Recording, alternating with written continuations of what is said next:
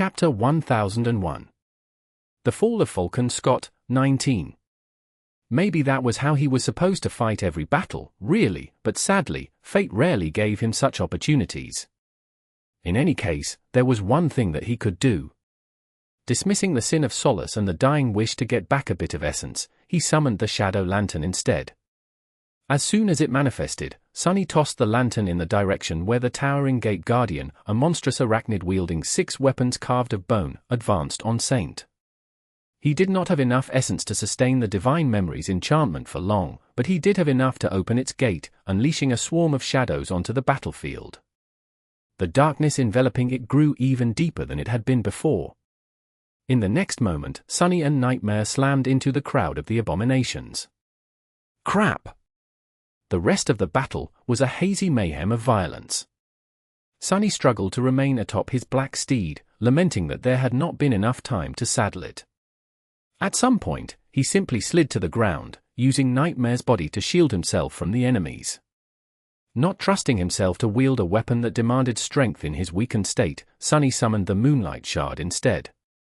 A beautiful chalice of white jade appeared in his other hand. Submerging the narrow blade of the ghostly stiletto into the black liquid, he used it to strike at the cracks in the enemy armor and finish off those abominations that Nightmare had wounded with his fangs, horns, and steel hooves. At some point, other soldiers and Awakened joined the fight. More Nightmare creatures emerged from the gate, and more humans threw themselves into the meat grinder to stop the enemy from reaching the streets of the city. Their resistance was desperate and haphazard, but for now, at least, they held the tide of abominations back. Beyond the wall, obscured by the hideous rift of the Nightmare Gate, the sky was painted white by lightning. Sunny knew that they were going to win when the spell whispered into his ear, its voice drowning out the sounds of the battle. "You have slain a corrupted devil, Silkway Archon. Your shadow grows stronger." Staggering back, he let out a relieved sigh and glanced in the direction where Saint had been fighting the Gate Guardian. The creature lay sprawled on the ground, its limbs severed and its massive body cleaved apart. His shadow was standing above it, her black blade already seeking another target. Saint's armor was battered, and there were thin streams of fine ruby dust flowing from the breaches. However, wreathed in darkness, her body seemed to be healing already. Without ever slowing down, she shook the dark blood off her sword, and dashed forward to face a new enemy. With the Gate Guardian slain, the scales of battle slowly started to tip in favor of humans. Sunny was not of much use, but with Saint and Nightmare rampaging amidst the abominations, dealing with them was not an insurmountable task. And then, almost abruptly, the battle was over. Sunny leaned tiredly on a piece of rubble, observing the scene of utter slaughter. His armor was bloodied, but his body was nearly devoid of wounds. Most had been healed by the dying wish, and the rest were repaired by the living stone. Having a magical shell reinforcing his skin was very handy. He still felt terrible, though. Around him, Awakened and mundane soldiers were busy building improvised barricades around the gate. The first wave of abominations might have been destroyed, but more could emerge from the rift at any moment. A few of them suddenly froze, staring at a menacing black figure that had emerged from the darkness into the dim light. Saint's eyes burned with demonic crimson light, and her onyx armor was glistening, awash in the blood of the arachnid warriors. She looked both graceful and terrifying. One of the soldiers raised his rifle with trembling hands, but the other suddenly shouted, his eyes wide. "Mongrel! It's Lord Mongrel!" A hum of voices soon rose above the barricade. "Mongrel is in Falcon, Scott. He killed the Gate Guardian. It was him."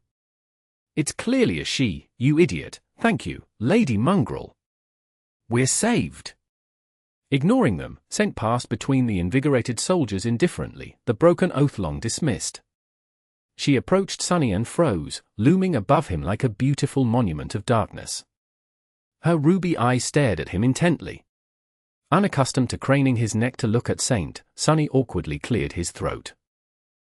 Good job out there. You really saved my skin." She lingered for a few moments, slowly raised her hand, and poked him in the cheek with a finger. Then, Saint tilted her head slightly, as if studying him. Her ruby eyes betrayed a hint of some unknown emotion, making Sunny blink. What is happening? Without saying anything, of course, the taciturn shadow then took a step back and turned away, looking at the gate.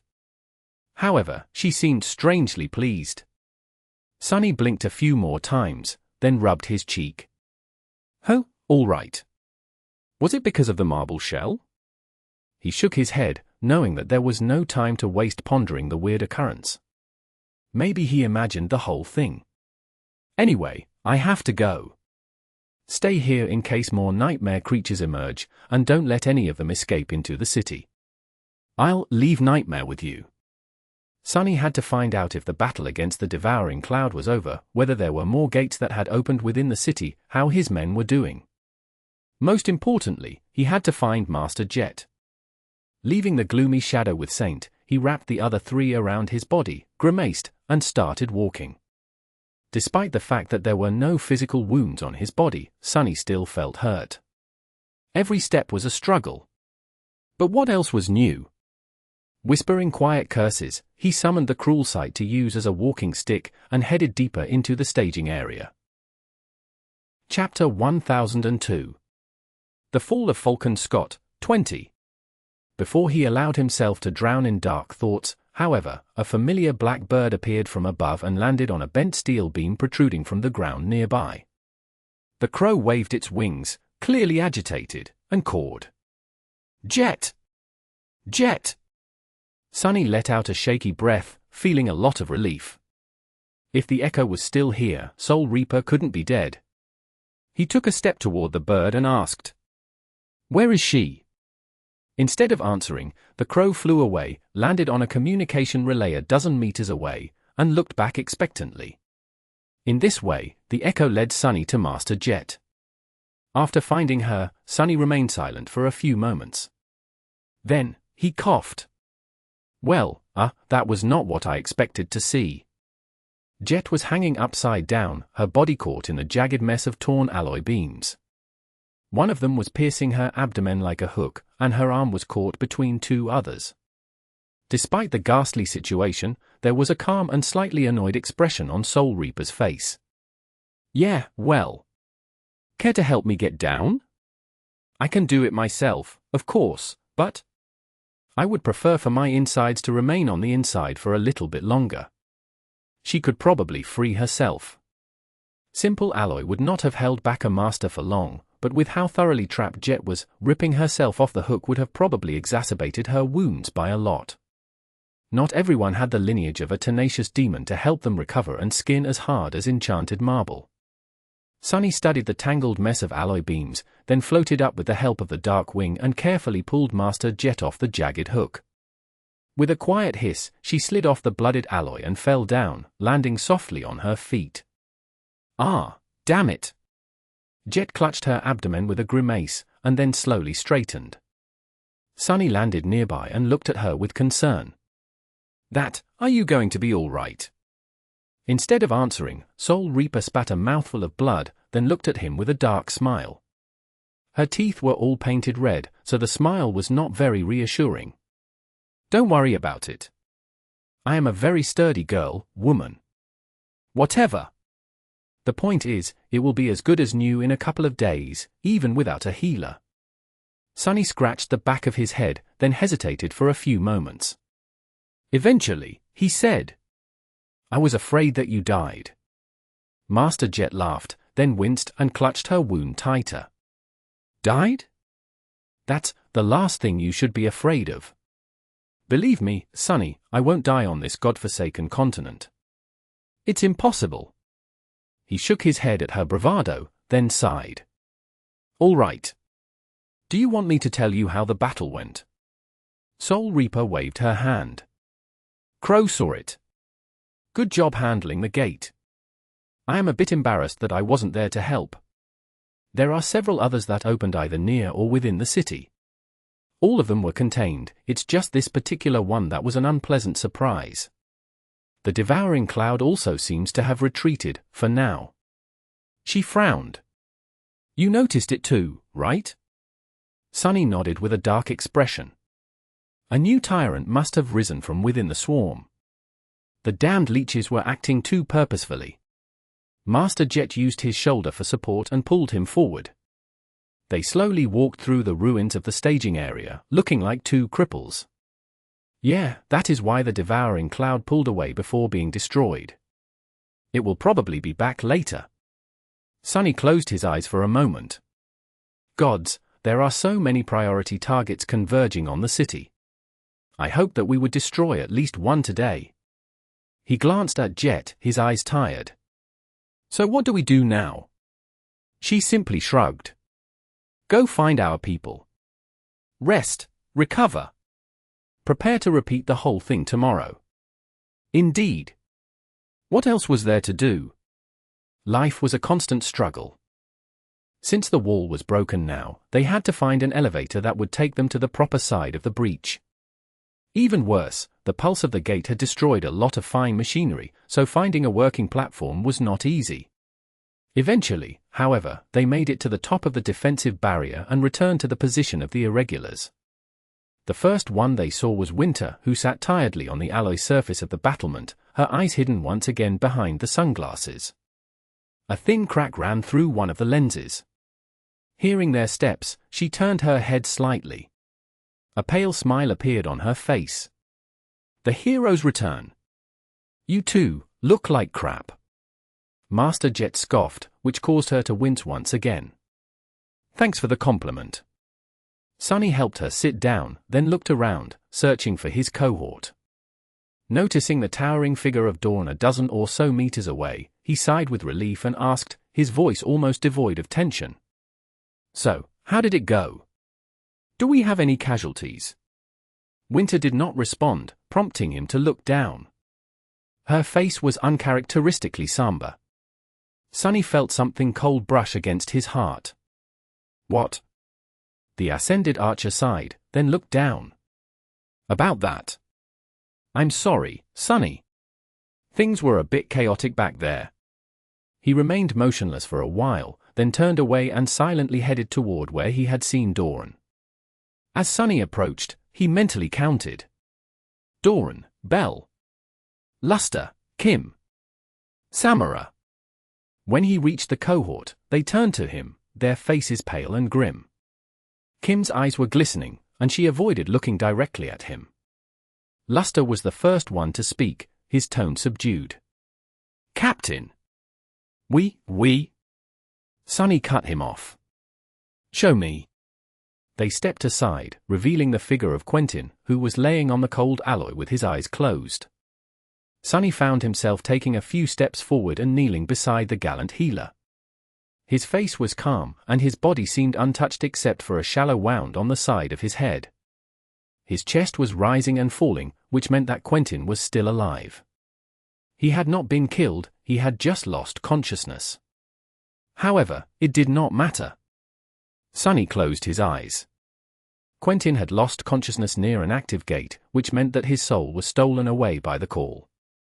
He had been thrown into an unexplored, dire region of the dream realm, surrounded by numerous nightmare creatures and abominations so vile that words could not describe them. His only chance of survival was to fight his way to a seed, challenge it, and conquer the second nightmare alone. For all intents and purposes, Quentin was already dead. Asterisk. A few hours later, Sunny found himself alone in the Rhino. The area surrounding the military barracks was quiet, and the interior of the APC was dark. He sat on his bed, unmoving, his eyes like two pools of darkness. He was cold. It is what it is. War was like that. People died all the time. Sunny had sent many to their deaths himself. He was not new to losing soldiers. And yet, he was weak, his body and soul were both in pain because of the brush with the nightmare gate, but somehow, his heart hurt much worse. There was a lot for him to do. Feeding Saint, continuing his attempts to weave a memory from the Devil's Needle. However, Sunny felt unwilling to move. Or maybe incapable. He just sat silently and stared into the darkness. After some time, his communicator lit up. He looked at it, then slowly brought the screen to his face. There was a new message from Rain. Rain, hey, Sunny. It is really hard to imagine that it is winter in Antarctica, and that the night there lasts for many months. And that aurora thing you described. I looked it up on the network, and wow! It's so pretty! There's nothing like that in NQSC. Well, you know, we can hardly even see stars here because of the light pollution and the air being full of dust. However, the weather is warm and the nights are short, so I won't complain. You stay warm, too. Nothing really interesting happened to me. Did anything interesting happen to you? How are you doing? I hope everything is all right. Sonny remained motionless for a while, staring at the screen. Then, he closed his eye for a moment, took a deep breath, and started writing a response. Sonny, hey, Rain. Lots of interesting things happened to me, of course. I am one of the most interesting people in two whole worlds, after all.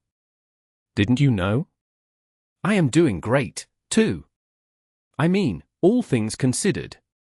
Since I am such a dashing and heroic figure, people go around giving me sandwiches, medals, and the like. So. Sonny paused for a few seconds, then briefly wiped his eyes and continued. Life is pretty sweet. Chapter 1003. The Fall of Falcon Scott, 21. A mass of nightmare creatures was advancing through a city street, mere meters away from slamming into a makeshift barricade formed by the hulking frames of firing MWPs. The surface of the road was broken and melted, and the ruins of the surrounding buildings were enveloped in flames. Leaping off a slowly collapsing roof, Sonny plummeted down and landed between the abominations. The jade blade of the Sin of Solace moved, sending fountains of blood into the air. He dashed sideways, dodging a stream of bullets, and groaned. It was already the second week of the siege, but the damage done to his body and soul by the Nightmare Gate was slow to heal. Sonny shrugged off the pain and called upon the shadows, erecting a black wall of them to block off the street. Flamethrowers! The pilots of the MWPs did not stop firing their mass drivers, but long streams of orange-red fire shot from their wrists over the wall. Sonny danced between the flames, circulating his essence to activate the underworld armament. The effect of the memory of fire was enhanced, elevating his elemental resistance even higher. The nightmare creatures were not that lucky. While he dealt with the head of the swarm, Bell and Dawn attacked its tail from the flanks. A sharp sword and a heavy sledgehammer made short work of the frenzied abominations, and at the same time, charged tungsten rounds flashed from a nearby dormitory tower, slaying the most dangerous targets without fail. Caught between the hammer and the anvil, the swarm swiftly melted. The last one to die was a hideous creature with hardy scales covering its reptilian body. Sonny simply struck the abomination with the edge of his palm, turning it as heavy as a boulder and as hard as stone. The reptile's skull shattered, disintegrating into a disgusting rain of blood and bone. Even before the heavy body touched the ground, the spell was already whispering. You have slain an awakened monster, scaled prowler. You have received a memory. His eyes glinted. Another memory. Wiping his hand with a revolted expression, Sonny looked around. Luster and Kim appeared on a nearby roof, signaling that none of the creatures escaped. He let out a sigh of relief. The situation was under control. After the ill-fated battle with the devouring cloud, the pressure on the defenders of Falcon Scott had steadily increased. The fact that there was a giant breach in the wall did not help things one bit. Eventually, the defensive barrier had been broken through in 2 more places, forcing the First Army to evacuate civilians deeper into the city and create a secondary ring of defense on the empty streets. The topography of the siege was not simple anymore. Humans still held the wall, deflecting most of the nightmare creatures from its height, but now, various sections of the Great Barrier were separated, almost turning into independent fortresses. A detachment of soldiers was tasked with defending the breaches from the ground. They mostly managed to prevent the nightmare creatures from breaking through the barricades into the city, even if the rate of casualties among the ground crews was much higher. However, some abominations still reached the streets from time to time. Sonny had just dealt with one of these invading swarms. That's the 4th one today, not a good sign. He bent in a painful coughing fit, feeling a sickening weakness permeate his body once again. After a while, The coughing subsided, and Sonny remained motionless for a few moments, breathed hoarsely and waiting for the weakness to subside. Soon, it was gone, and all that remained was a gnawing pain in his chest. Damnation! He straightened and glanced at his people, who were making their way through the burning carnage of the destroyed city street. Once they reached him, everyone except Samara, who was still in her sniper nest on top of the empty dormitory tower, Sonny glanced at Kim and asked, "Any updates from Soul Reaper?" She nodded. "Yes, sir." Master Dale pushed the enemy back, reclaiming control over Breach C. "We are ordered to stand down and rest. Our next shift starts in 16 hours. Sonny tiredly rubbed his face. 16 hours, huh? Either Army Command is feeling generous, or they expect real trouble tomorrow. Well, all the more reason to make sure that we're fresh and full of essence. Signal Sam to come down and retreat to the barracks." He studied his soldiers for a moment, making sure that none of them was wounded. Without a healer in the cohort, recovering between battles had become somewhat tricky. It demanded outside help, at least. Fortunately, the members of the cohort were unscathed. He nodded, letting them go, and turned around. The MWP stood motionless, the incandescent barrels of their guns glowing in the gloom. The coolant liquid was dripping down, evaporating into clouds of haze. Some pilots had opened the cockpits, sitting on the doors of the hatches with tired expressions on their faces. They would retreat inside soon, chased back into the overheated war machines by smoke and the smell of charred corpses. But, for now at least, the soldiers were enjoying the short moment of respite in the coldness of the never-ending night. Noticing Sonny, one of the pilots raised a hand and made it into a fist. Sonny returned the stalwart salute and then silently walked away. A few minutes later, he stumbled, grabbing a wall in a dark and isolated alley. The Sin of Solace whispered, mocking him, but it was not too hard to suppress the hateful voice these days. Sonny rested for a few moments and then took a step back. Saint emerged from the shadows, as silent and menacing as ever. Nightmare joined her, moonlight glinting on his adamantine horns. Sonny sighed and summoned the overpriced saddle. Fastening its straps on the black stallion, he glanced at the two shadows and said, "You know what to do. I'll return in 16 hours, be cautious today. Chances are, we'll have to go all out tomorrow." Saint nodded indifferently, then mounted the dark destrier and outstretched a hand. Sonny placed the hilt of the Sin of Solace into it, at the same time sending two of his shadows forth. Then, he watched the taciturn night leave as she headed in the direction of the wall. These days, the two of them worked in shifts. If the Devil of Antarctica was not defending Falcon Scott, the Guardian Angel of Antarctica did. Millions of people had already been evacuated from the doomed city, but millions more remained. The siege capital could not be allowed to fall, yet. Sonny coughed some more, uttered a quiet curse, and walked in the opposite direction of where Saint had left. Chapter 1004. The Fall of Falcon Scott, 22. "Ah, curse it!" Sonny grimaced, then noticed a group of soldiers ahead and forced himself to put on the mask of a confident commander. Mundane humans looked up to masters, and if they saw one walking around with hollow eyes and a troubled expression, their morale would suffer. He had never thought that being preoccupied with concerns about people's morale would become something he bothered with, yet here he was. As Sonny walked closer, he heard bits and pieces of their conversation. "I saw Mongrel fight yesterday. Gods, he truly is a fiend. My whole unit would have been dead if not for him. I wish I could thank the man, but he is definitely not from the First Army. Maybe he's a legacy from a local Antarctica clan.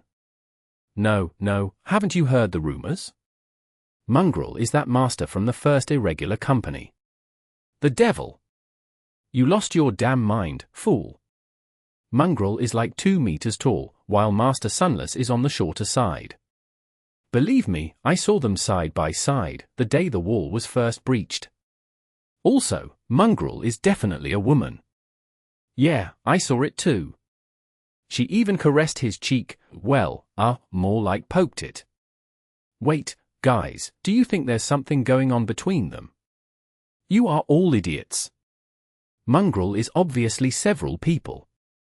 Usually, hearing such conversations amused Sonny, but this time he remained detached and indifferent. The soldiers grew silent when he approached, straightened, and then bowed respectfully. He nodded at them in passing and continued on his way, uncaring. Ah. But that reminds me. Sonny summoned the runes and glanced at the description of Saint. Shadow fragments, 185-200. So close. With the two memories he received today, one from an awakened monster, the other from a fallen beast, the counter would increase by 2 fragments, bringing it to 187. From here, he only needed 13 more for Saint to transcend. He was somewhat pressed for time, but also had a few of his personal memories that could be sacrificed to accelerate the process. Things were still going according to plan. It's the weaving that is the problem. I feel like I am almost there, but the Midnight Shard is still giving me trouble. Too risky. Sonny pondered the intricacies of the spell weave, grimacing when the thundering clamor of the distant battle grew especially loud and made it harder to think. Gradually, the noise became quieter, although it never went away entirely. Sonny passed through the barricades, left the secondary defense ring, and entered the crowded streets of Falcon. Despite the fact that numerous civilians had to be relocated deeper into the city, the signs of the overpopulation were not as dire as one could have expected. The naval convoy had been busy ferrying the refugees across the strait, after all. By now, somewhere around 80 million people had already been transported to the relative, extremely so, safety of eastern Antarctica. It almost looked as though Army Command's plan was working. Seeing actual proof that all his efforts were not in vain made Sonny feel a little better. Up ahead, a crowd of refugees was waiting in line to receive rations. He studied it for a moment, noticing a familiar figure handing out packs of synth paste at the front. Sonny smiled a little, then headed in that direction. As he walked closer, the person growled without looking up. "You better not be cutting the line, B.A." Then, Beth looked up and blinked a couple of times. "Oh, Sonny? What are you doing here?" He shrugged. "On my way back from the wall." She called one of the other volunteers to switch with her, then led him aside, to a humming heat projector. Beth stopped in front of it, shivering and rubbing her hands together.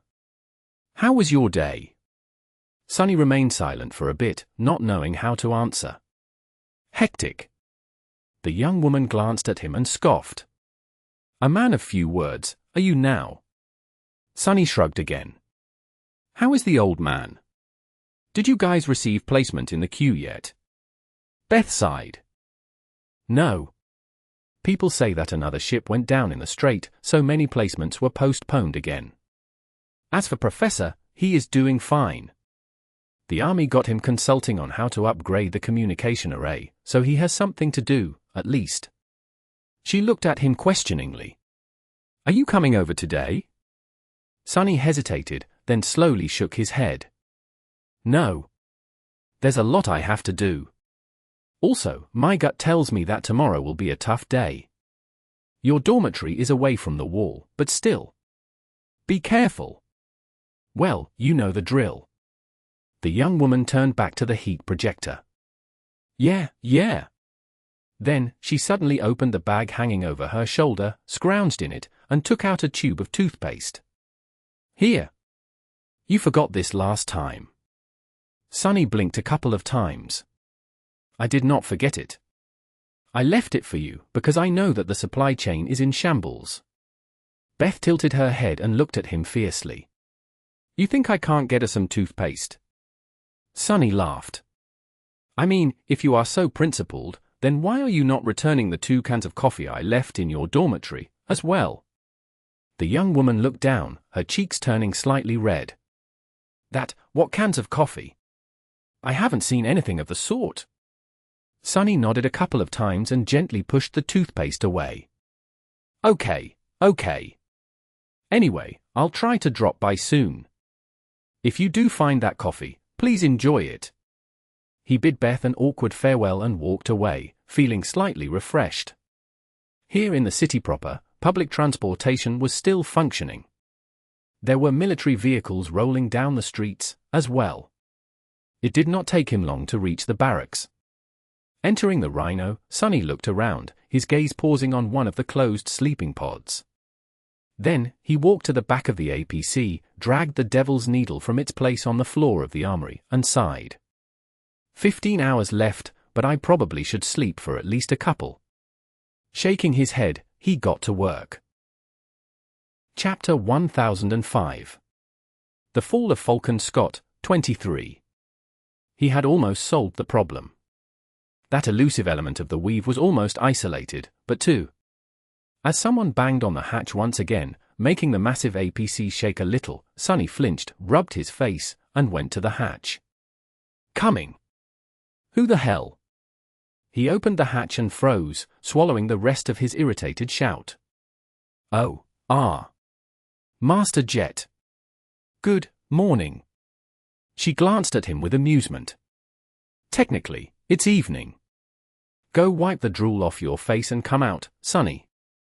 We've been summoned to attend a meeting. He frowned, then threw an angry look at the gloomy shadow, which was hiding in the darkness not too far away.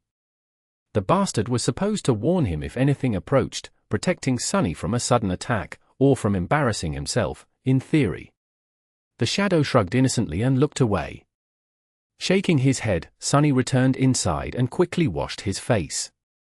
A couple of minutes later, he left the APC and closed the hatch behind him.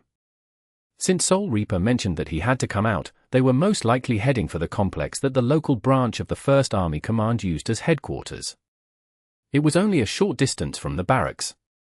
Indeed, Jet walked in that direction, with Sonny following as he looked around with sleepy eyes. A few moments later, he asked, "What is the meeting about?" She shrugged. "We'll find out. All I know is that Whitefeather wants to see us." Whitefeather, huh?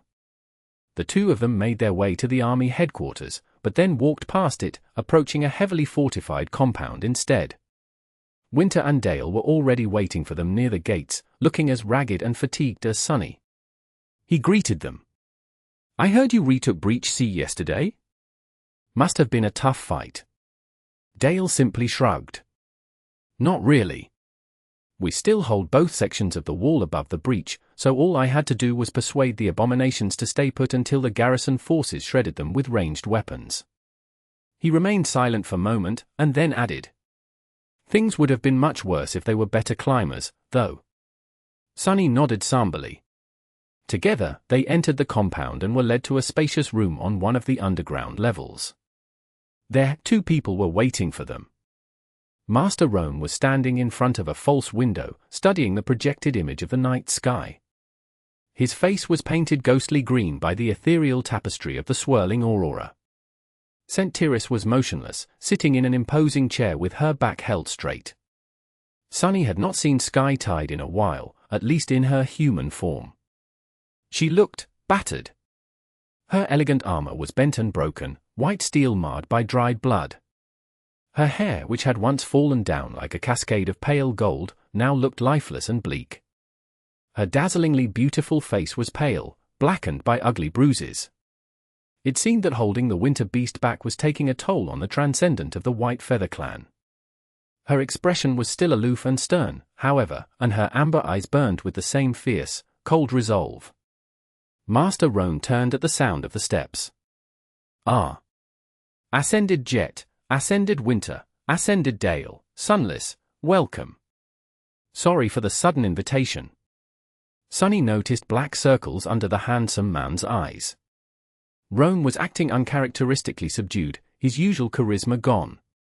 That did not bode well. Master Jet waved a hand. "War waits for no one. What did you want to discuss?" Roan smiled slightly. "Straight to business, well, it is for the best. There is not much time to prepare." He walked away from the false window and stopped beside Sky Tide, then gestured at the holographic projection in front of them. On it, the map of the surrounding area disappeared, replaced by the blurry image of a grotesque creature. Leathery wings, lean body with 6 segmented legs, a tail that ended with a long, jagged stinger, and 3 long necks, each ending in a harrowing circular maw. The abominations looked like a mix between a wyvern, a worm, and a scorpion. It was large, formidable, and utterly hideous. Our scouts have confirmed that the devouring cloud has produced a new tyrant. A fallen one, but still a dire threat to the survival of the city. The creature mostly hides within the swarm, controlling it from behind. Winter cursed. Yeah. We figured as much, after the last time. Master Roan slowly nodded. It is our priority to eliminate the tyrant. The devouring cloud will descend on Falcon Scott today. You will be the blade to strike its puppeteer down. The irregulars glanced at each other. After a short pause, Jet asked, "How do you know that the swarm will come?" Roan frowned slightly, but before he could answer, Centiris suddenly spoke. "Because our clan will lure it here." The four ascended grew silent, looking at her incredulously. Sky Tide met their gazes with a calm expression, her face as motionless as ever. Somewhat stunned by that confession, Sunny asked, "Why the hell would you do that?" Sky Tide inhaled deeply, then turned away. "Goliath draws near. We have to eradicate other threats before he comes. If they attack together, you can imagine the devastation. The window of opportunity grows narrower with each day, so we can't passively wait for the devouring cloud to return anymore. So, Roan and other awakened warriors of my clan will lure it here. Today." She glanced at the irregulars, studied them for a few moments, and added, "Ascended Winter will contain the swarm. Roan will bring the tyrant down. The three of you will make sure that the creature never takes flight again. That is the battle plan." Sunny smiled darkly. "What if Winter fails to hold back the swarm? What if Roan fails to isolate the tyrant? What if the three of us fail to kill it in time?" Centiris looked at him for a while, her amber eyes both beautiful and cold. Then, she said simply, "Don't fail." Master Jet laughed. Shaking her head, she patted Sunny on the shoulder and walked toward the projection of the fallen tyrant. "All right. I like that plan. Let's discuss the details." Asterisk asterisk asterisk. The discussion did not take long. Soon, the irregulars said their goodbyes to Sky Tide and headed to the exit, each in a hurry to prepare for the coming battle. Sunny, however, stayed back after a bit of hesitation. When there were only three of them left in the room, Sky Tide, Roan, and him, Sunny glanced at the battered transcendent with a complicated expression. After a few moments, he said, "You must have heard that another of Valor Saints was killed." Saint Tyrus stared at him silently, not saying anything. Sunny tilted his head a little. "You and I have helped that monster escape from the Night Temple. If it weren't for you, I would have been dead, and Mordred would have still been contained. Do you regret saving me now that he is out there, slaughtering people?" Sky Tide remained motionless for a bit, then shook her head. "No." A pale smile appeared on Sunny's face. "Why?" She sighed. "Years ago, when the young Prince of War came to the Chained Isles, I offered him my hospitality. Like any other awakened, he was under my protection, roaming the Dream Realm in search of something, much like you did. When Valor plotted to ambush and eliminate him, I followed orders and did nothing to prevent it. I have carried the shame of that wrongdoing ever since." He pondered her words for a few moments. They had a very good reason to get rid of him, though. That guy is like a nightmare creature. There's not much human left in him. Centiris looked him in the eye, her beautiful face expressionless. Is it worth it, to do the wrong thing for the right reason? No. Life is unpredictable, and the future is unclear. All we can strive for is to act according to our principles, and do what we consider right. The rest doesn't matter. Sunny looked around, his gaze lingering on the traces of dried blood on Sky Tide's armor. His eyes turned dark. Doing the right thing is what got you and your clan banished to this hellhole. She looked at the false window, where the image of the night sky was projected. A full moon was shining on its velvet expanse, surrounded by the lights of the ghostly aurora. A hint of some deep, hidden emotion appeared on Sky Tide's beautiful face. After a while, she said, "The sky is suffocating here. But other than that, this is precisely where I wanted to be. Sunny lingered for a few moments, then bowed slightly to Master Roan and silently walked away. He had to prepare for battle. Chapter 1006. The Fall of Falcon Scott, 24. Winter and Dale were sitting nearby, leaning on the alloy parapet of the wall and sharing a flask. The two captains seemed calm, one in her usual relaxed manner, the other solemn and staid. As the contents of the flask ran out, Winter sighed and looked at Sunny. "You seem terribly serious today." He lingered for a moment, then shrugged. "Just thinking about stuff." She did not press, content to rest with her eyes hidden behind the cracked sunglasses. Sunny felt strangely thoughtful after his conversation with Centiris. He was not sure that he agreed with her uncompromising views, but there was one thing Sky Tide had said that was unquestionably true. Life was, indeed, unpredictable. Take his own relationship with the Steely Saint. Sunny did not know Centiris very well, or share any of her principles, but he found himself respecting the stern transcendent a great deal. He liked Master Roan, too. The three of them even shared some history. Several years ago, Sunny had held nothing but contempt toward legacies. He had regarded them as arrogant, dangerous, and hateful people, someone who did not deserve the unfair privileges bestowed upon them by nothing except for birthright. Who would have thought that he would come to value and admire some of them, one day? Take Cassie, too. When she surrendered his secret to Nephis on the Forgotten Shore, Sunny had thought that it was the darkest moment of his life.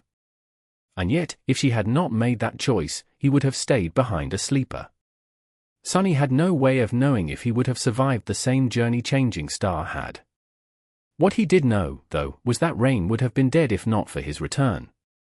If Sunny had not been there to hold back the tide of nightmare creature advancing on her school, his sister would have been ripped apart by the rampaging abominations. There were too many instances like that to count. Life was unpredictable, and no one could predict the twists and turns of fate, except for Weaver, perhaps. Even oracles like Cassie could only see glimpses of it, blind to the context and powerless to change the outcome. So where did it leave him? The same place where I started, I guess. An ignorant fool struggling against something he could not even comprehend. Antarctica, at least, was terribly straightforward. With a sigh, Sunny moved strands of hair away from his eyes and sat down near Winter and Dale. His hands were aching for a simple fight. How much more do we have to wait, damn it? Dale glanced at him with a smile so faint that it was almost non-existent. Rest while you can. You'll be regretting that this Khan did not last longer, very soon. Sunny grimaced and looked away, staring at a squad of soldiers that marched by. The soldiers were acting a bit strange, sticking painstakingly to the better illuminated parts of the battlement and hastening their steps in the darker areas. Their faces were glum and nervous. He frowned. What's up with them? Winter turned her head slightly, studying the soldiers. Who? Haven't you heard the rumors? Sunny thought for a moment, then shook his head. What rumors? The ascended archer chuckled. You should really come out of your APC more often, you know? Well, anyway, there are a lot of scary stories spreading among the refugees these days, one more nonsensical than the other. The latest story is that there is a shadow wraith stalking the city, hiding somewhere in the darkness. Apparently, it lures people away from light, never to be seen again. She took a deep breath and then added in a more somber tone. Although, maybe there's some truth to that one. Soldiers are not usually easily spooked, but as you can see, they are on edge. Too many disappearances lately. Sunny frowned.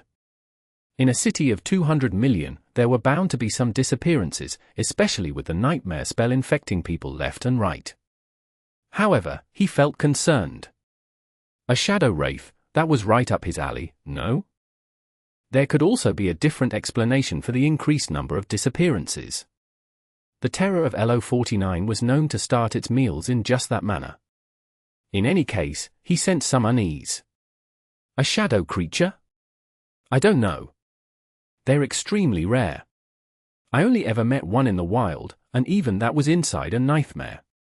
I'm not sure if any survive to this day. Well, there was that one little bastard who got a chunk of his flesh.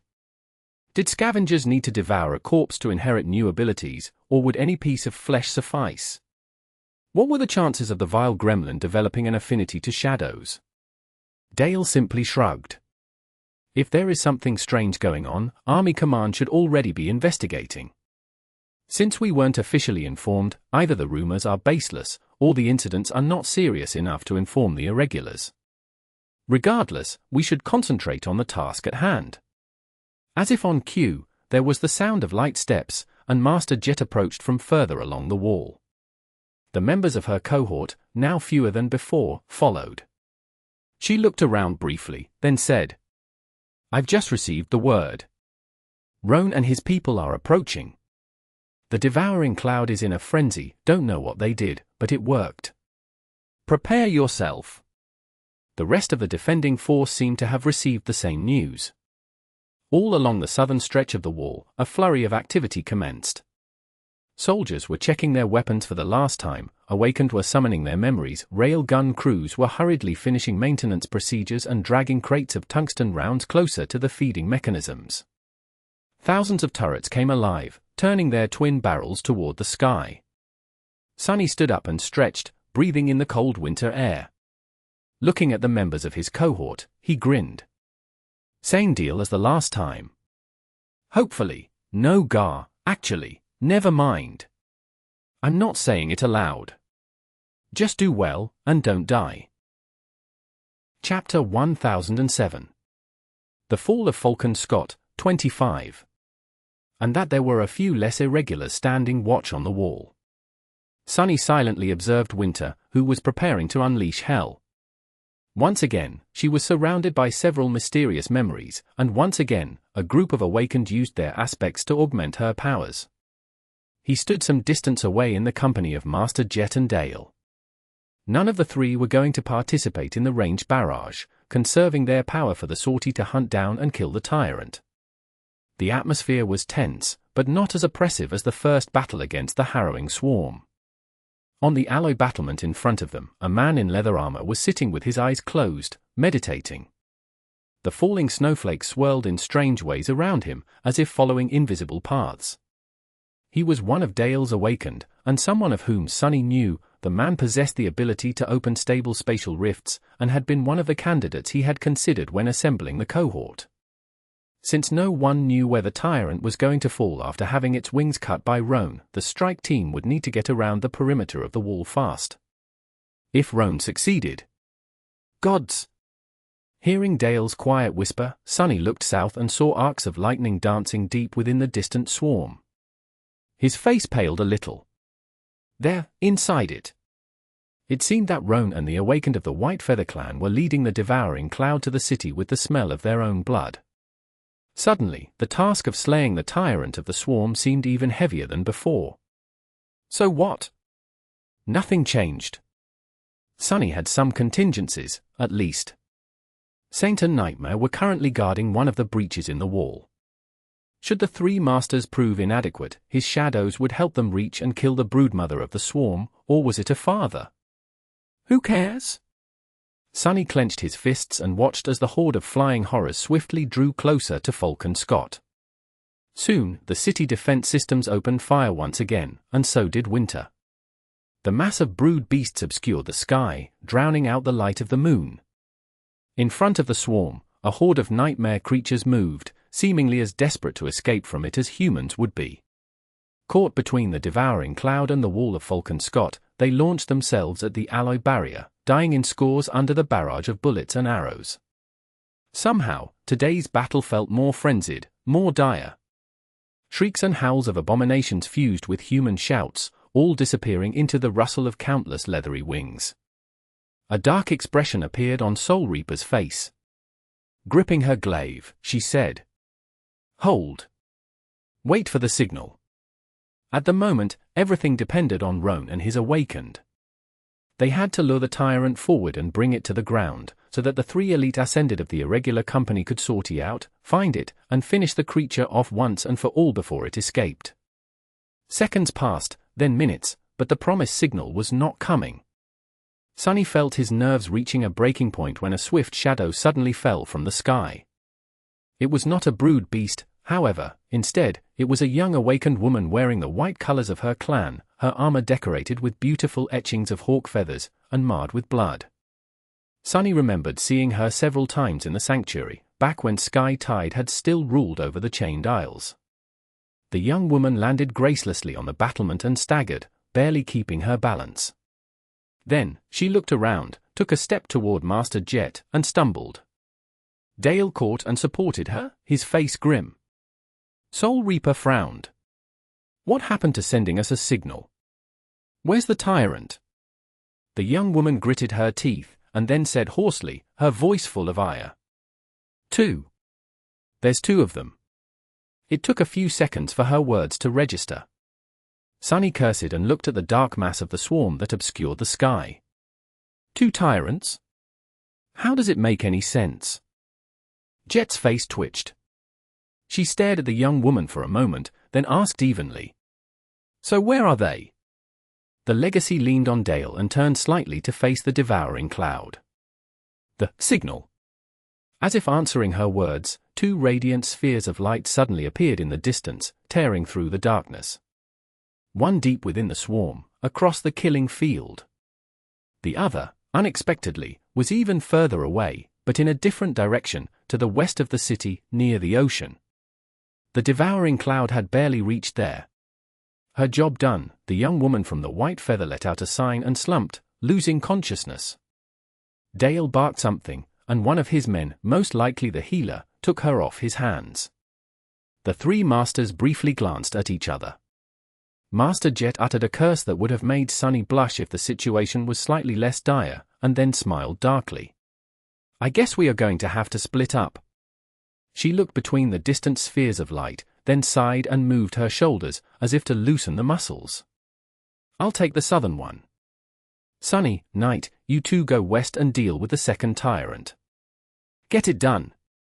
Sonny blinked a couple of times, then took a step forward. But? She raised a hand, stopping him. That's an order. No time to waste. With that, Jet began summoning a memory. Before the whirlwind of white sparks even manifested into reality, Soul Reaper was already moving, leaping over the parapet of the battlement to disappear into the haze of falling snow below. Sonny gritted his teeth. When he turned around, there was a shimmering portal in the air in front of him, leading to the point on the western wall not too distant from where the sphere of light still burned in the air. Dale was already heading toward it, his helmet weaving itself from light. Sonny followed. Before stepping into the spatial rift, however, he sent a mental command to Saint. Not a few seconds after Soul Reaper landed on the ravaged ground beyond of the killing field, a dark rider leaped through the breach in the wall, and followed. Chapter 1008. The Fall of Falcon Scott, 26. However, there was no time to waste on being confused. Forcing himself to focus, he followed Dale to the edge of the wall and peered down. Far below, there was a stretch of land flooded by attacking abominations, with brood beasts swarming above them, and behind those, the edge of a tall cliff that descended toward the shore. The dark expanse of the ocean stretched for as far as the eye could see, moonlight dancing on its restless, black surface. The sphere of light was slowly growing dimmer as it burned somewhere above and beyond the cliff. Dale spoke, his voice sounding slightly muffled by the helmet. We will have to fight our way through. Sonny nodded. I'll clear the way, you follow. The sin of solace was already manifesting itself into his hand, and shadows were wrapped around his body, filling him with resilience and strength. The marble shell was augmented, as well. Sonny lingered for a moment. What about when we reach the tyrant? We can't allow it to escape, and with Master Jet gone. The stalwart master shook his head. I'll trap it and us within the barrier. Then, either the tyrant dies, or we do. No one will escape. Sonny had already seen one of Dale's barriers, the one that allowed things to pass from within, but blocked everything coming from the outside. Today, he would see the second one, which functioned in reverse. More than that, he was going to be trapped inside that barrier with a damned fallen tyrant. If they wanted to be sure of the result, there was no better way.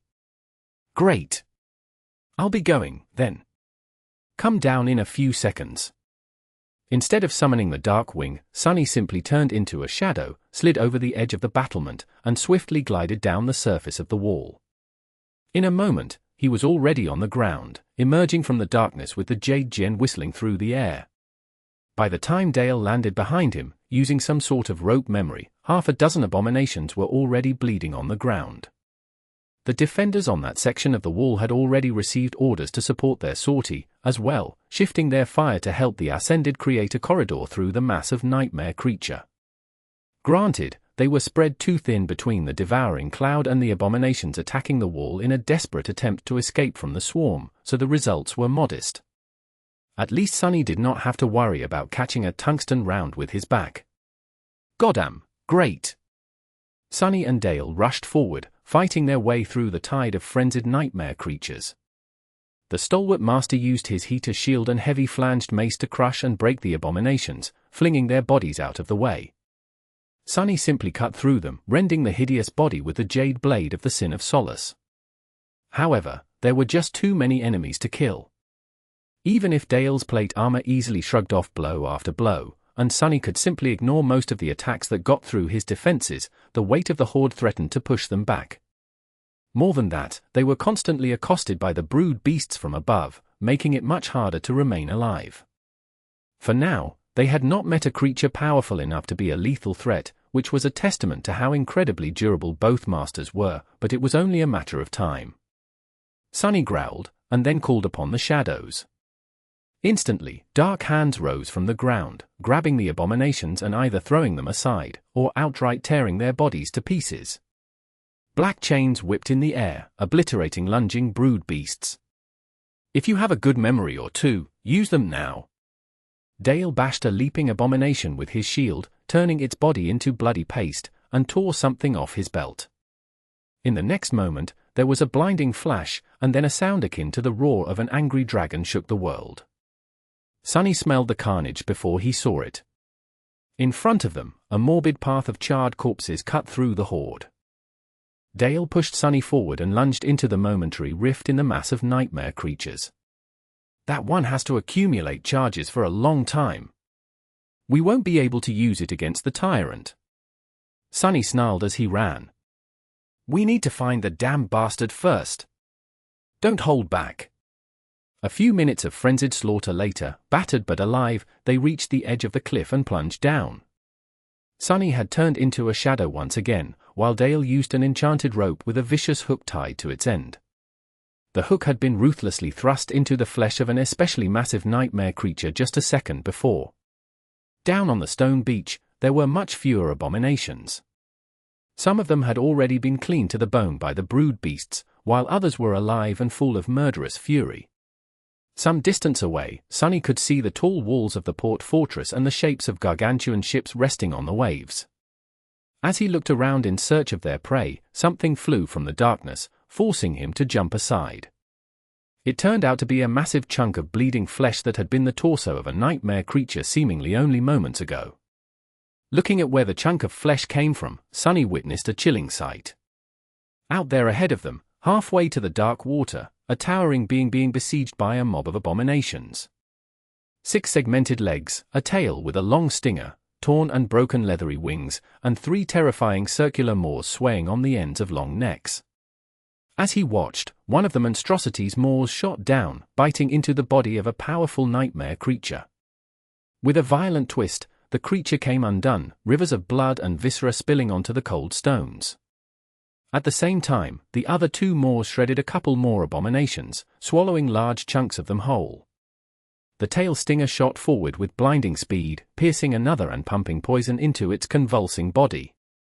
Sunny looked at the macabre scene with dark resentment. Be careful of what you wish for, I guess. They had found the tyrant of the devouring cloud. Chapter 1009. The Fall of Falcon Scott, 27. Back then, he was merely a sleeper. Now, he was an ascended himself, and an abnormally powerful one at that. His loyal shadows were indisposed, but he was accompanied by Dale instead. There was no reason for this fight to be too hard. However, they had a big problem. The more nightmare creatures the tyrant killed and devoured, the more invigorated it seemed. The gruesome wounds on its wings were already healing, and very soon, the monstrosity would be able to take flight again. Sonny could not allow that to happen. Glancing at Dale with a somber expression, he said, "It's now or never." Above them, a swarm of brood beasts separated from the dark mass of the devouring cloud, rushing down to protect their ruler. Dale nodded and silently lunged forward, closing in on the tyrant to trap the creature, and the two of them with it, inside a barrier of shimmering energy. Sonny followed, cutting down several abominations that had tried to bar their passage. However, the towering monstrosity seemed to have sensed the approaching threat, or maybe grew tired of the relentless attacks by the other nightmare creatures. It suddenly jumped, soaring high into the air, its broken wings raising a powerful gale. The tyrant had not managed to stay in the air for long, at least not yet, but it succeeded in creating some distance between itself and the pursuers. Then, moving with stunning speed, it turned in the direction of the port fortress, and ran. Sonny's eyes narrowed. Damnation! It only took him a split second to make a decision and shout, "I'll slow it down. Catch up as fast as you can and set up the barrier." With that, he left Dale behind and turned into a swift shadow. Flying with terrible speed across the stone beach, Sonny pursued the tyrant. The creature barreled forward like a speeding train, its 6 legs turning countless stones into rubble and dust. Its wings were healing more and more. Close enough from the port fortress to be seen from its walls, Sonny finally overtook the monstrosity and jumped out of the shadow right in front of it. The sin of solace flashed, severing one of the creature's limbs, and it toppled heavily to the ground. He barely managed to dodge the massive body, but in the next moment, the tyrant's stinger was already shooting through the air, aimed at his heart. Ah!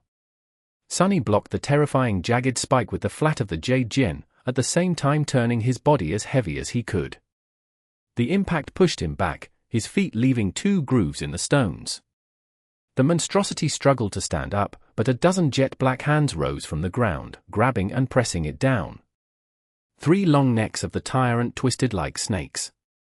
2 more bit into the shadow hands, tearing them apart, while the third flew toward Sonny. Staring at the repulsive fleshy circle full of razor-sharp fangs, he shuddered and realized that the thing could swallow him whole. Sonny shifted his weight and dashed aside, narrowly dodging the maw, then lashed out with the sin of solace. As a bloody wound appeared on the abomination's neck, a deafening wail slammed into him like a hammer.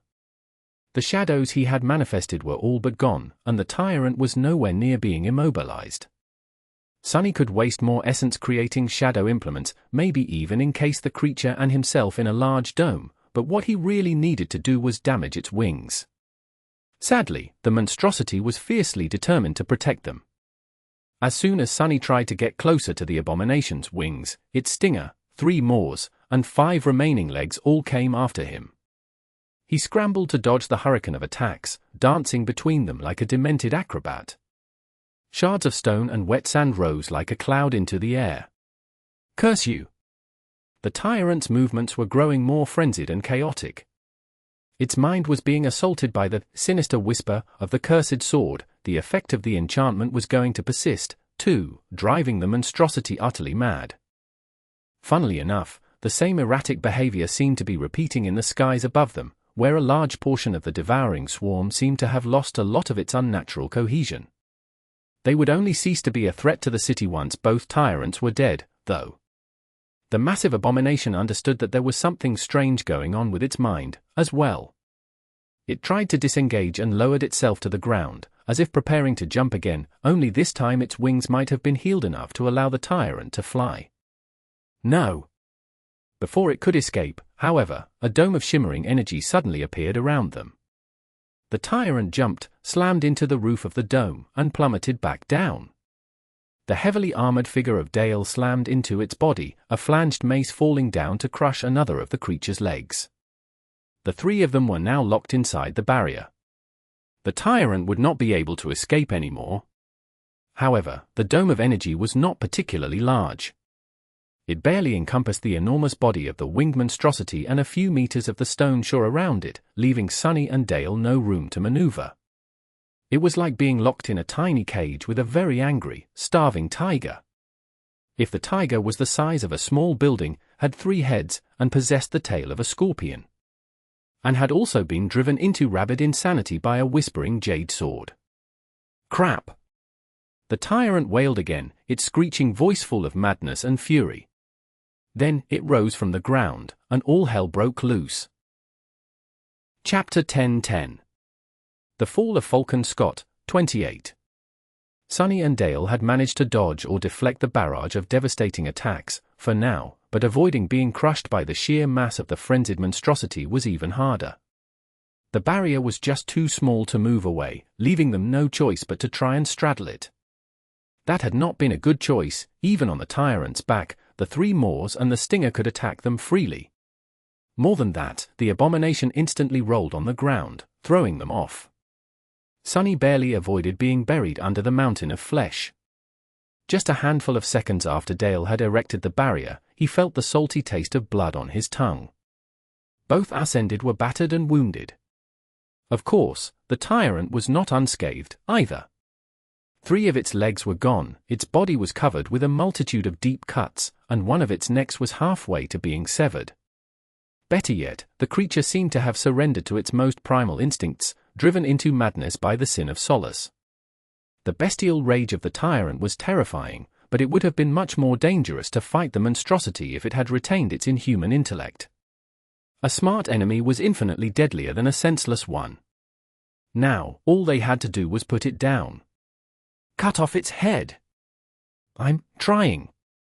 Dale's shield was wedged into one of the tyrant's necks, and as Sonny yelled, he hammered its rim with his mace, as if driving a nail into wood.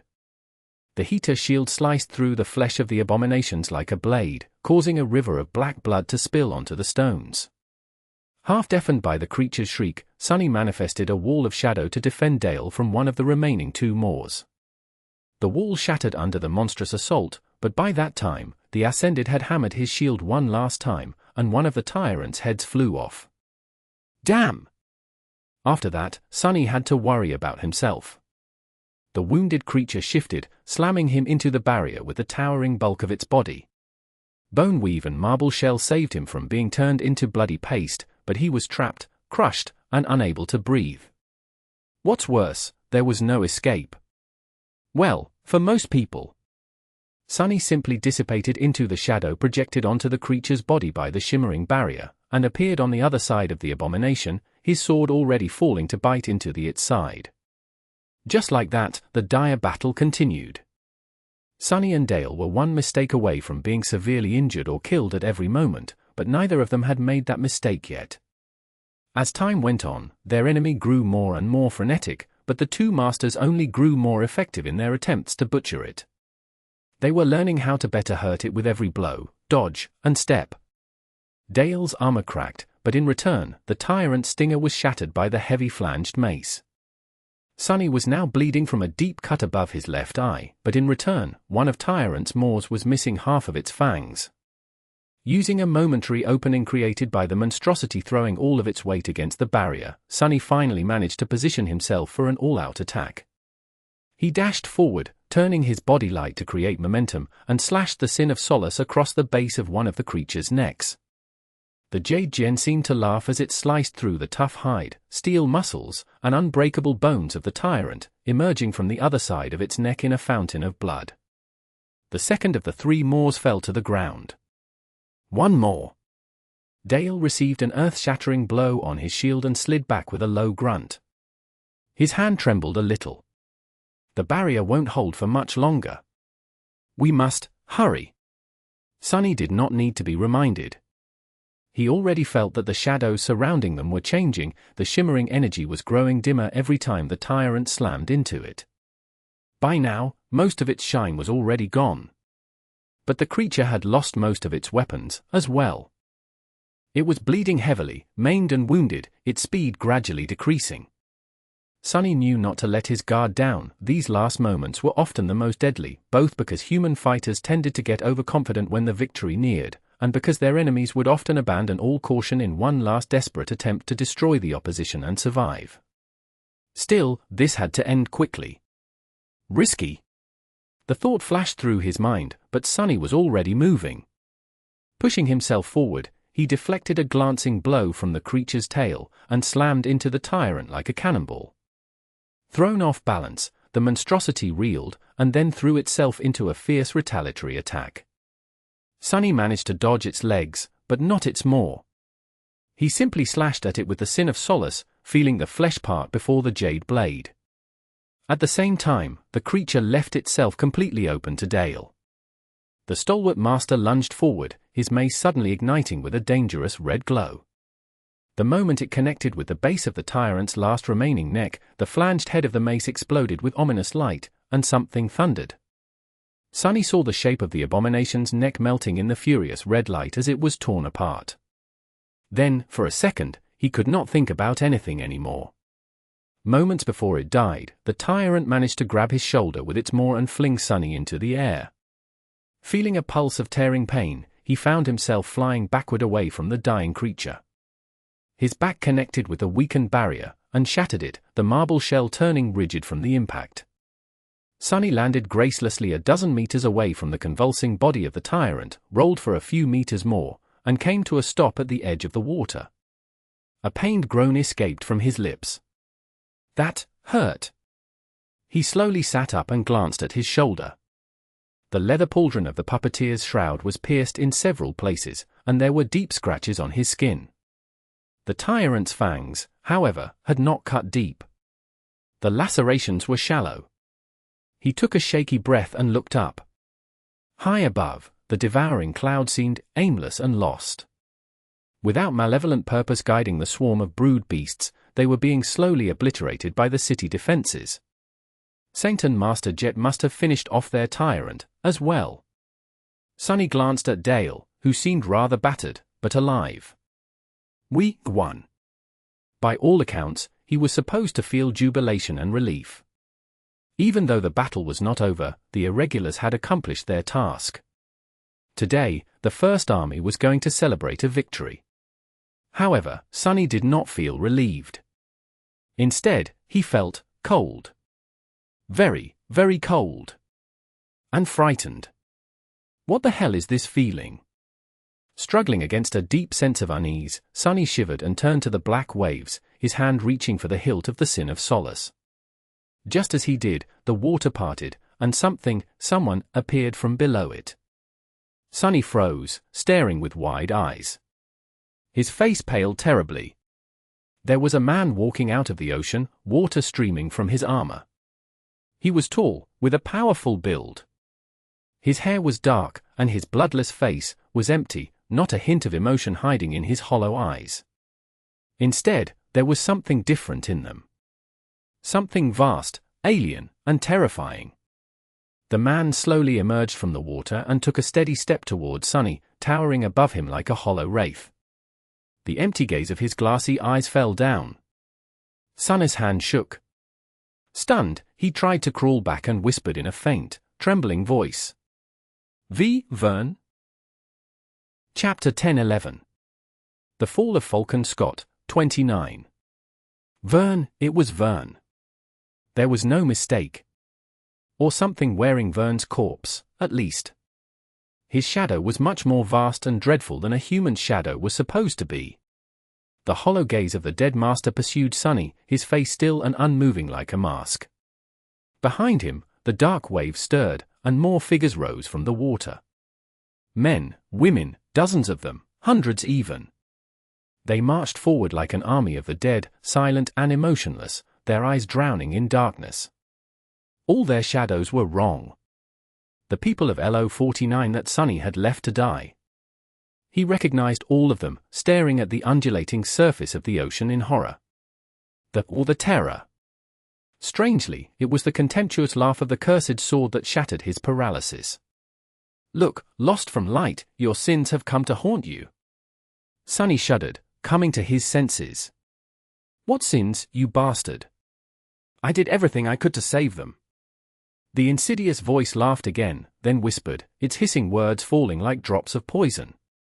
Weakness is also a sin, you pitiful worm, it is the greatest sin of them all. Sonny snarled, then rose to his feet and froze for a split second, thinking feverishly about the situation. After chasing the tyrant, he was now behind the city. There were tall cliffs between the ocean and the northern wall of Falcon, so nothing could escape the shore without being torn to shreds by the defensive armaments. Granted, most of the First Army forces were currently concentrated on the southern side of the wall, fighting against the devouring cloud. The port fortress was nearby, though, and defended by its own garrison. Bloodwave and the Awakened of the House of Night were also there, protecting the anchored ships and overseeing the loading of the refugees. 1,000 enthralled corpses were not going to put a dent in the defenses of the port. As for the terror itself, just as that thought flashed through Sonny's mind, he saw something that made his blood run cold. There, behind the slowly advancing figures of the drowned residents of LO-49, the black water seethed and boiled, releasing even more thralls. Nightmare creatures, thousands of them, were rising from the waves, all moving with the same silent, harrowing dispassion. He took an involuntary step back, then steeled himself and raised the sin of solace. The terror's thralls could not be allowed to reach the port. Hundreds of thousands of refugees were currently there, with even more already on the ships. Thankfully, the elevator platforms leading to Falcon were empty. The evacuation stopped briefly on account of the devouring cloud. The defenders of the city had also spotted the new threat. Powerful beams of light fell from above, illuminating the silent horde. A moment later, a hail of bullets was supposed to tear into it. But it didn't. The spotlights moved on, as if not noticing anything. Instead of an obliterating barrage of heavy rounds, all that came were a few sporadic streams of rifle bullets. The armaments on the wall of the port fortress were silent, too. Sonny felt a chill run down his spine. The hex? He did not get a chance to finish the thought. Vern suddenly disappeared, moving with much more speed than he had been capable of as a human. Sonny shifted, trying to deflect the incoming attack, but his reaction was too slow. A devastating blow sent him flying backwards, the breath knocked out of him entirely. He crashed to the ground and rolled, feeling cold numbness spreading through his chest. Curse it! He had been mistaken to assess the enemy's strength based on how powerful the thralls had been before falling prey to the terror. Whatever the creature had done to them, had made them into, was much more dangerous than their former selves. You are a forgetful fool, aren't you? Struggling to inhale, Sonny gritted his teeth. Indeed, he had already known that the hexed people were capable of showing unnatural strength. Why would the thralls be different? If anything, their change would be greater. One master, 100 or so awakened, close to 1,000 mundane soldiers, several hundreds of civilians, and thousands upon thousands of nightmare creatures, all controlled and transformed by the terror. With everyone seemingly blind to their existence. The situation was not good. Feeling true fear for the first time in a long while, Sonny forced himself to rise once again and look at the hollow-eyed horde. No, not everyone. Although most of the defenders seemed to be ignoring the terror's thralls, some were still firing their rifles. That meant that the creature's hex was not absolute. With so many people around, it could only do so much. There was a limit to its power. Which meant that it could be defeated. There was a sound of metal scraping against stone behind him. Looking back, Sonny saw Dale approaching, his shield raised and dripping with blood. His heart skipped a beat. Dale! Do you see them? The heavily armored master turned his head slightly, darkness nestled in the slit of his visor. His voice sounded a little muffled. What are you talking about?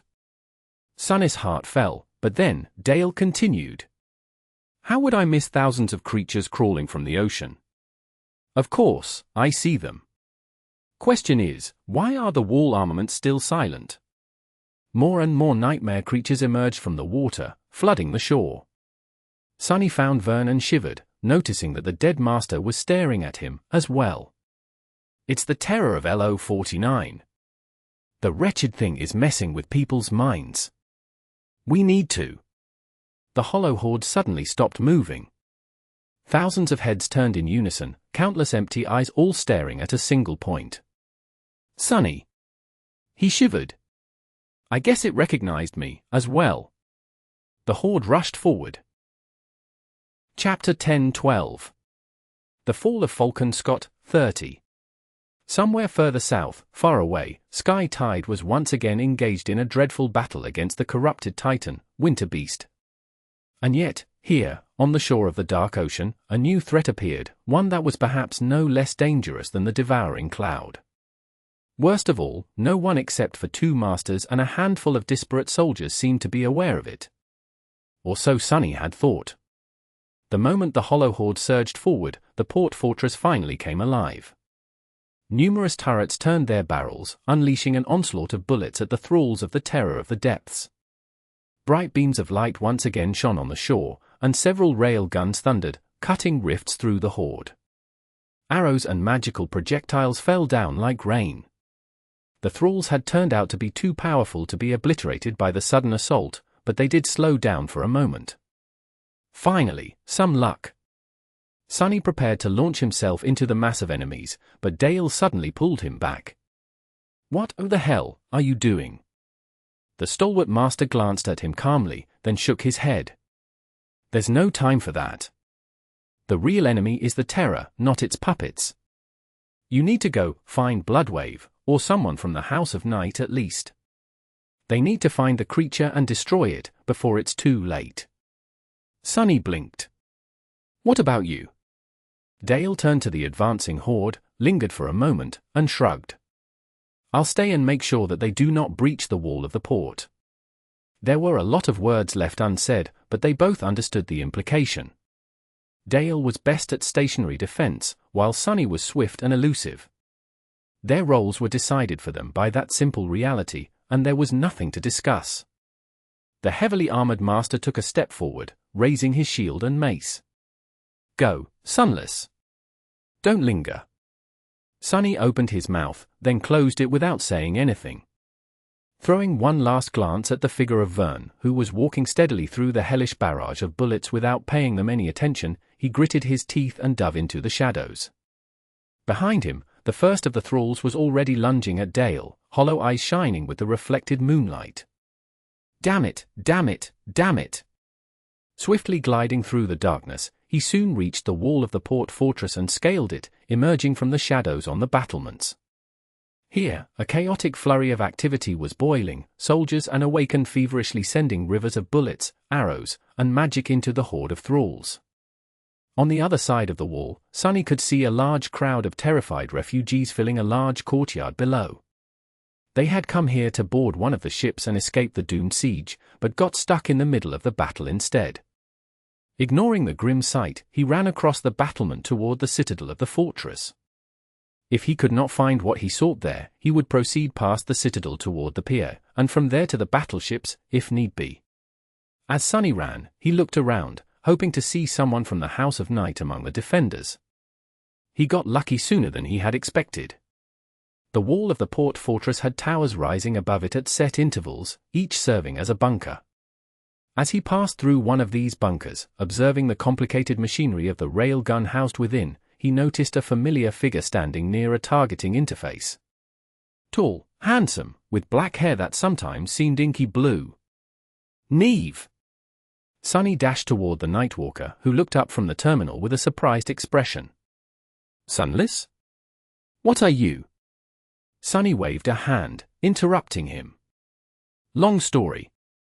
Are you free from the hex? Can you see the monsters? He realized something, then looked around with a bit of confusion. Actually, never mind. How are all of you able to see them? Neve lingered for a moment. Nightwalkers like me possess a high affinity to guidance and revelations. The ocean and its depths, too. So, many of us were able to see through the hex. As for the rest of the garrison, they don't see anything. But they also don't need to, as long as someone provides them with the targeting data. Basically, they are shooting blindly in the direction where we point.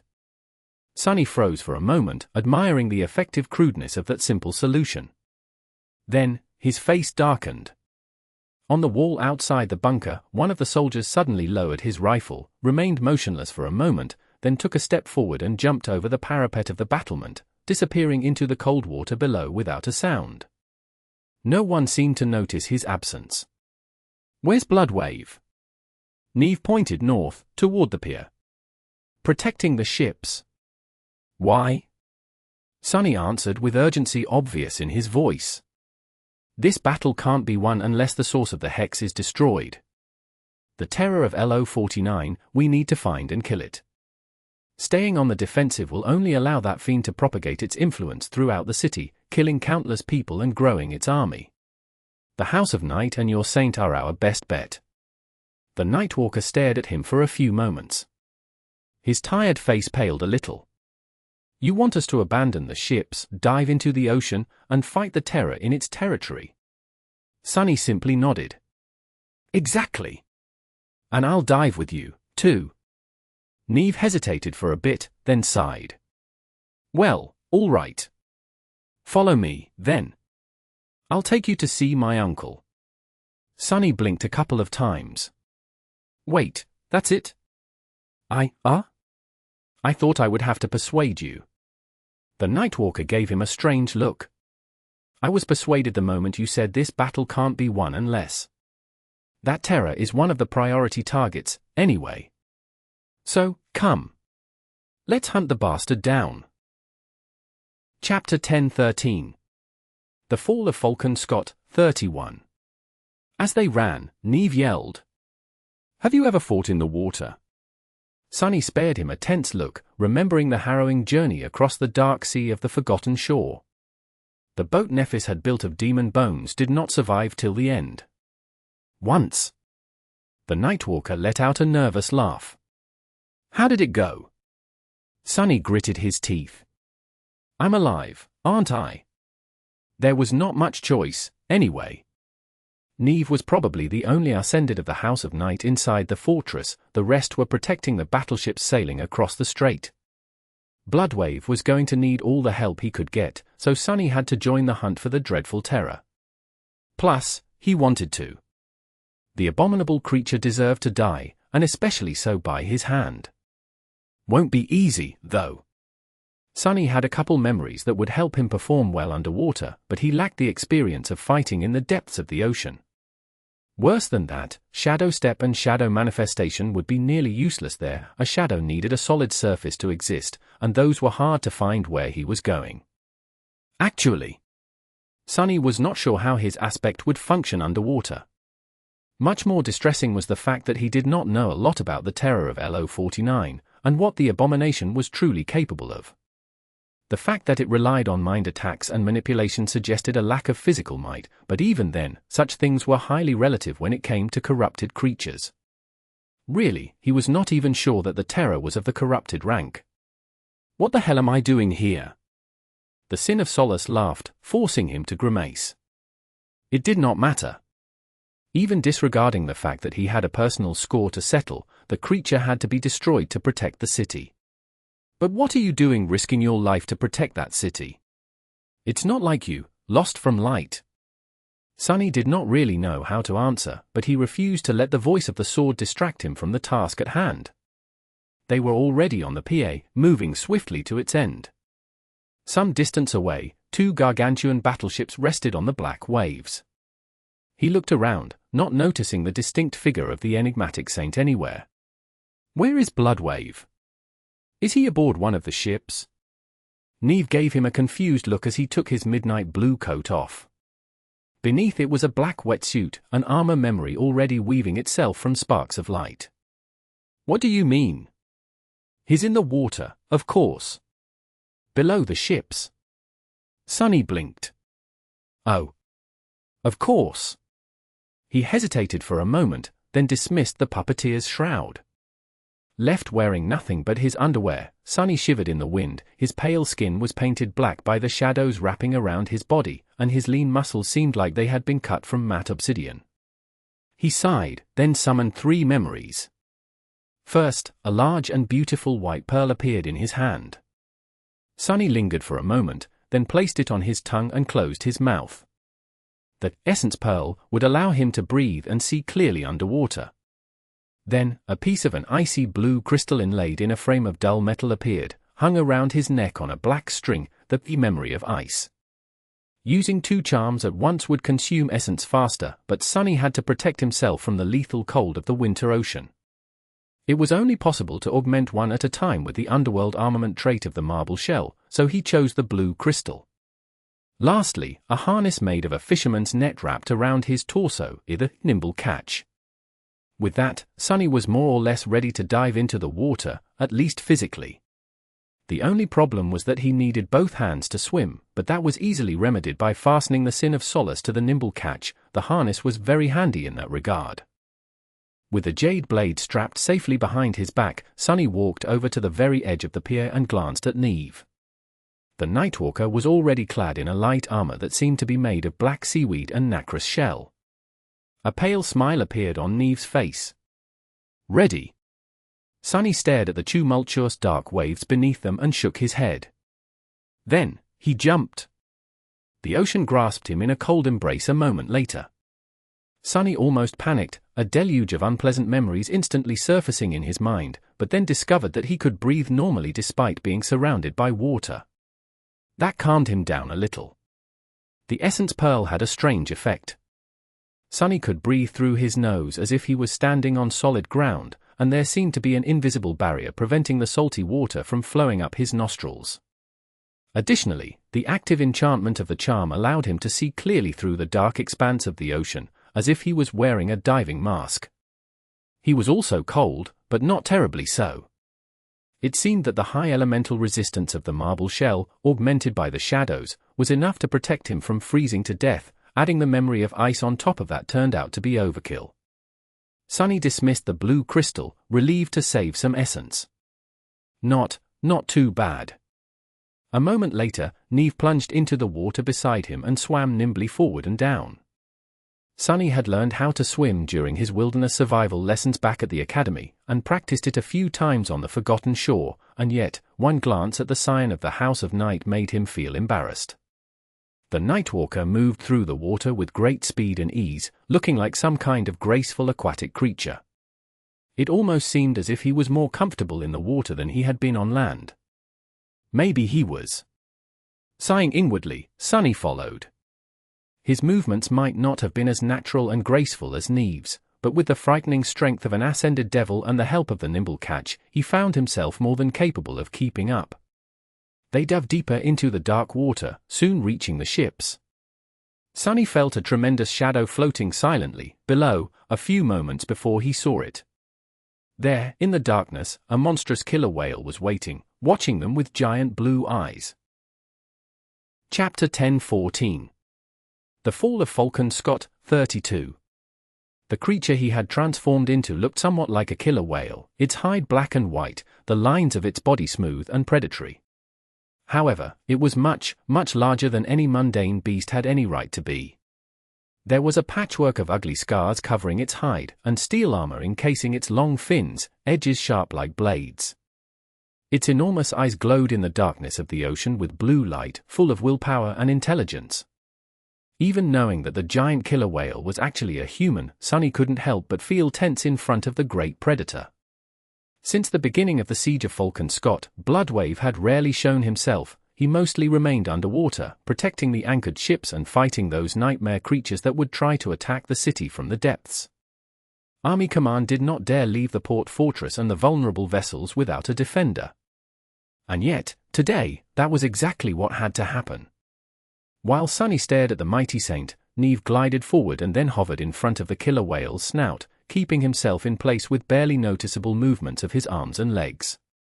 The tall master looked tiny beside the giant creature. Who? Sunny realized that he did not know how to communicate with others underwater. He couldn't really speak, or even open his mouth, unless he wanted to lose the essence pearl and suffocate. There was probably a system of signs one could learn, but he had not done that in advance. The world was silent. Not quite, actually, the ocean was full of sounds. They were just strange and muffled, reverberating through his bones as if he was hearing them with his entire body. The noise of the battle above was like a low, all-encompassing, distant roar. Sunny knew that sound was supposed to propagate very far in the water, but had no tools to distinguish and interpret what he heard. Nevertheless, the Nightwalkers seemed to possess some method of sharing information. A few moments after Neve approached Bloodwave, the killer whale shifted slightly, staring into the depths of the ocean. His pupils narrowed. Then, a strange thing happened. The eyes of the great predator remained clear and blue, but the water itself seemed suddenly tinted dark crimson around them. Sunny felt extremely uncomfortable, as if Bloodwave did not like what was happening at all. Then, the sensation passed as swiftly as it had appeared, and the ocean was normal once again. Neve turned around and beckoned for him to come closer. Struggling against the instinctual fear of large predators, Sunny swam toward the monstrous killer whale. Once he got close, there was suddenly a familiar voice in his ears. "My uncle agrees. We have to kill the terror." Sunny stared at the Nightwalker silently. Neve tilted his head a little. "Oh, you can't speak. Well, there's nothing to discuss, anyway. All the available information about the creature was already given to us by Tiris of White Feather. We can only attack the terror and do our best. How is your resistance against mind attacks?" Sunny made a fist and raised his thumb. He doubted that any master had better mental defenses than him. Plus, he was already inoculated against the terror's hex. The Nightwalker nodded. "Good. Taking our awakened into the depths would just mean giving the creature more puppets to control. The three of us will have to hunt alone. Once we discover the terror, Bloodwave will lead the charge, while our task will be to support him. Maybe we'll even survive, who knows? Are you ready?" Sunny shrugged, which was an awkward thing to do underwater. "Then follow me." Neve swam even closer to the great beast, gliding parallel to Bloodwave's back. Reaching the dorsal fin that stood tall like the mast of a ship, he grabbed onto a small depression in the armor encasing it, and gestured for Sunny to do the same. "Great! I am going to ride a damned saint into the depths of a damned ocean." Cursing his fate, Sunny followed the Nightwalker's example and latched himself to the killer whale's fin like some sort of hitchhiker fish. He could feel a vast, powerful heartbeat somewhere below him, and a mighty presence that was beyond all mundane senses. Neve's voice resounded once again in his ears. "Don't let go. Well, unless you feel like the pressure is too great for you to handle. I don't know how deep the terror hides, and how deep you can dive. Sorry, Sunless, you'll have to learn how to traverse the abyss fast, and on your own." Before Sunny could think of an answer, even though he could not relay it, Bloodwave suddenly moved. His great body lunged forward with stunning speed, and a powerful current almost threw Sunny off the fin. He grabbed tighter to the steel armor, feeling how strange it was to be able to breathe freely despite the rushing water. Neve stretched a hand to support him, but then brought it back, seeing that there was no need. This is. Riding a giant killer whale into the dark depths of the ocean was perhaps not the strangest journey Sunny had made, but it was definitely up there with the weirdest of them, especially considering that the whale was actually a saint of the great clan Knight. The whole situation would have been comically surreal if it wasn't so dreadful. A terrible enemy waited for them at the end of this journey.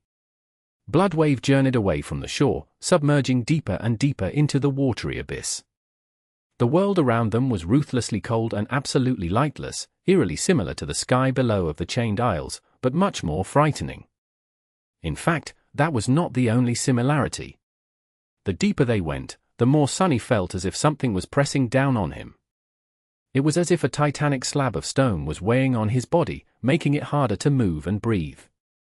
The feeling was not dissimilar to the torturous force of the crushing, and thinking of that analogy made him very, very uneasy. The crushing was capable of killing even saints, after all. He tried to control his breathing. No mundane ocean can kill a saint. And in terms of sturdiness, I'm not that far from one. Down and down they went. Chapter 10-15. The Fall of Falcon, Scott, 33.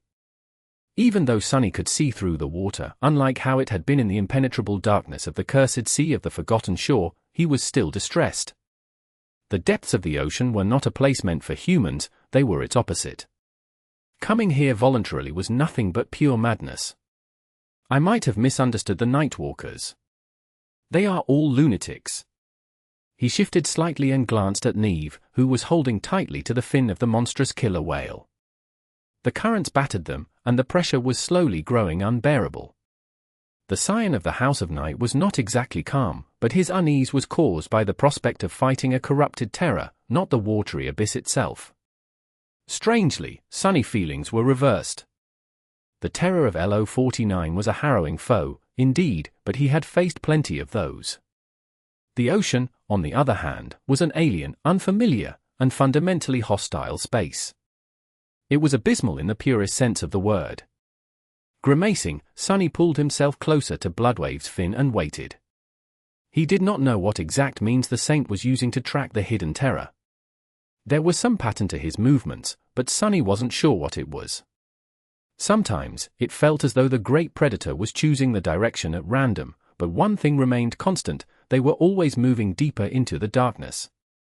Neve had not spoken to him again, but there was also no reason to. Sunny briefly considered summoning the extraordinary rock to relay his thoughts, but then discarded that idea. He had nothing useful to say, and making too much noise could attract unwanted attention. Who knew what horrors hid in the dark depths, beside the terror? At some point, he felt a coughing fit rising from somewhere in his lungs and nearly panicked. The last thing Sunny wanted was to drown because of the residual trauma caused by brushing against a nightmare gate. He gritted his teeth and concentrated on suppressing the cough, forgetting even his fear of the ocean in the process. That was why he almost missed the moment when the terror finally revealed itself. Hidden in the depths of the lightless abyss, an eerily beautiful creature floated in the vast and silent darkness. Feeling a slight tremor run through the enormous body of the giant killer whale and hearing its booming heartbeat change pace, Sunny looked into the distance. He shivered. From a distance, the terror looked akin to a strange, ghostly flower, a lily, perhaps, or a white lotus. Its pallid petals flowed and danced slowly in the darkness, some stretching for hundreds of meters into the empty abyss, some swirling around the small nebulous shape hidden in their center. The sight of it was both breathtakingly beautiful and deeply terrifying. The wide ribbons of white looked both like the petals of a flower, and like the long tentacles of an ethereal creature, too alien to be described with words. When they got closer, however, Sunny discovered that they were neither petals nor pale flesh. Instead, he thought that he was looking at long stretches of white, flowing cloth. He did not know if he was right or how it even made sense. And that was not what Sunny was preoccupied with at the moment, either. There were other shapes surrounding the ghostly white blossom, hundreds of them. Drowned bodies surrounded it like a morbid barrier, humans, nightmare creatures, and things he could not name. They floated silently around the terror, unmoving, their empty eyes staring blindly into the darkness. Some had cloth petals wrapped around them like a burial shroud. The eerie scene made him shudder. The otherworldly beauty of it all only made the visage more appalling. There was a powerful presence emanating from the mass of billowing white cloth, one of utter horror and malice. Sunny felt that presence overwhelm him, making it impossible to look away from the terror, but also unbearable to witness it. He felt mesmerized, frozen, and paralyzed. That feeling was broken by another presence, though. Suddenly, the darkness around them seemed to become tinted red, and he felt a deep fury rising from within him. Sunny recognized that fury as something that was not his own, but instead belonged to someone else. Bloodwave. The Saint of Night was incensed, and whatever fear they might have felt was washed away by the murderous rage of the great predator. It almost seemed as though the cloth petals trembled slightly. In the next moment, the hundreds of drowned creatures all came alive, their hollow eyes turning to stare at them. Sunny uttered a silent curse and freed the Sin of Solace from its makeshift scabbard with his free hand. "Here we go, then." He felt Bloodwave's body move, and then a furious roar spread through the water like a fearless battle cry. The force of it was almost physical in nature, moving through the dark abyss like a devastating shockwave. The monstrous killer whale surged forward, and with him, the ocean itself came alive. Powerful currents assaulted the pallid flower, throwing its ghastly defenders away. The crimson hue of the water became more apparent, and wherever it spread, Bloodwave seemed to gain even more speed, even more might. At the same time, the cloth petals exploded with motion, unfurling like long limbs, grabbing the thralls, and throwing them forward. By Sunny's side, Neve glanced at him and outstretched a hand, a bone harpoon appearing in it. The Nightwalker smiled, indigo lights dancing in his eyes. "It's time!" With that, he pushed himself off the fin and shot forward with incredible speed. A moment later, Bloodwave crashed into the moving barrier of hollow-eyed thralls. Chapter 10:16. The Fall of Falcon Scott, 34. Powerful currents of crimson water swirled around his massive body, ripping even more abominations apart. A dozen thralls were destroyed when the great predator rammed through them at dreadful speed. Armored fins moved, slicing bodies like giant blades. A split second later, Bloodwave shot past the barrier of flesh, leaving devastation in his wake. He continued forward, heading for the eerie flower of white cloth that was the Terror. Neve and Sunny were left behind, though. Their task was to deal with the thralls and prevent them from attacking the Saint from behind. How the hell do I do this? Fighting underwater was not at all like fighting on land. At this depth, Sunny felt as though he was constantly being pressed down by an immeasurable weight, both from without and from within. His ascended physique and augmented strength were enough to deal with it, but he still felt a strain considerable enough to demand adjustment. It was a lot like fighting while under the effect of the crushing. More importantly, though, there was nothing to support him here. Usually, a fighter's might came from being grounded. Without the ground under Sunny's feet, his blows would lack power. They would also push him away with the same force that had been exerted on the enemy, making battle flow and positioning a nightmare. So, he saw two ways to fight effectively. One was to grapple the enemy and use their own body as support, bringing combat to an extremely close range. He would be greatly disadvantaged in such a scenario due to the length of his blade. The other was to use acceleration and maneuvering to turn each of his attacks into a deadly charge. Sunny had a sinking suspicion that he would have to utilize both approaches today. Ahead of him, Neve clashed with one of the thralls, his harpoon shot forward, piercing the creature's head. The Nightwalker pushed it through all the way, then let go of the shaft, grabbed it again near the head a moment later, and tore the spear free. Then, Sunny had no more time to observe the Nightwalker, forced to concentrate on his own enemy. A vaguely familiar abomination that resembled a grotesque mannequin of flesh lunged at him, its hollow eyes full of darkness. A menacing bone scythe cut down, threatening to split Sunny apart. He was somewhat certain that his skin would withstand the edge, but there was no point in taking the risk. The Sin of Solace moved to intercept the strike, much slower than he was used to, but still viciously fast. The jade blade easily cut through the scythe, breaking it, and then continued forward to sever the flesh mannequin from shoulder to thigh. The spell whispered into his ear, its voice unaffected by the heavy mass of water. "You have slain a fallen monster. Your shadow." With no time to listen to it, Sunny suppressed his revulsion and used the bleeding remains of the abomination to launch himself sideways. A moment later, a chitinous body barreled through the spot he had been occupying. 5 more were already closing in on him from 5 different directions. Sunny took a deep breath.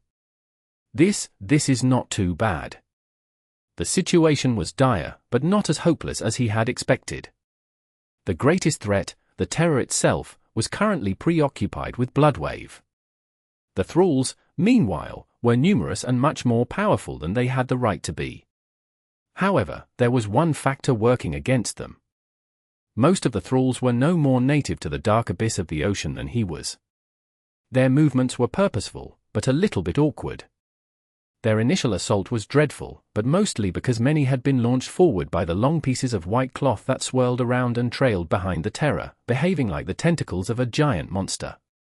Now that their momentum was spent, the thralls were much slower and less maneuverable than Neve. And Sunny, too, thanks to the nimble catch. An awakened would have been torn to pieces in an instant, but the two masters found themselves at a certain advantage. More than that, Sunny realized that his aspect was not as useless underwater as he had thought. There were no shadows around him to manifest, but that was only because he could not compel living shadows to obey him. Of those, there were plenty. Shadows required a surface to exist, and each thrall's body was a surface. Each of the thralls possessed a shadow, which allowed Sunny to sense their movements even if he did not see them. It also allowed Sunny to use Shadow Step, as long as the abomination was large enough. As 5 thralls lunged at him, Sunny swam forward, dodged the claws of an especially large nightmare creature, and dove into its shadow, appearing on top of the chitinous monstrosity that had missed him a few moments earlier. The Sin of Solace plunged through the thick carapace, instantly killing the abomination. "You have slain a fallen beast. Your shadow." Sunny almost grinned. So many fragments. He pushed himself off the convulsing carcass, narrowly escaping the cloud of blood, and looked up just in time to see Neve clashing with another thrall. The bone harpoon once again struck first, beheading the hollow-eyed creature. However, this time, the Nightwalker was a split second too late to dodge the incoming attack. Even though the thrall had lost its head, the creature's tail still flew forward, carried by momentum and inertia. The long, vicious spike at the end of the tail struck Neve square in the chest, easily piercing the nacreous shell armor and plunging deep into his body. Then, it emerged from his back. Sunny's eyes widened. No. But then, something strange happened. The Scion of the House of Night seemed to ignore the terrible wound, and in fact, there was no wound.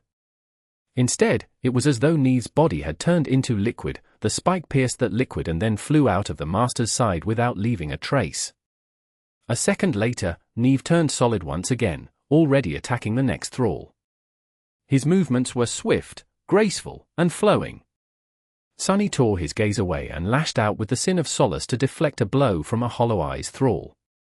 Neat! Behind them, Bloodwave had finally reached the beautiful, harrowing white blossom. Chapter 10:17. The Fall of Falcon Scott, 35. As the great predator approached, the pallid flower exploded with movement. The shorter petals swirled, creating a barrier of white cloth around the small, unclear shape hidden in their center. The longer ones, which had been drifting gracefully on the currents, suddenly contracted and shot forward like tentacles. Bloodwave roared. Powerful currents surrounding his body churned, surging forward to meet the petals. He dodged nimbly, continuing to move forward as his jaw closed on one of the white tentacles. There was no blood, no torn flesh, and no crushed bone. It was as though the petal was indeed nothing but white silk, and damaging it was like cutting a piece of lifeless cloth. Sunny did not see much of what happened after, because he had his own problems to worry about. There were just too many thralls around him, all powerful enough to pose a serious threat. Even with most of them assaulting the port fortress somewhere far away and above, the Terror's drowned guard was enough to kill him and Neve 10 times over, if they were not careful enough. Damn it! Propelling himself forward through the dark water, Sunny collided with a hideous creature made of iron and bone. The Sin of Solace passed through the abomination's body, cleaving it apart. However, the next thrall was already upon him. 2 human hands wrapped around his throat, trying to rip it open with dreadful strength. Sunny's skin turned hard as stone and resisted the pale fingers, but he still found himself being strangled. Using Shadow Sense to perceive the shape of the enemy, Sunny slashed back with the jade sword, severing both of the arms. Tearing the cold hands off, he twisted and kicked back, pushing himself and the thrall away from each other. His adversary was hindered and maimed, but not eliminated. And more were already closing in. This is not going to work. He was doing well, for now, but death was only one mistake away. Sunny relied on his superior speed and maneuverability to slay the thralls, which meant that the moment he was immobilized or stalled, the tables would be turned. He was not a stranger to fighting with everything on the line, but not in an environment as strange and unfamiliar as the depths of the ocean. It was far easier to make a fatal mistake in a place the rules of which he did not know. Sunny willed himself to swim forward, then hesitantly turned onto his back and looked in the direction where Neve was battling a throng of abominations. The Nightwalker moved with ease and graceful precision, navigating the dark waters like a creature born in and for the depths. He certainly knew the rules. An idea slowly formed in Sunny's mind. He adjusted his battle strategy in order to always keep Neve in his sight, earning a few shallow scrapes as a result. Sunny was a talented fighter, possessing combat intelligence on par with the best of the best. He had plenty of insight into the underlying laws of conflict, and much better than that, his mastery of shadow dance allowed him to read most of his opponents like an open book. And that was exactly what he had been doing throughout this battle, like most of the battles of the Antarctica campaign. There were too many thralls around to truly grasp all of their patterns, but their rudimentary battle styles were also crude and unsophisticated. Sensing the movements of their shadows for a few moments was enough to gain a shallow, but sufficient level of understanding. However, that approach might have been the wrong one, today. So, instead of trying to shadow his enemies, Sonny concentrated his will on trying to shadow his ally. Neve's battle style was much more complex, profound, and refined. In terms of scope and sophistication, it was up there with the most intricately designed combat art Sonny had witnessed. As expected of a scion of a great clan. That style was not something that he could learn in mere seconds, or even several minutes. But even the few minor insights Sonny did gain were already enough to qualitatively change his performance. Hey, so that's how you do it. The lessons he learned from using shadow dance to study how the Nightwalker moved were not anything grand, but they were extremely valuable. What better teacher could there be than a man supposedly carrying the lineage of Storm God, the god of the depths? It was all about how his body related to the water, and how the water related to his body. How to position himself to cut through it unimpeded, and how to use the mass of water for his advantage. Shadow dance, and the harsh training Sonny had put himself through to master its first steps, made both his mind and body extremely malleable and adaptable. That was why he was able to quickly put what he had just learned into practice. Changing minute details of how he moved, which muscles he strained, and the timing of sending targeted impulses of essence to reinforce them, Sonny was suddenly able to navigate the dark abyss much more freely. He felt more in control of his environment now, working with it instead of against it to achieve his goals. A massive nightmare creature lunged at him, its claws missing the target by a few centimeters, just as Sonny had planned.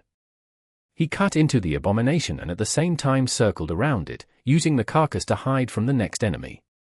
A moment later, the second thrall was dead, too. Good.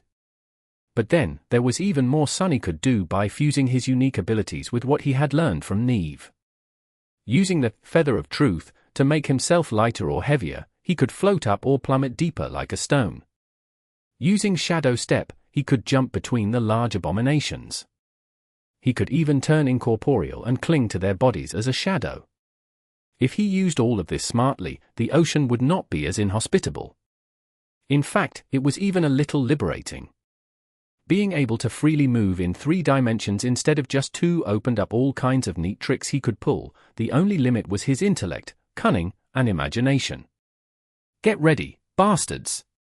Brandishing the sin of solace, Sonny cut through the dark water to meet the attacking thralls. A pale smile appeared on his face. Chapter 10:18.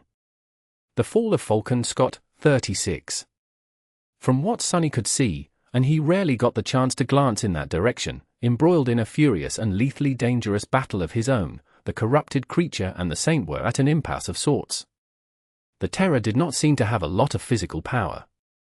His graceful petals possessed a harrowing strength, of course, but not enough to threaten the transcendent in his bestial form. Not all saint transformations were those of beasts, and out of the ones that were, not all possessed overwhelming physical might. But Bloodwave certainly did. The monstrous killer whale attacked again and again, and the pallid blossom avoided his teeth and fangs again and again.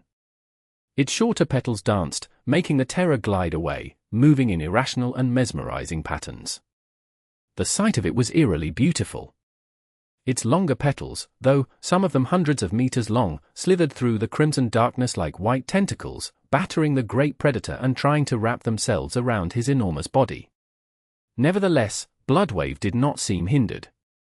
A few of them were already torn apart, swathes of billowing white cloth drifting silently into the dark depths. Some distance away from the 2 clashing giants, Sonny and Neve were feverishly battling the legion of hollow-eyed thralls. The cold abyss was littered with blooming clouds of blood and sliced remnants that floated around them like a morbid veil. Almost 100 abominations had already been slain, but twice as many still remained. Curse it! The Nightwalker was a good partner in this battle, perhaps even the best Sonny could have hoped for. And yet, he still missed his shadows. Granted, neither would have been of much help in the depths of the ocean. Stone Knights were not exactly the best divers, and neither were horses, as far as he knew. Sonny, meanwhile, had grown somewhat confident about fighting underwater. He had managed to learn a few things by observing Neve, and understood how to deal with the unbearable pressure by borrowing from his experiences with the crushing. Everything was going well. Sonny decapitated another thrall, then spun, bringing the Sin of Solace in front of him. A creature that had been hidden by a cloud of blood suddenly lunged forward, only to impale itself on the jade gem. He had sensed its shadow long before the abomination appeared in view. His lungs were burning, which was a concerning thing when one was deep, deep below the surface of the ocean. However, Sonny knew that it was just a sign of physical exertion. The Essence Pearl was still supplying him with a steady stream of air to breathe, and although he felt tired, that tiredness was nowhere near being debilitating. With every kill they made, the number of thralls attacking Sonny and Neve diminished. They had already survived the assault of the full 300, so fighting against the remaining 2 was much more manageable, and it would only grow more manageable soon. So why do I feel so uneasy? Sonny shivered, allowing himself to drift down for a brief moment. Indeed, despite the fact that they seemed to be prevailing, his heart was growing heavier with each kill. It did not make any logical sense, but nevertheless, Sonny's intuition seemed to be telling him that he was missing something. But what? There was not much time to think between the clashes with the abominable thralls, mostly because Sonny had to spend that time observing the dark waters around him and frantically calculating how and where to move in order to survive, as well as put himself in position for the next attack. And yet, the longer the battle went on, the more it felt as though something was not right. What is it? He would have said that it was too easy, but it was not. Fighting hundreds of menacing thralls underwater was one of the hardest and most demanding battles he had the misfortune of going through in the southern quadrant. Sonny was not only pushing his limits, he had ventured well past them, going so far as to learn an entirely new dimension of combat. Even then, it was barely enough to keep him alive. Perhaps it was the fact that the terror of LO-49 had yet to launch a devastating mental assault on them, or pull some other diabolical trick. Not that it was not already doing more than enough. In fact, the powers that the Pallid Blossom wielded were truly harrowing. It was controlling thousands of thralls that laid siege to the port, spreading its hex through the garrison of the fortress and the First Army soldiers manning the northern section of the wall, puppeteering hundreds of abominations that sought to kill Sonny and Neve, and fighting a powerful saint, all at the same time. It was just that Sonny had expected something more. The bitter defeat he had suffered at LO-49 left a mark on his heart. Although he did not want to admit it, the truth of the matter was that Sonny was afraid of the terror. Was that fear irrational? The marble shell gives me high protection against mental attacks. It is currently an ascended attribute, one rank below the terror, but it is also augmented by my shadows. Bloodwave and Neve. I don't know what tools they have to defend their minds, but anyone from a great clan has to have a great arsenal of memories at their disposal. Maybe the truth was just that simple. The 3 of them were too tough to be affected by the terror's greatest weapon. As he dispatched another thrall and briefly met Neve, the 2 of them grasping hands to propel each other in different directions, the Sin of Solace sighed. Such a fool. Sonny grimaced, raising the jade gem to meet another enemy. He had grown accustomed to the cursed sword striking at all his deepest insecurities, the lack of education and intelligence, mostly emotional, being one of them. However, why had the Sin of Solace spoken now? What was I thinking about? The 3 of them being highly resistant to the terror's most powerful means of attack, and before that, about how many things the creature was doing at the same time, from fighting Bloodwave to controlling the assault on the port fortress. He continued to slay one thrall after another, becoming more and more distracted by the feeling of impending doom. His intuition was almost screaming now. I don't get it. I don't get it, damn! Sonny tore through a group of abominations, gritting his teeth. Luckily, there were much fewer of them left, so he had some space to think. Because of that, a random thought found its way into his mind. I wonder how Dale is doing. Then, he froze, which almost cost him an eye. Dale and the other defenders of Falcon Scott must have obliterated a lot of the thralls on the shore by now. And here in the depths of the ocean, Sunny and Neve had killed their share, as well. And the terror, which had been spread thin, controlling all of them, was freed from the burden of commanding the thralls. With each of its puppets the humans destroyed, the creature was gaining back the ability to concentrate all its powers into a single point. Suddenly chilled to the bone, Sunny turned around to see the battle between the Terror and the Saint. But he was a few moments too late. Chapter 10:19. The Fall of Falcon Scott, 37. As Sunny watched in fear, Bloodwave's head became enveloped by the silk, his glowing eyes disappearing from view. The body of the monstrous killer whale shuddered, moved weakly, and then grew strangely still. Gods! He saw something much more frightening, as well. Two of the longer petals were already flying through the dark abyss, approaching Sunny and Neve. They were fast, too fast. Inescapable. He had no time to dodge, or even react. There were no thralls close enough to hide in their shadow, and not enough time to try and swim away. All Sunny managed to do was slash forward with the Sin of Solace. The jade blade met the white petal, cutting through the cloth. A small piece of it drifted away, but the petal was not slowed down at all. It seemed to unfurl into a vast expanse of billowing silk, surrounding Sunny from all sides. Then, he was wrapped in the cold whiteness, encompassed and immobilized by it. The feeling of smooth satin brushing against his naked skin made Sunny shudder. Damna, tie on! Then, the world grew still. The dark abyss of the ocean disappeared, replaced by an eternity of fluttering white cloth. His exhaustion and fear disappeared, too. His memory, foresight, awareness, intent, and resolve were gone. His mind was empty. Sunny vaguely remembered having thoughts, desires, and hopes. But those words seemed senseless now, their meaning unfathomable. In fact, the word he had used to describe himself, Sunny, was meaningless, too. What a strange one it was. Surrounded by billowing silk, he sensed movement. There were shadows moving around him.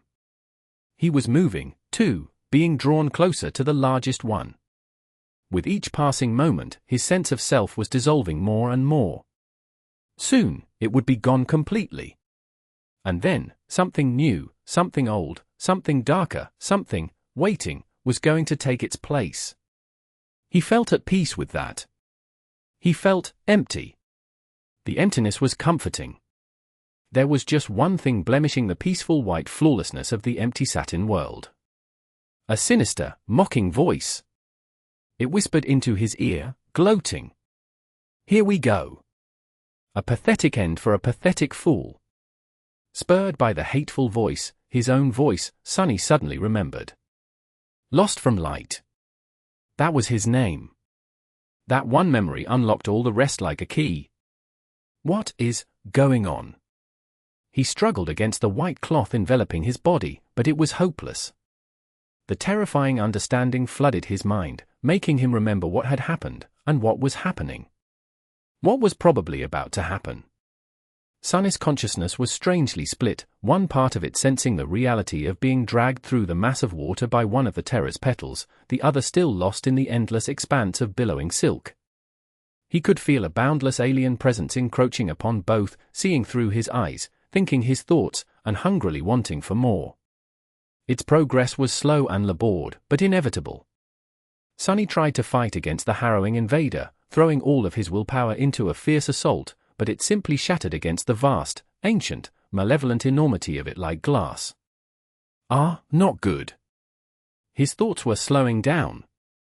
Suspecting that fighting the Terror in the mindscape was a futile endeavor, Sunny tried to free himself from the physical bonds instead.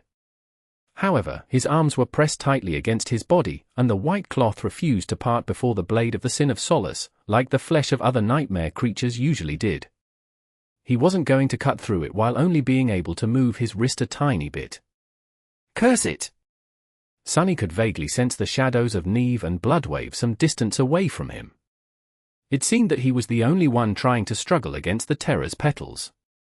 Both were probably still mesmerized, why was he not, then? The sin of solace and possessing a true name might have helped, but it could not have been the only reason. Bloodwave was the enigmatic saint's true name as well, and yet the monstrous killer whale was motionless, silently drifting on the currents in the dreadful embrace of white silk. Which meant that this small degree of awareness was probably the result of Sunny's unreasonably high resistance to mental attacks. Even though he now shared his head with the terror, a part of his mind was still fighting against it. What good was it, though, since Sunny could neither free himself nor stop the creature from replacing his very self? As he was drawn closer and closer to the beautiful blossom of white silk, he could feel himself growing insubstantial. With each moment, his thoughts became less his own. His eyes stared at the silken veil, moving on their own, as if something else was looking through them. Finally, Sunny felt true horror. He had been scared before, but never like this. Sensing something else take possession of his body, while utterly helpless to resist the slow dissolution of his will, it was the realization of all his deepest, most guarded fears. And it was being done by the terror of LO-49, the hateful, abominable creature that had already defeated him once. Full of dark resentment, Sunny gritted his teeth and summoned two memories. That much he could still do, at least. One was a small lantern cut out of obsidian. The other was a fearsome mask of black lacquered wood with vicious fangs and 3 sharp, twisting horns. Weaver's mask. Sunny had not called upon it in a long time. It frightened him, as well, almost as much as the terror. Trying not to think about what he was about to do, Sunny activated the single enchantment of the shadow lantern, commanding it to devour all light around it. There was no light to devour in the dark abyss, but that was not what he wanted.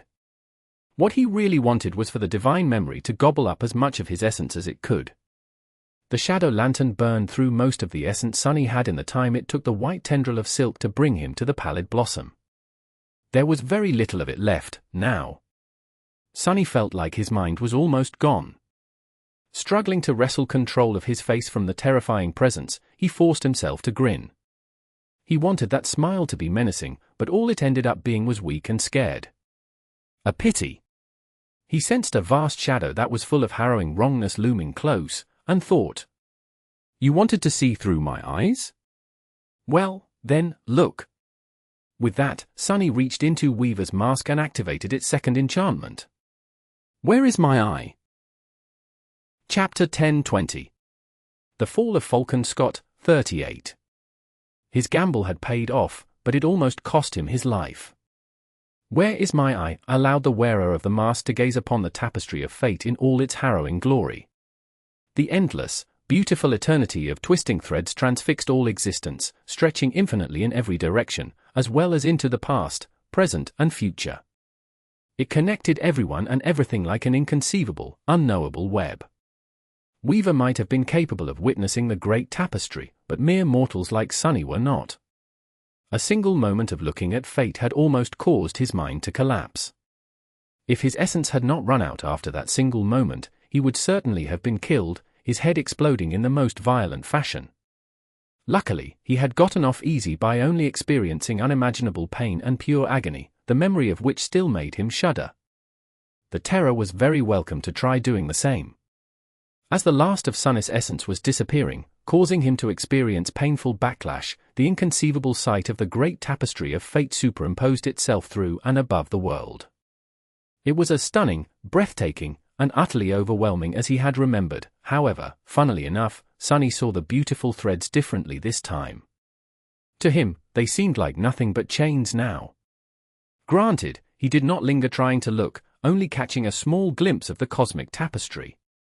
Prepared for what was to come, Sunny used a little, but rather devious trick. His consciousness was still split between reality and the illusion of the endless expanse of billowing white silk that the terror had created to mesmerize its prey. So, Sunny made himself blind to the actual world, concentrating entirely on the illusory realm of pure whiteness. That was why the terror, who had almost stolen his body and was now looking upon the world through his eyes, was the only one to gaze upon the harrowing infinity. Sunny felt the white silk enveloping him quiver, as if the pallid blossom was convulsing. Even though his head was full of splitting pain because of that one short glimpse of the strings of fate, his weak smile finally turned into a real grin. Look well, wretch! A split second later, his essence ran dry, and the deadly enchantment deactivated. The tapestry of fate disappeared, and Sunny suddenly found himself freed from the alien presence devouring his mind, or rather, it was still there, but now stunned and writhing in pain. The physical binding of white silk that wrapped his body had come a little loose, as well. Not wasting a single moment, Sunny used that slack to thrust his hand forward. The tip of the Sin of Solace pierced the wall of the cloth prison, and then moved upward, cutting a vertical rift in it. A second later, he sliced the white petal open and burst into the dark water, incredibly happy to be in the oppressive embrace of the dark ocean once again. Sunny hastily studied his surroundings, knowing that he did not have much time. Witnessing the tapestry of fate had not killed him as an awakened monster, so he doubted that it would kill a corrupted terror, if that was truly what the dreadful flower of silk was. In any case, the creature would most likely not stay stunned for too long. Currently, the pallid blossom seemed to be seizing, its petals contorting in grotesque convulsions. The graceful harmony of their eerily beautiful dance had been broken, replaced instead by chaotic and jittery movements devoid of any logic. The thralls appeared to be pained and disoriented, too. Looking at the agony consuming the abominable creature, Sunny became even more convinced that fate was something that only gods were meant to see, or maybe no one at all.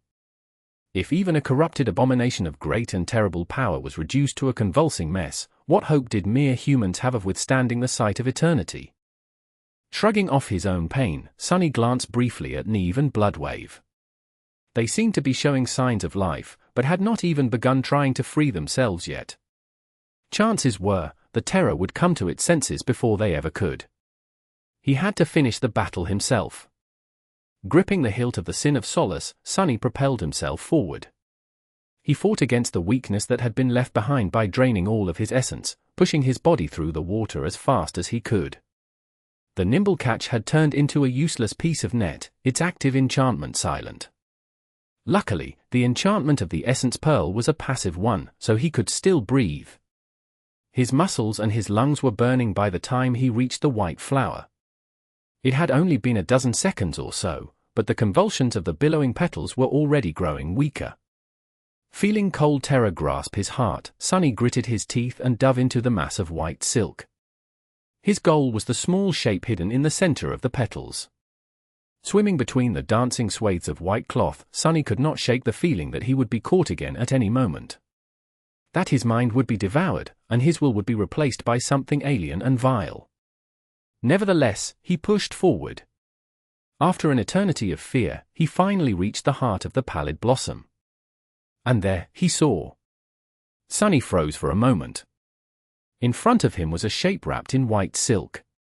He could see the vague contours of a human body, desiccated and short in stature. It was feminine and small, almost delicate. Pressed tightly against the wrappings, a hint of a face could be discerned, 2 hollow pits where eyes should have been, and a larger one of a mouth that seemed to be open in a silent, eternal scream. A cold understanding suddenly dawned on him. Looking at the expanse of white cloth extending from the wrapped body, he realized that what he had thought to be a flower was not a flower at all, it was simply a great burial shroud of white silk, its sleeves and draping drifting in the cold dark water. Sunny lingered only for a split second, then grabbed onto the desiccated body, coming face to face with it, and drove his sword through its heart. A strange, sorrowful sensation overwhelmed him for a moment. Then, the white cloth around Sunny suddenly exploded with frenetic motion, and soon grew still. In the silence that followed, the spell whispered solemnly into his ear. "You have slain a corrupted terror." Chapter 10:21. The Fall of Falcon, Scott, 39. You have slain a corrupted terror, Sibyl of the fallen grace. Your shadow grows stronger. As the veiled body drifted down, wreathed in billowing white silk, one last whisper brushed against his ears. You have received a memory. The terror was falling down, deeper and deeper into the cold abyss. Sunny spared one last glance at the pallid blossom of the great burial shroud, knowing that it would be consumed forever by the dark depths soon. Then, he turned away and tiredly pushed himself in the opposite direction. Sunny was not in great shape. His mind was slowly recovering from the dreadful mental assault, but his head was in the throes of a splitting headache thanks to catching the smallest glimpse of the tapestry of fate. His body felt weak and feverish, still suffering from the backlash of draining all of his essence. There were the remnants of the trauma caused by touching a nightmare gate, as well. Sonny felt like he was about to cough his lungs out. Holding it back was not an easy task. And yet, a hint of dark, somber glee still managed to overcome the cold numbness that encompassed his battered mind. I did it! I killed that vile thing. In the end, he ended the terror with his own hands. The stain of their disastrous first meeting had not been erased, but his failure at LO49 was vindicated, now. Somewhat. Or rather, it would be if he managed to return to the surface alive. Which, looking at the dark expanse of the ocean around him, Sonny was not sure that he would be able to do. Curses! The terror! Sybil of the fallen Grace was dead and drifting lifelessly into the lightless depths. However, its thralls had not perished with their master. They seemed directionless and sapped of power, but there were still almost 100 of them left. In his current state, and especially without the active enchantment of the nimble catch, Sonny did not count his chances against the creatures as high. A dark grimace contorted his pale face. Essence! I need essence. Even knowing that it would not be enough, Sonny dismissed Weaver's mask and the shadow lantern. A tiny stream of essence fell into the arid desert of his drained soul, and was instantly consumed by his body. The feeling of weakness diminished a little, but not nearly enough to change the situation. The thralls were already coming to their senses, their hollow eyes peering through the mass of dark water at Sonny, Bloodwave, and Neve.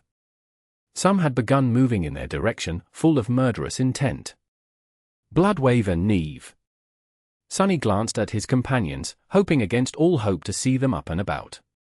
Neve was still stunned, drifting listlessly on the currents. The Saint, however.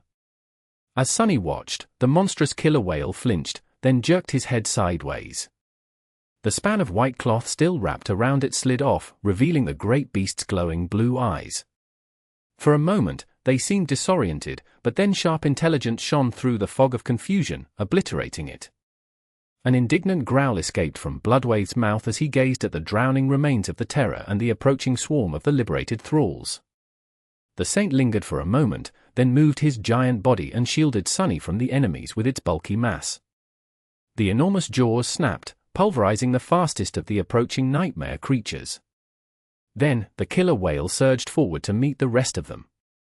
In the next couple of minutes, a one-sided massacre took place in the dark depths. Sonny realized in the first few seconds that his participation wasn't required. Instead of getting in the way, he swam closer to Neve, grabbed him, and dragged both of them further away from the boiling battlefield. Sunless. The Nightwalker's voice sounded weak in his mind, but he was conscious, at least. Sonny nodded, then turned the two of them so that Neve could see his uncle obliterating the thralls. After a few seconds of silence, he heard the Nightwalker's voice again. What is about the terror? Sonny thought for a moment, then dragged his finger across his throat. Ah, good. The two of them watched silently as Bloodwave tore the 100 abominations to shreds. Watching a saint in action was a sobering experience, to say the least. Sonny shuddered at the thought of having to battle someone like that directly. And yet, the terror of LO49 had dealt with the fearsome transcendent, only to end up being dealt with by Sonny. So, don't get a big head now. Sonny was all but certain that Mordred had already killed a saint. However, knowing how diabolical that fiend was, that clash might not have been a direct battle, either. On the other hand, Sonny could easily imagine the Prince of Nothing doing exactly that and crushing a transcendent in a straightforward fight, somehow, in order to terrify the rest of his enemies and break their wills. Would Sonny be able to do the same? I have no reason to find out. He had no desire to kill saints. If anything, Sonny wanted to have more of them around, the more, the merrier. The position of the First Army in eastern Antarctica was much better than here, in this godforsaken hell, and the Second Army was already on its way. However, the chain of nightmares was far from being over. Who knew what would happen in the coming months?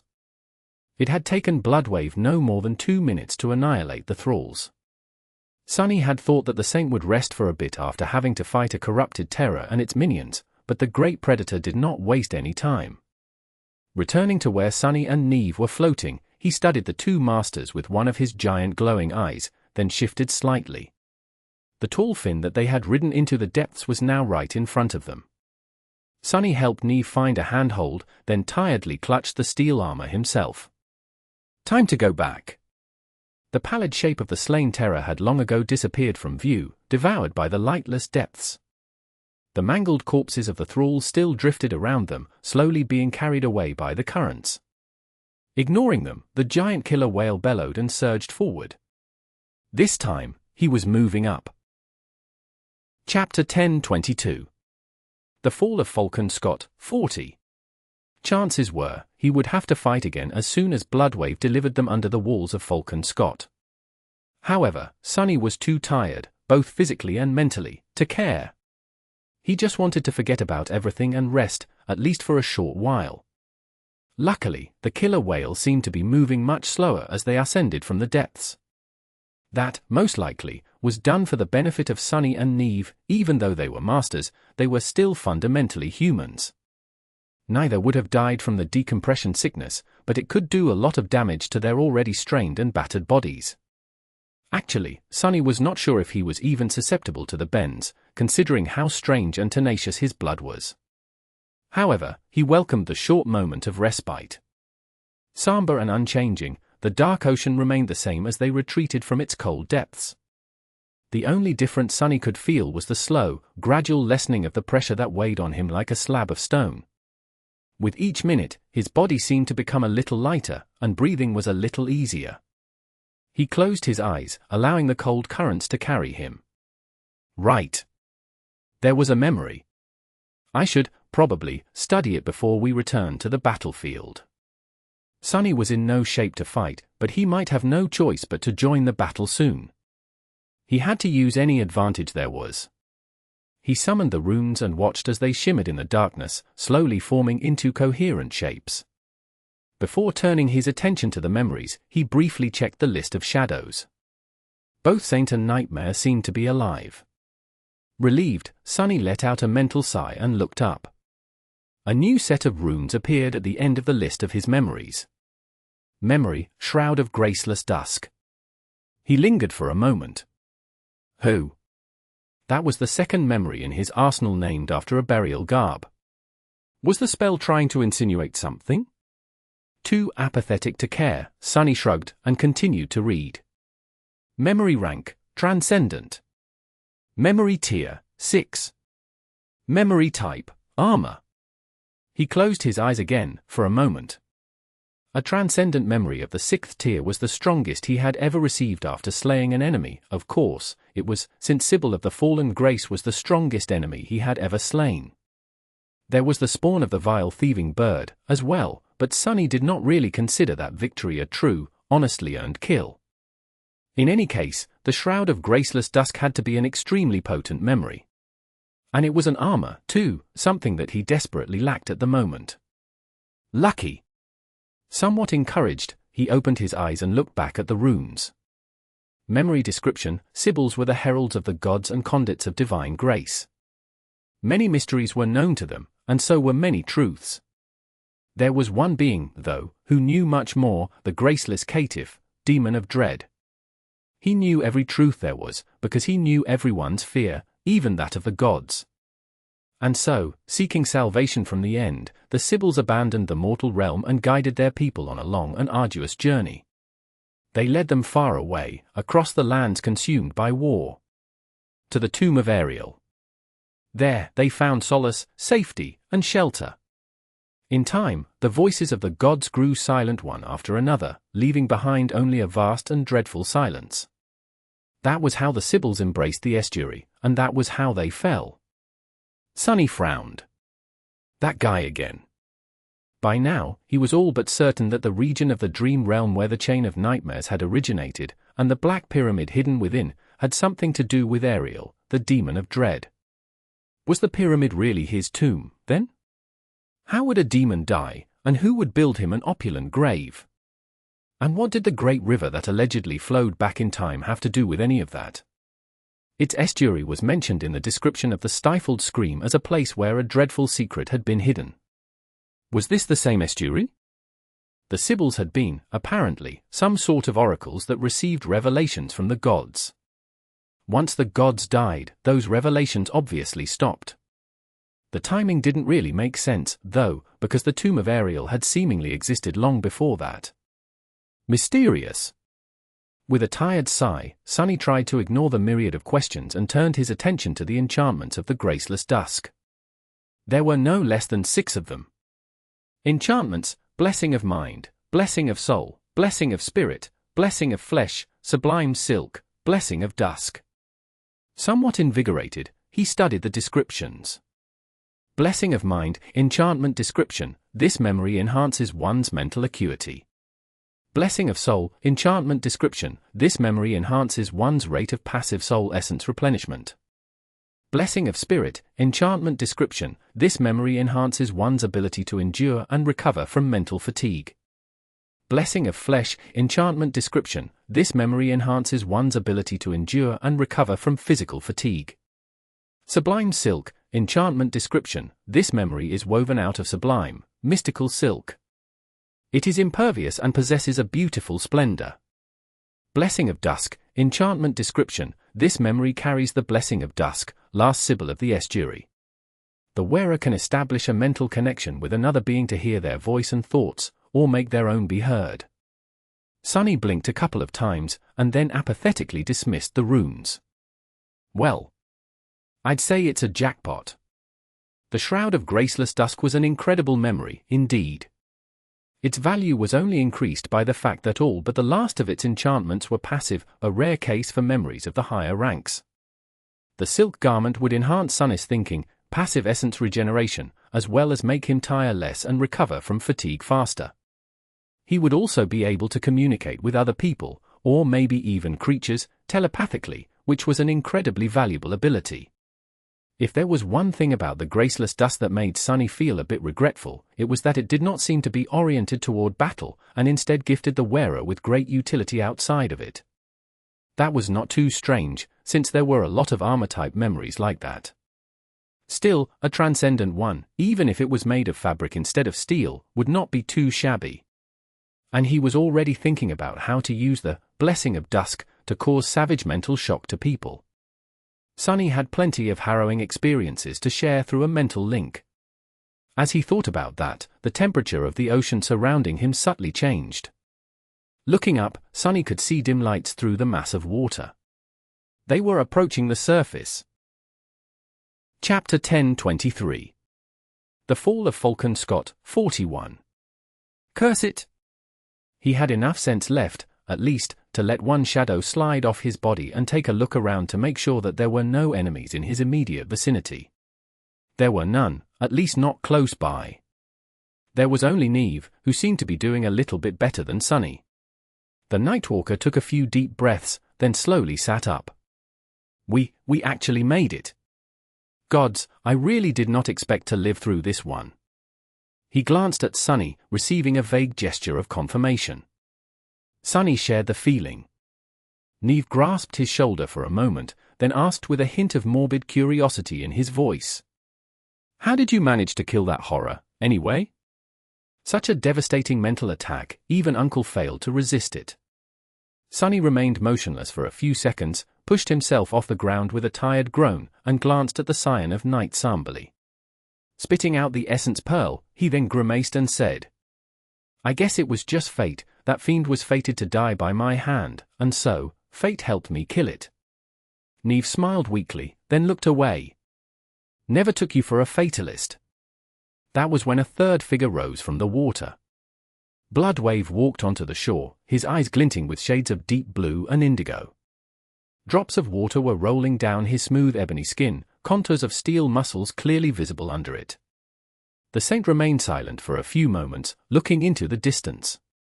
Then, he sighed, and suddenly disappeared.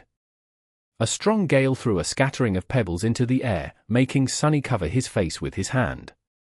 What is that speed? He lowered his hand and looked in the direction where Bloodwave had dashed. Slowly, his face grew still. No. Neve's voice sounded defeated. The shore around them was empty. Here and there, a few dead nightmare creatures lay on the ground, their blood steaming in the cold. Snowflakes were dancing in the air as they fell from the empty sky.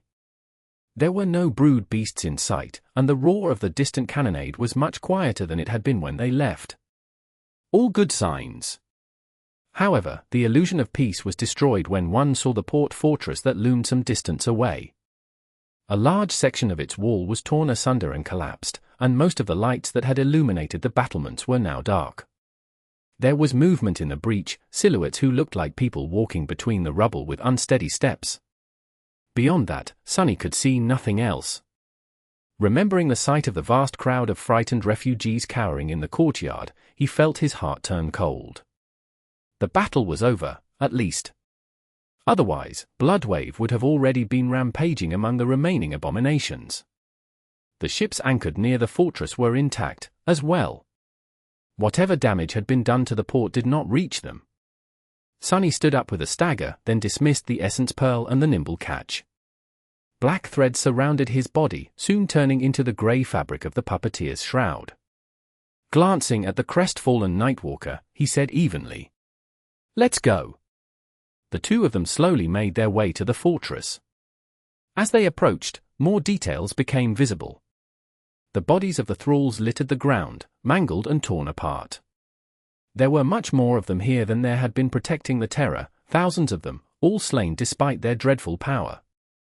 It seemed that the defenders of the fort had not surrendered even a single meter of the approach without making the abominations pay a steep price. Sonny saw nightmare creatures of all kinds among the felled thralls, some of them large enough to make him shiver. There were human bodies among them, as well, the former residents of LO-49, who had finally found their final resting place thousands of kilometers away from the distant research base. Perhaps they would have been glad to lay on solid ground again, as well, instead of floating endlessly in the lightless abyss of the ocean. When Sonny and Neve walked closer to the breached wall of the fortress, they saw the bodies of the First Army soldiers among the dead thralls, too. Mundane humans, awakened, there were too many of them to count. Sonny felt a bitter feeling grasp his heart. This was a part of his victory, as well. He had been proud, gleeful, and elated after killing the hateful corrupted Terror, happy to receive a powerful memory. However, his victory was made possible because most of the creature's drowned guard had been drawn away by the defenders of the port. While Sonny was fighting the Sibyl in the depths of the ocean, these men and women were dying here on the shore to give him a fighting chance. That did not diminish his accomplishment, however, it did put it in perspective. Cruelly so. Suddenly, Sonny remembered something Master Jet had told him once, years ago, while driving him to the gates of the academy.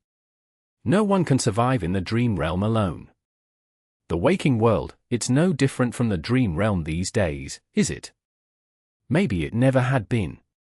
Passing between the soldiers that were walking among the bodies, recovering the dead humans and hopelessly searching for wounded survivors, Sonny climbed the rubble to enter the breach and looked at the courtyard of the fortress that was revealed behind it. The refugees were alive, pressed against the opposite wall of the yard and pale with terror. There was a light barricade built to shield them from any potential enemy, with soldiers vigilantly standing guard behind it. The battle seemed to have been the most fearsome just beyond the breach. An actual mountain of corpses was piled up where the defenders had made a desperate last stand, refusing to let the thralls reach the civilians. Sonny descended into the courtyard and looked around forlornly. He found Vern's body soon. The enthralled master was laying on his back, staring at the sky with empty, glassy eyes. His ribcage, shoulder, and skull were crushed by some devastating blunt weapon. He was finally, and mercifully, truly dead. Dale was laying nearby, too. Sonny almost failed to recognize the irregular captain without his bulky armor. The memories, of course, had disappeared after the owner's death, and because the body was terribly mangled. However, the insignia of an ascendant of the First Army could still be discerned on the blooded sleeve of his bodysuit. Gritting his teeth, Sonny took a few steps forward and kneeled near the mangled body. He did not really know what to do. The wind was picking up, making him shiver. Sonny remained silent for a while, and then said quietly, "You rest well now, Master Dale." You did well. Your nightmare is over. Chapter 10:24. The Fall of Falcon Scott, 42. A few days ago, the devouring cloud had been eliminated. The terror of LO-49 had been slain on the same day, as well. More people had been evacuated. More people were being evacuated, still. The siege capital still stood, firmly in human hands and mostly unbroken. Sonny was in a familiar office in the underground government complex, the same one where he had met the rest of the irregular officers before the siege started. The office was much the same, with only the image projected on the false window changed. It was still showing the view of the city, only now, there were fewer people on the streets. The blizzard was picking up again, too, so the visibility wasn't great. There was also one more vacant chair. There were currently only 3 people inside, Sonny, Jet, and Winter. The 3 of them were not enough for the large room, so it felt painfully empty. Winter's eyes were hidden behind her sunglasses. This was the first time Sonny saw her after the day of the battle with the devouring cloud. He hesitated for a while, then forced himself to say, "Dale, he was a good man." She turned her head slightly and stared at him for a while. Probably. Sonny could not really see where she was looking. Eventually, Winter sighed and briefly touched her forearm, where an edge of a tattoo could be seen peeking out from beneath the rolled sleeve of her bodysuit. "It's all right. I knew that the fool was going to get himself killed, eventually. There were 6 of us at the start, you know." She grew quiet for a bit, then shook her head. "Back at the academy. Then, there were only 2 of us left after the second nightmare, and now there's just me. I'll probably be dead soon, too. No regrets, though, as long as it's for a good cause." Her voice sounded as laid back as usual, but Sonny could sense a bit of strain in it. "I'm sorry." Winter smiled. "If you're really sorry, little devil, make sure to stay alive. You're too young and cute to die. Reaper, you too. I mean, you two try to stay alive. Not that you're young and cute." Master Jet laughed. "Well, if you insist, I'll have to give it a try. Might be a bit problematic, though." They remained silent for a few moments, enjoying the relaxed atmosphere. All 3 had been fighting with very little rest in between combat shifts for the past few days, so this meeting was a bit of a reprieve, if nothing else. Soul Reaper sighed and glanced at her datapad. "I'll update you on the current state of things. Most of the information has been sent to your communicators, so take a look at it later. The important stuff is, the wall is still holding, but just barely. 3 breaches have turned into 5, as you must know. Army Command expects that we won't lose control of the defensive barrier unless something catastrophic happens, though." Winter raised a hand, interrupting her. "What's the point of talking about it? Let's just get to the actual business. The priority targets, hey, 2 out of 5 are dealt with. Sonny killed the Terror, while the Brood Mommy and Brood Daddy of the devouring cloud were done in by you, Sonny, and Mongrel. That's great news. What about the other 3, though?" Master Jet lingered for a bit. "Actually, that's why I called you in today. The Heart of Darkness seems to have disappeared, so we don't have to worry about it yet. Maybe that thing won't reach Falcon Scott before we retreat. Goliath, on the other hand, was supposed to show up yesterday. He has been moving very slowly recently, however, for whatever reason, so the time window changed.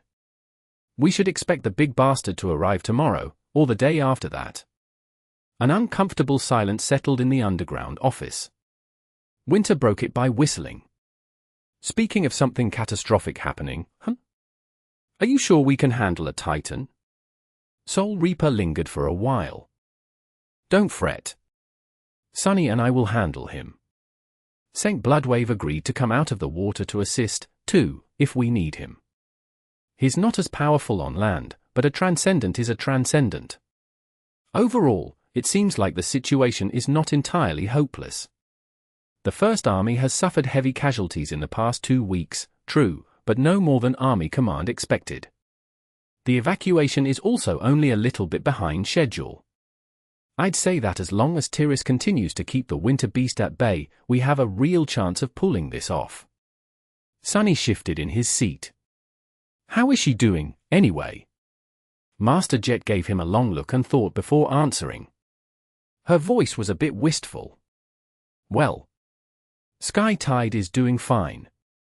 White Feather lost a lot of people during the battle with the devouring cloud, but her husband and immediate family survived. Roan will be out of commission for a couple more weeks, sadly.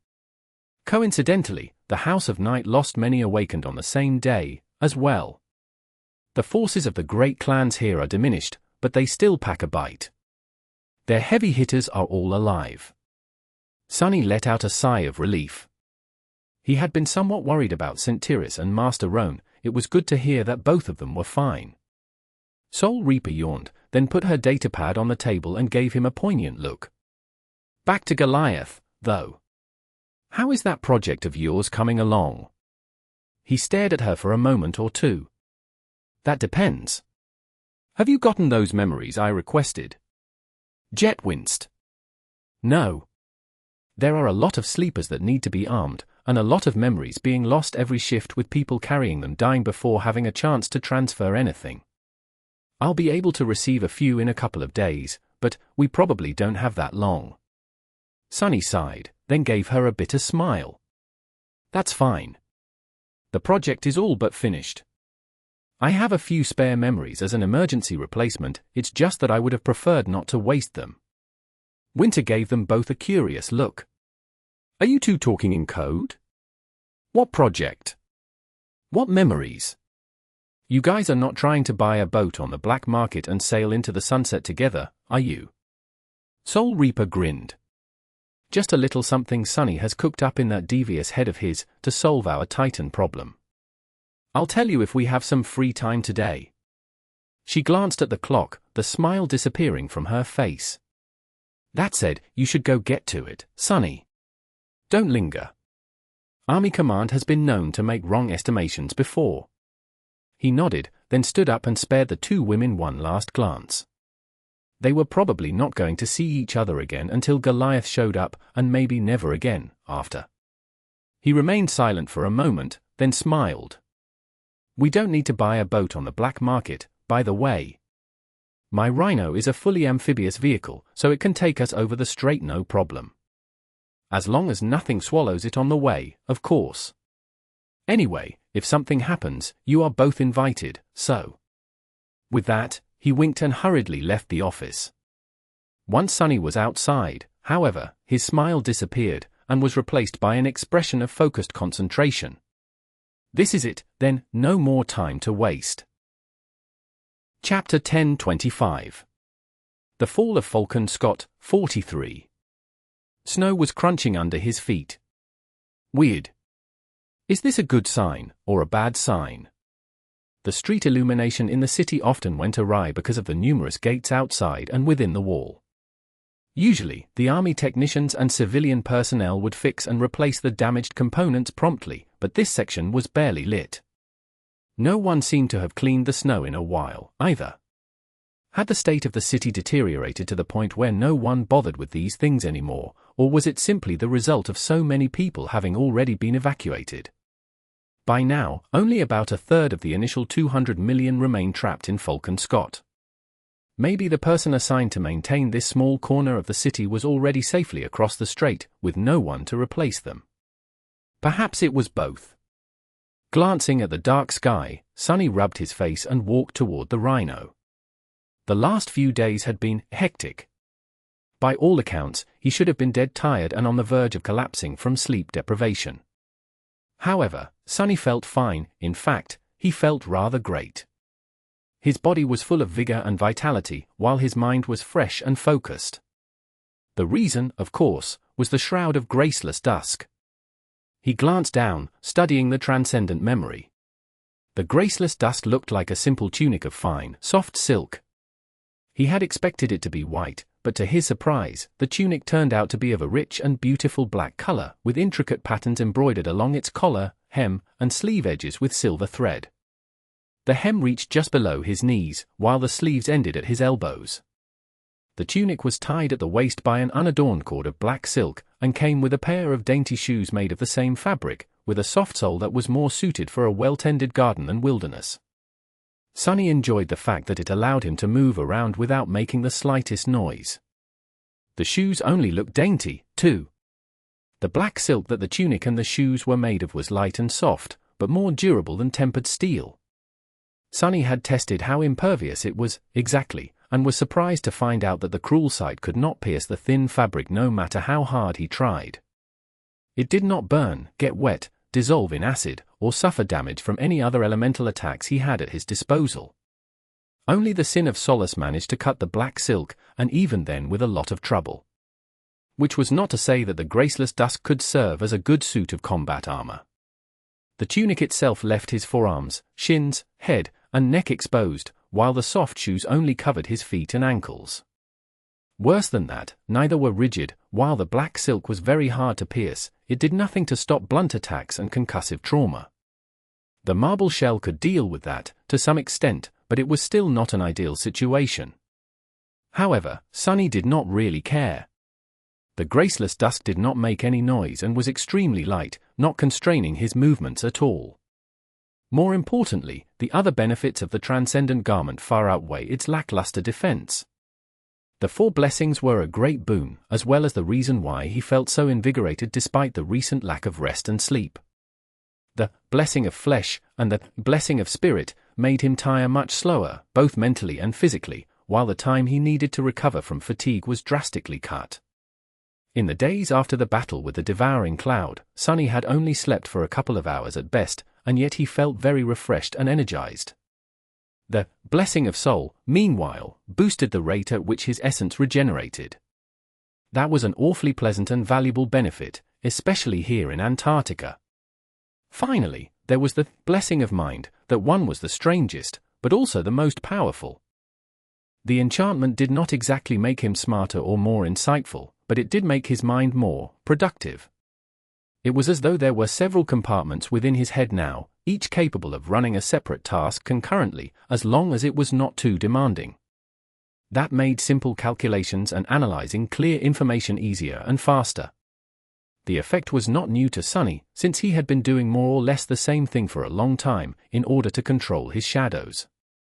He was long used to perceiving and comprehending the world from several different viewpoints, which all but required him to sort of split his consciousness into several streams. However, after doing some research due to the Graceless Dusk, he had discovered that most people found such a task to be hard, or even impossible. In any case, his already deviant ability to partition his mind and multitask was boosted even further by the blessing of mind. Needless to say, all of that was extremely useful when applied to weaving. With his mental capacity increased and his essence regenerating at a much faster rate, Sonny had finally been able to crack the case and turn the Devil's Needle into a memory. He was not sure that he would have been able to achieve quite the same result without the boost provided by the 4 blessings. There was the 5th blessing, too. The Blessing of Dusk. This active enchantment was a very insidious one. It allowed Sonny to establish a telepathic connection with another person, or even several, to communicate with them through words and other, more crude means of sharing information such as emotions and vague images. Sadly, he could not simply read their minds, since the communications had to be intentional.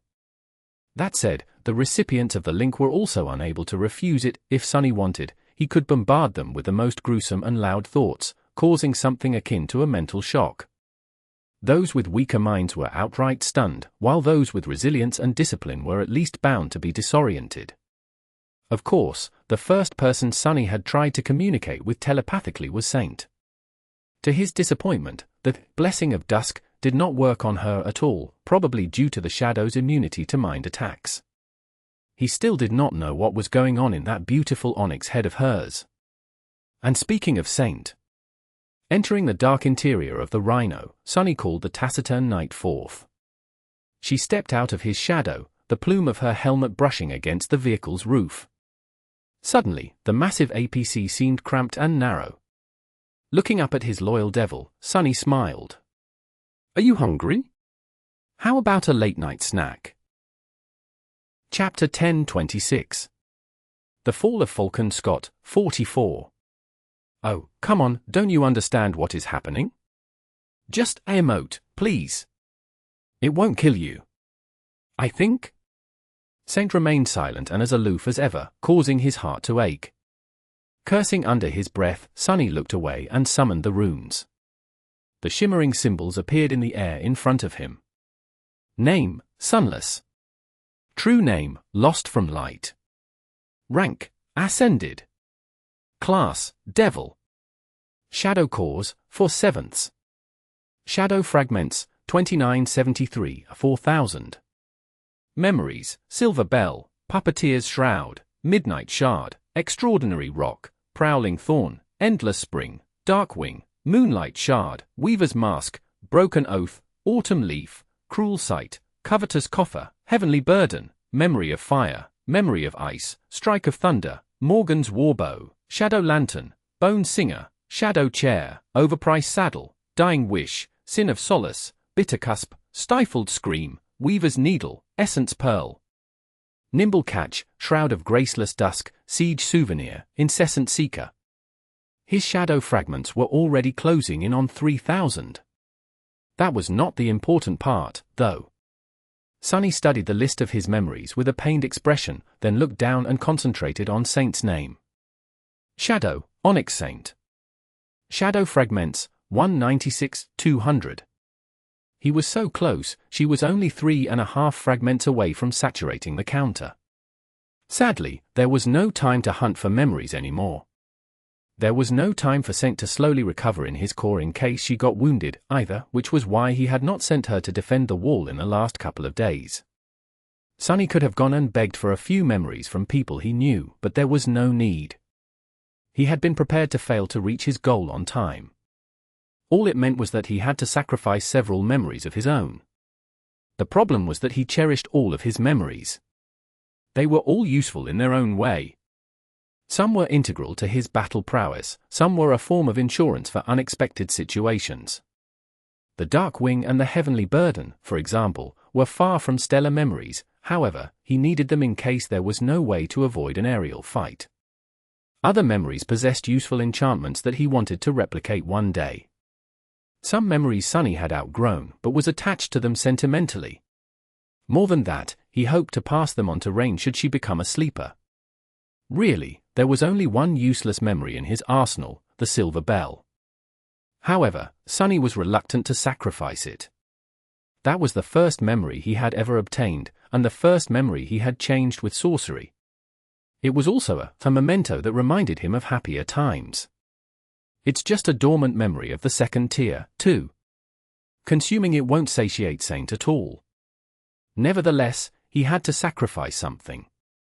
In the end, Sunny sighed bitterly and summoned 3 memories. A heavy kunai, a glistening gem made of polished red coral, and an arrow with green fletching appeared in front of him. The last one was the Incessant Seeker, an ascended arrow of the second tier he had received recently. It was as powerful as the Strike of Thunder, but possessed enchantments that guided it toward a single target and enhanced the damage dealt to that sole enemy. Which was a real boon. However, Sunny had many other ways to deal high damage to a single target. The second memory was the Broken Oath. As always, Sunny winced when its soul-eroding aura started slowly dissolving his own soul. It was a great charm that had served him well many times in the past, and synergized perfectly with Saint's immunity to soul attacks. Its power as an awakened memory of the first tier was not great, though. With the caliber of enemies Sunny was facing these days, it was like a drop in the ocean. Aside from that, Saint was mostly fighting alongside Nightmare now, and would hopefully be surrounded by more shadows in the future. The others did not possess the same immunity, which limited the usefulness of the red gem. The first memory Sunny summoned was the Prowling Thorn. He sighed again, looking at the kunai with regret. There was nothing wrong with the throwing dagger, and they had gone through a lot together. But it had outlived its usefulness. Sunny would have preferred to keep the Prowling Thorn simply for utility, but the situation demanded he let go of something. Sunny had already lost the Patient Avenger, and now, he was going to lose 3 more perfectly fine memories. He felt as if his heart was bleeding. Waste, such a waste. He closed his eyes, and then handed the dagger, the gem, and the arrow to Saint without looking. "Here. You eat these. Enjoy your meal." The graceful Onyx Knight silently took the memories and crushed them in her fists without pausing even for a moment. Hearing the dreadful sound, Sunny was stunned. She didn't even hesitate. Those were very precious, damn it. Opening his eyes, he saw 4 streams of radiant sparks being absorbed into the shadow's body. Then, her eyes flashed with dark glee. The rune still hung in the air, the counter showing. Shadow fragments, 200 and 200. In the next moment, the shadow that existed where Saint's soul should have been suddenly rippled. The 4 dark embers in its depths shone with lightless radiance, and wisps of black flames rose from her armor. Sunny took a step back, mesmerized by the familiar scene. He had already seen it once, back when his taciturn knight ascended. In the next moment, Saint's figure was enveloped entirely by the black flames, making it impossible to see her. A powerful gust of wind blew through the interior of the rhino, both unbearable heat and chilling coldness assaulting Sunny at the same time. He blinked. Crap, maybe I should have done this in the Soul Sea. But there was nothing he could do now but wait. Nervous for his expensive APC, Sunny summoned a barrier of shadows to surround Saint. A minute passed in tense silence, then 2. Then, something exploded within the barrier, shattering it easily and sending Sunny flying back. A wave of darkness rolled through the rhino, turning its interior into a mess and cracking its armored windows from within. The enormous vehicle shook and trembled, then grew still with a loud groan. Sunny scrambled back to his feet and stared at Saint, who was standing in the same spot, seemingly unchanged. However, the darkness dwelling within her was now much deeper and more frightening. Her onyx body was radiating a sense of vast, dreadful power, and the menacing crimson flames dancing in her ruby eyes were brighter. His shadow, now a transcendent devil, tilted her head slightly, looking at him with her usual indifference. But Sunny could feel a hint of emotion hidden behind it. Pride.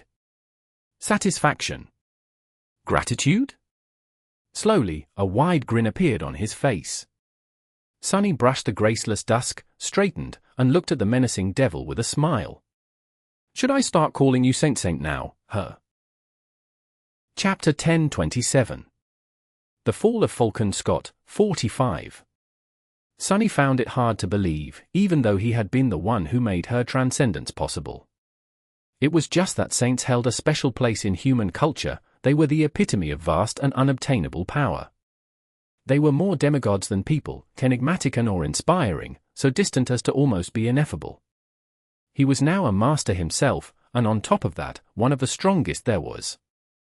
But even still, a huge gap separated Sunny from someone like Sky Tide or Bloodwave, which he did not dare test. To think that a similar existence now served him. It was hard to comprehend. Saint's transcendence, without a doubt, marked a new chapter in Sunny's rise to power. Of course, it was unclear where the Onyx Knight was truly equal to the mighty saints of the human race. In terms of purely physical prowess, she was at least on par with them, and most likely far superior. Her skill was outstanding, as was her talent and willpower. After all, Saint had always been outstanding. She often triumphed over adversaries that were much more powerful than her. But so were human transcendents.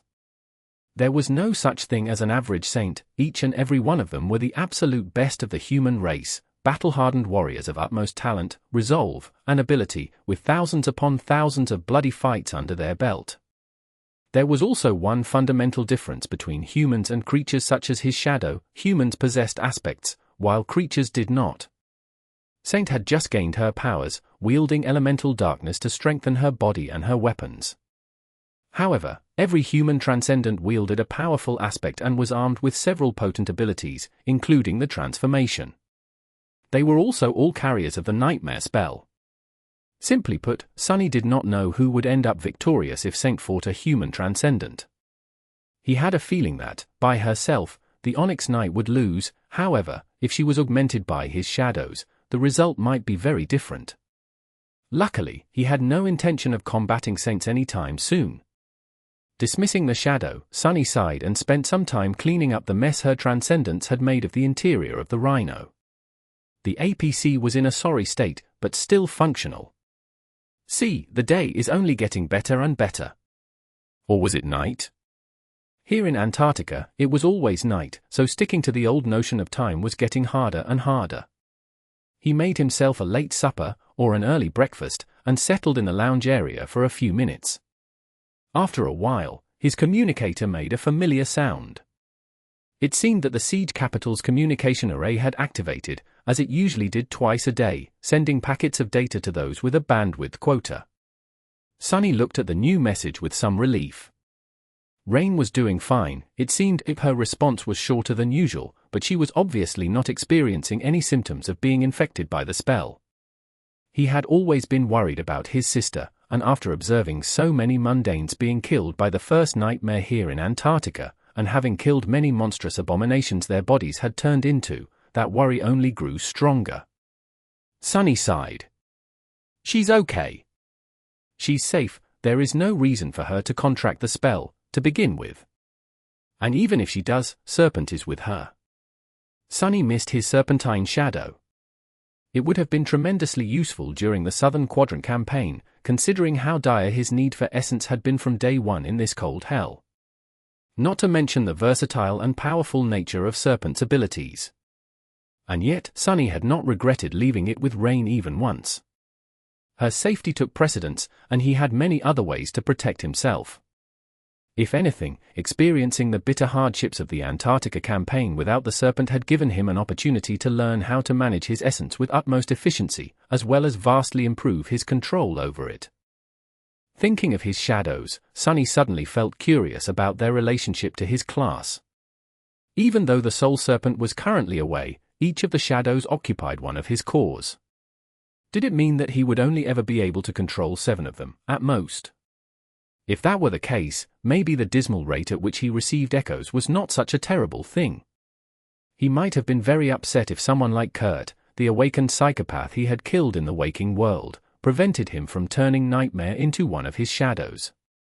That time, his dislike of the man, and of the idea of owning human echoes, had prevented Sunny from wasting fragments on the transformation, but he would have caved in if given a better opportunity. Or, wait, would he have even been able to make Kurt into a shadow without losing Saint or Serpent? He was just an awakened monster back then, possessing only 2 shadow cores. I'm rambling. Sunny remained motionless for a few moments, staring into the distance. He was thinking about unnecessary things to distract himself from what was about to come. Goliath was approaching. The creature that had almost killed him once. The fallen Titan had already destroyed one siege capital, so there was a real chance that Falcon Scott would be destroyed by the abominable giant, as well. Sunny and Jet were determined to slay the gargantuan creature of stone, but anything could happen. Even if their preparations worked, there was no telling what damage would be done to the city wall before the Titan perished, if he perished. This day might turn out to be the last day for many, many people. Maybe even Sunny himself. He closed his eyes for a moment. Over my dead body? Well, obviously, that's kind of a given. With that, Sunny forced a pale smile onto his face and picked up his communicator. His response to Rain did not contain any of the grave worries that gnawed at him. Even though she was smart enough to read between the lines, Sunny made an effort to hide the ugly truth as well as he could. That was for his benefit, too. While writing messages to Rain, Sunny was almost able to believe in his own lies. Not knowing the truth was a solace. Chapter 10:28. The Fall of Falcon Scott, 46. After a while, Luster cleared his throat. Sir, what happened? Sunny gave him a deadpan look. I had a lady over. She transcended. The young man laughed nervously. Ah, good one, sir. After that, he practically ran to the pilot's cabin to check on the internal systems of the Rhino. As Luster went through the diagnostics, he kept mumbling under his nose. Gods, did he crash it into a Titan? This damage, oh, my poor baby. Sunny shook his head and addressed the rest of his soldiers, speaking loudly enough for Luster to hear, as well. Prepare yourselves. Army Command is certain that Goliath will reach the city either today or tomorrow. In any case, we won't be leaving the wall until he does. This is going to be the big one, guys. His soldiers grew somber, their eyes full of calm determination. Sonny nodded. Don't worry about the Titan himself. Colonel Jet and I will take care of the big bastard. However, Goliath is not going to show up alone, and, judging by how Erebus Field fell, there is a big chance that the wall will be breached. I don't need to tell you how important it is to prevent the nightmare creatures from getting inside. However, if the situation becomes hopeless, be ready to retreat to the secondary line of defense within the city.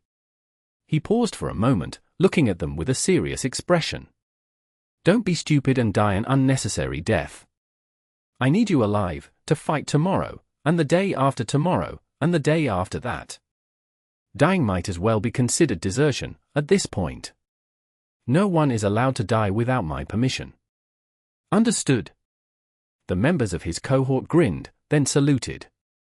Yes, sir. Wouldn't think of it. I am scared of you way more than I'm scared of death, sir. I wouldn't dare. Sonny blinked a couple of times at that last one, then nodded. That's great. Let's go, then. Soon, the Rhino started and moved forward with some effort. They drove across Falcon Scott, where a lot of streets were now empty, and a lot were unlit. Snow piled high in some areas, and in others, crowds of refugees were anxiously hurrying through the cold. Luster was stubbornly sticking to only the well-illuminated roads, for some reason, which made the progress a bit slow. The wall steadily grew closer and closer. Before they reached the secondary defense ring, however, Sonny suddenly ordered him to stop the APC. The young man looked back with a silent question. Sonny hesitated for a few moments, then said, "Wait for me here. I won't be long." With that, he left the Rhino and walked toward a familiar dormitory tower, which happened to be nearby. No one was cleaning the snow in front of its entrance, this time. Sonny stood there for a minute or two, staring at the flimsy doors with a grim expression. Eventually, he sighed.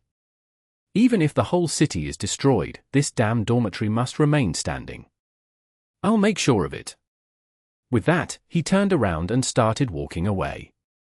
When he did, however, he almost stumbled into someone approaching the dormitory. "Watch where you're going, ID, huh? Sonny." He sighed and looked up, noticing Beth and Professor Obel. They must have been returning from their own shifts, Beth at the volunteer center, the old man at the engineering wing of the government complex. The young woman blinked a couple of times, staring at him with surprise. Before Sonny could come up with something to say, she asked, "Aren't you cold?"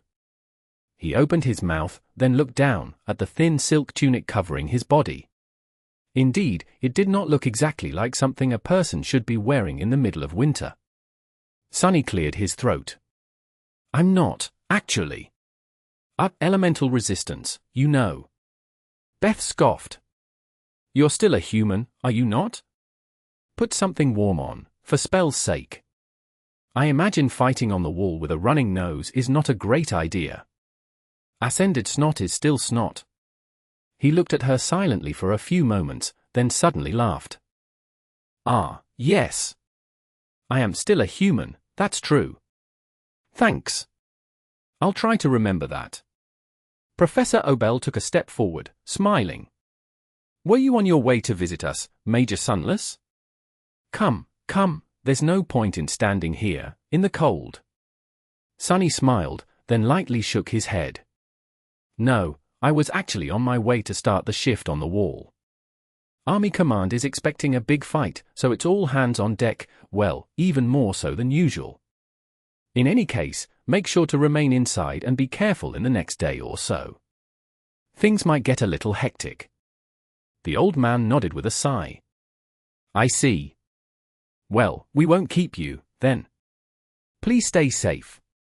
He moved forward, but then paused and patted Sonny on the shoulder. Maybe you'll stop by after your shift, then? It's nothing much, but Beth received a bit of extra rations today.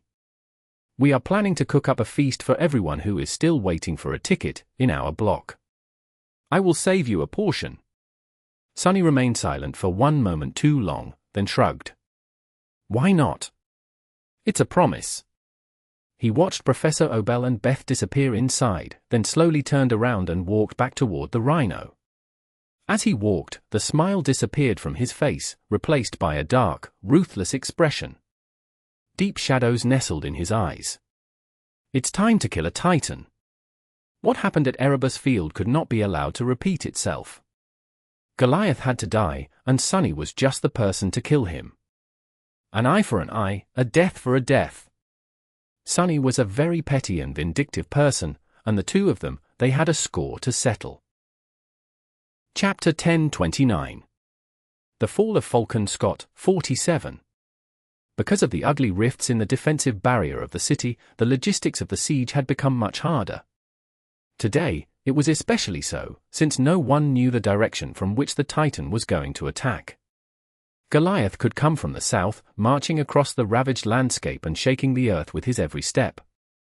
He could come from the north, emerging from below the dark waves to attack the port fortress first. For all Army Command knew, he could even crawl from under the ground. The scope of the Titan's abilities was still a mystery.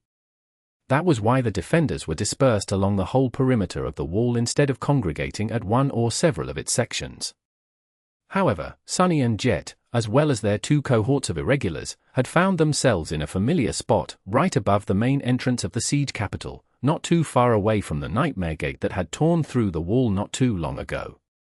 Sonny was sitting with his back against the alloy parapet, meditating.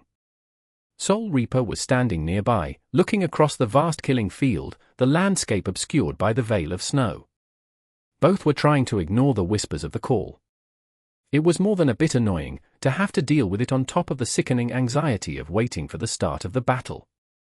Sonny sighed, then looked up at Master Jet. His hair was getting in the way, so he brushed it aside. Before he could speak, she suddenly asked, "Why don't you cut it?" He coughed in embarrassment. "Oh, the thing is, mundane scissors and autobarbers stopped working on me. I should probably just use a sharp memory and cut it myself. Yeah, that's what I'll do, one of these days." Jet looked away with a smile. "I know a guy back in NQSC. He's very in demand, as one of the few awakened hair stylists around. There are many saints among his clientele, but if you want, I can get you a recommendation." Sonny laughed. "Sure. When we're back in NQSC." He remained silent for a few moments, then asked, "How sure are you that we'll be able to destroy Goliath?" Soul Reaper hesitated. "As long as you pull off your part of the plan, pretty sure. Bloodwave will step in if something goes wrong, too. It's a shame that Sky Tide is away fighting the Winter Beast again, but we should be all right without her." Sonny nodded. "I think so." However, Jet interrupted him by raising a hand. He grew quiet and raised an eyebrow. She looked into the darkness with a calm expression. "Listen." Sonny did so, hearing nothing but the wind and the stifled breaths of the thousands of soldiers surrounding them. Then, a muffled sound reached his ears from somewhere far away. Boom. And then, after a long and arduous pause, again. Boom.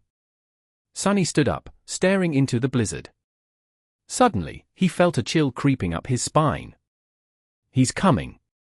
From a vast distance, the thunderous steps of the colossal giant were rolling over the world. Even though the soldiers could not see anything because of the raging snowstorm, the sound alone made them pale and grasp their weapons with trembling hands. Boom, boom, boom.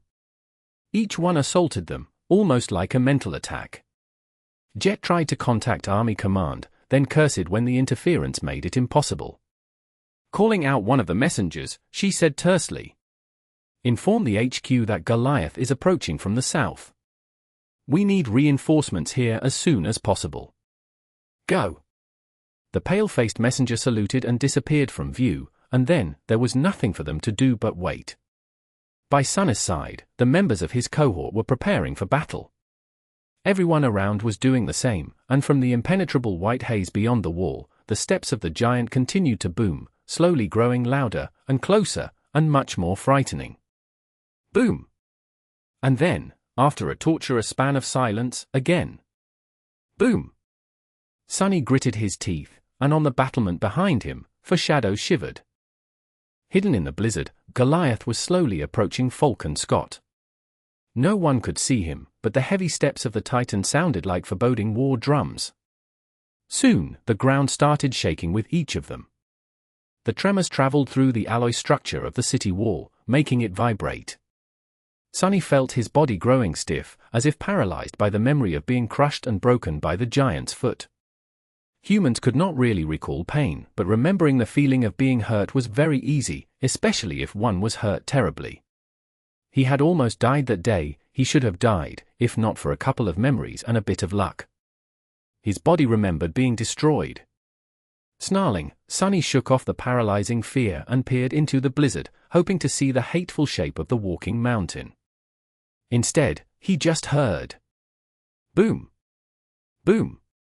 Damnation! Boom! Boom! Suddenly, the thunderous steps stopped. A moment later, a rift appeared in the wall of the blizzard, and for a few moments, he could see far and wide. Sonny's eyes narrowed. Out there at the edge of the killing field, a giant creature stood in front of the mountains.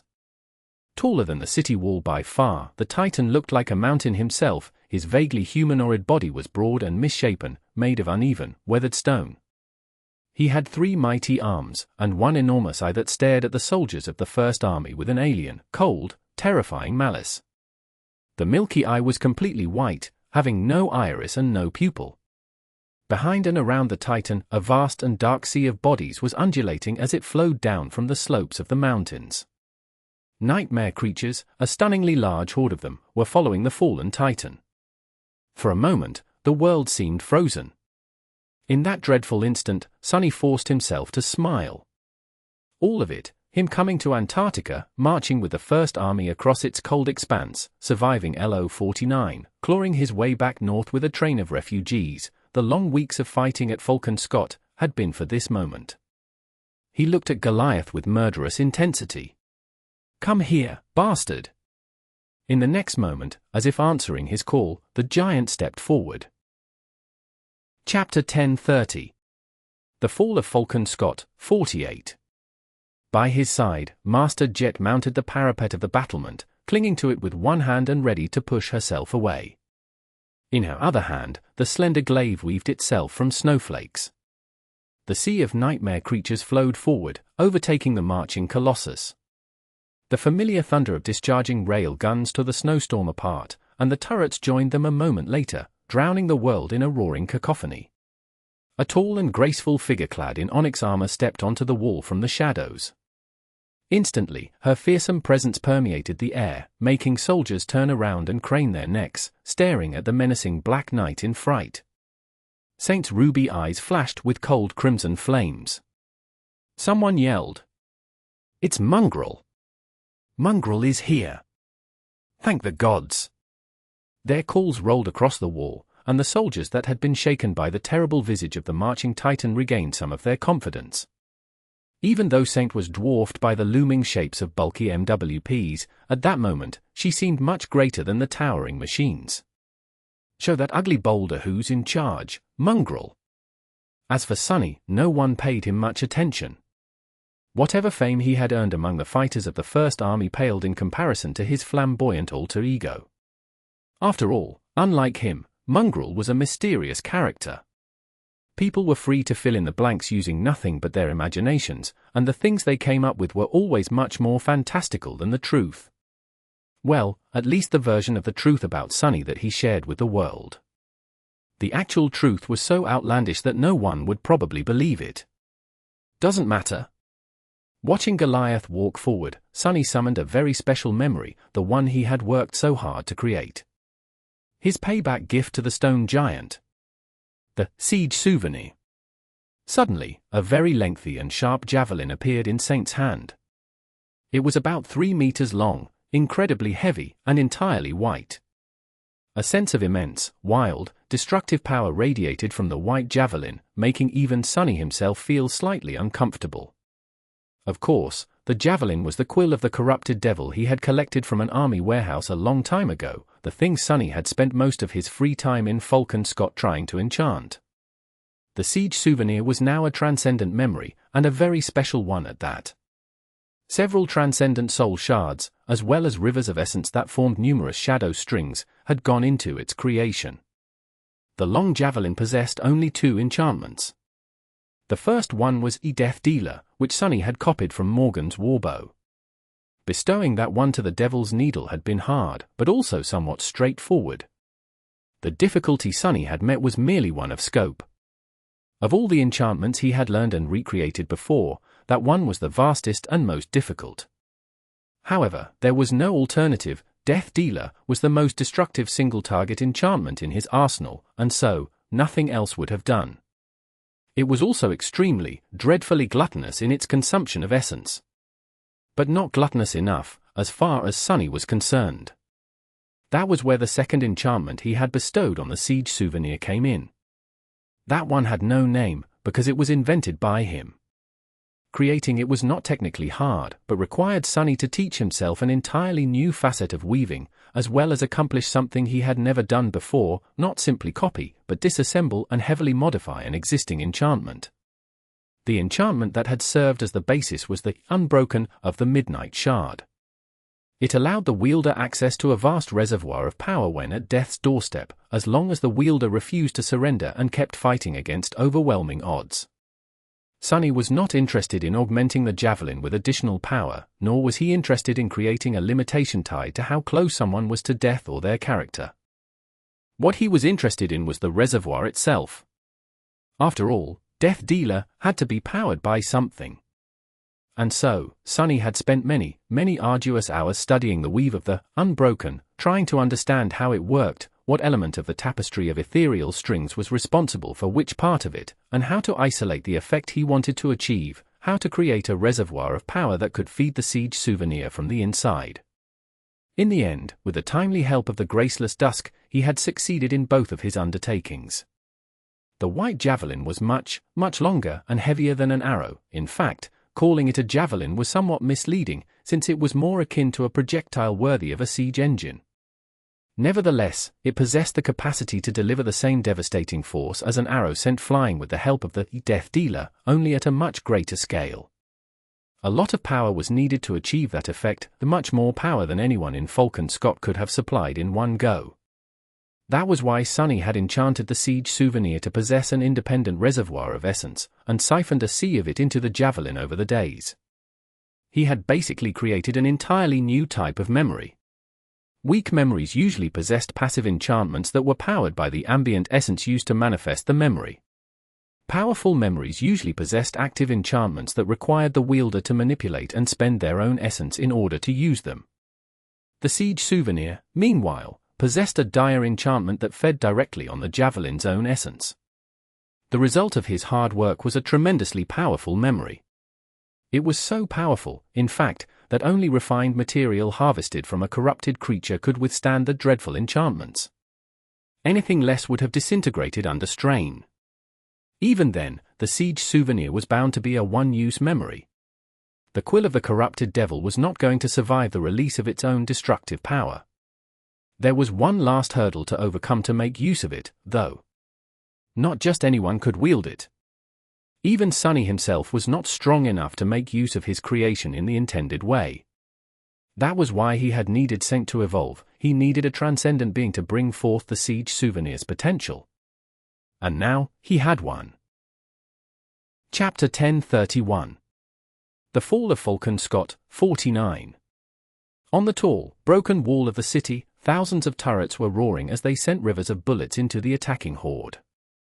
The moonless night was torn apart by the glow of overheated barrels, the shine of swift tracer rounds, and the flashes of railgun rounds striking their targets in a conflagration of force, heat, and blinding light. A few of those heavy tungsten rounds had hit Goliath, only to disintegrate fruitlessly without leaving even a scratch on the stone hide of the menacing Titan. The soldiers of the First Army trembled as they joined the barrage, the mundane soldiers, the awakened, the towering war platforms, the few masters that were still alive after 2 weeks of the dreadful siege. On the ground near the breached sections of the wall, others were shivering as they craned their necks to stare at the approaching Titan. However, Sunny remained still. "Closer, get closer." he was perhaps the only human in Falcon Scott who wanted the colossal giant to walk faster. The siege souvenir could only be used once, so he had only one shot to shatter Goliath's stone carapace. Standing indifferently by his side, Saint raised the long javelin and placed it on her shoulder. The four shadows moved, fusing with her onyx armor. It shone with black radiance, and the feeling of great power emanating from the graceful figure of the taciturn stone knight instantly became much vaster, much deeper, and much more terrifying. At the same time, darkness flowed from Saint's gauntlet, slowly spreading across the length of the white javelin. Its whiteness was consumed, replaced by a lightless blackness. While the transcendent devil herself was augmented by the shadows, her weapon was now enhanced by the blade of darkness. There was the sea mantle of darkness, as well, which made Saint stronger when surrounded by darkness and shadows. Sunny summoned the shadow lantern, allowing it to consume all surrounding light. Soon, the three of them, Sunny, Saint, and Jet, were hidden from sight within a circle of deep shadow. Almost there.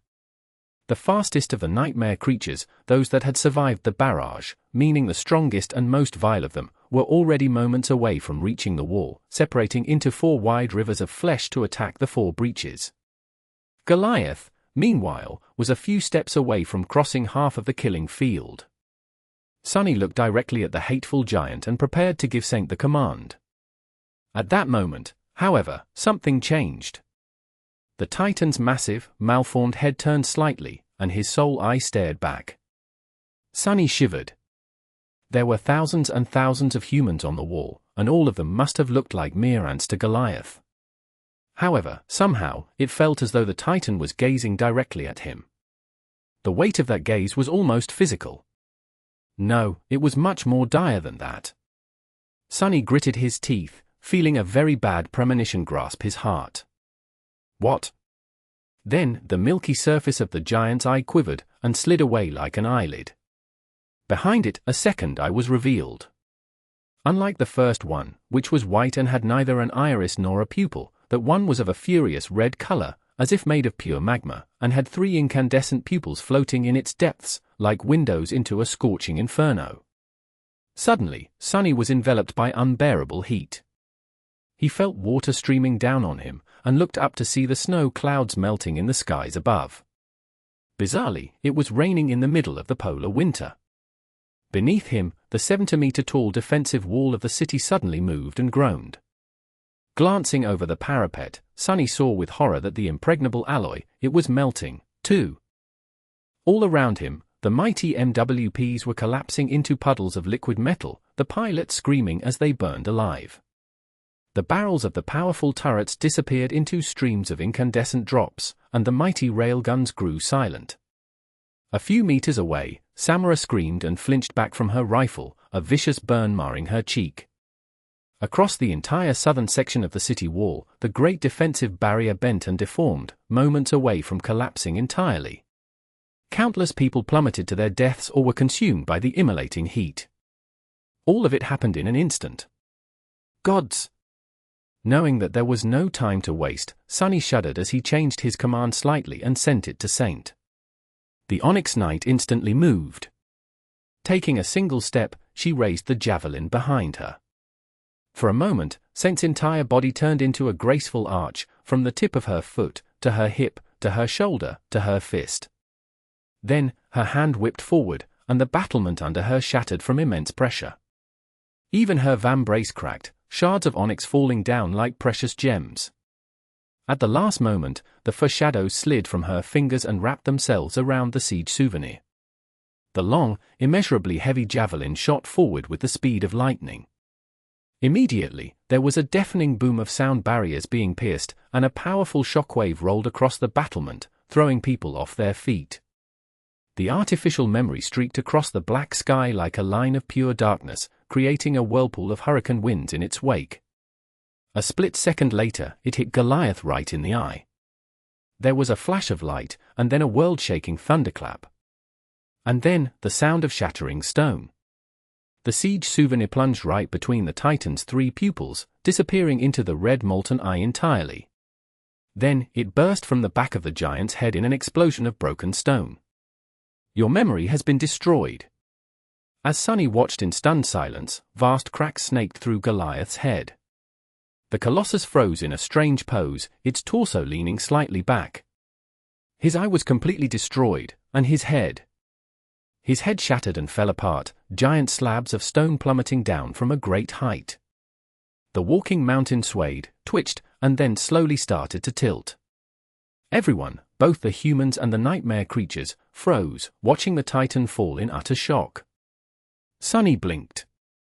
What just happened? As if responding, the spell whispered softly into his ear. You have slain a fallen Titan, minor shard of the Stone Titan. Your shadow grows stronger. Chapter 1032.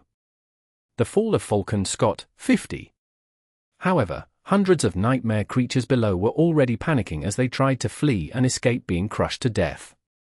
Sunny froze, momentarily stunned. What just happened? He had killed the damn bastard? How? That was not what was supposed to happen. Sunny had poured countless hours into creating the siege souvenir and making sure that Saint would transcend in time. However, he had never expected to slay the fallen Titan with one strike. A Titan was a Titan.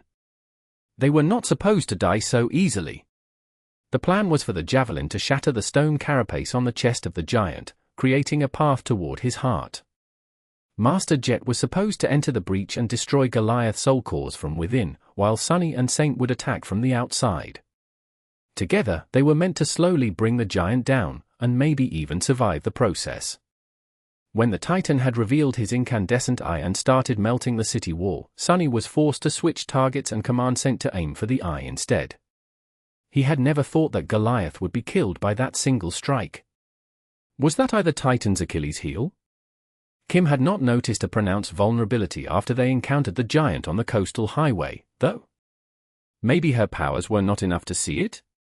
Or was the vulnerability only exposed when Goliath revealed his hidden eye? In any case, the Titan was undoubtedly dead. Sunny had killed him. For a moment, a dark glee ignited in his heart.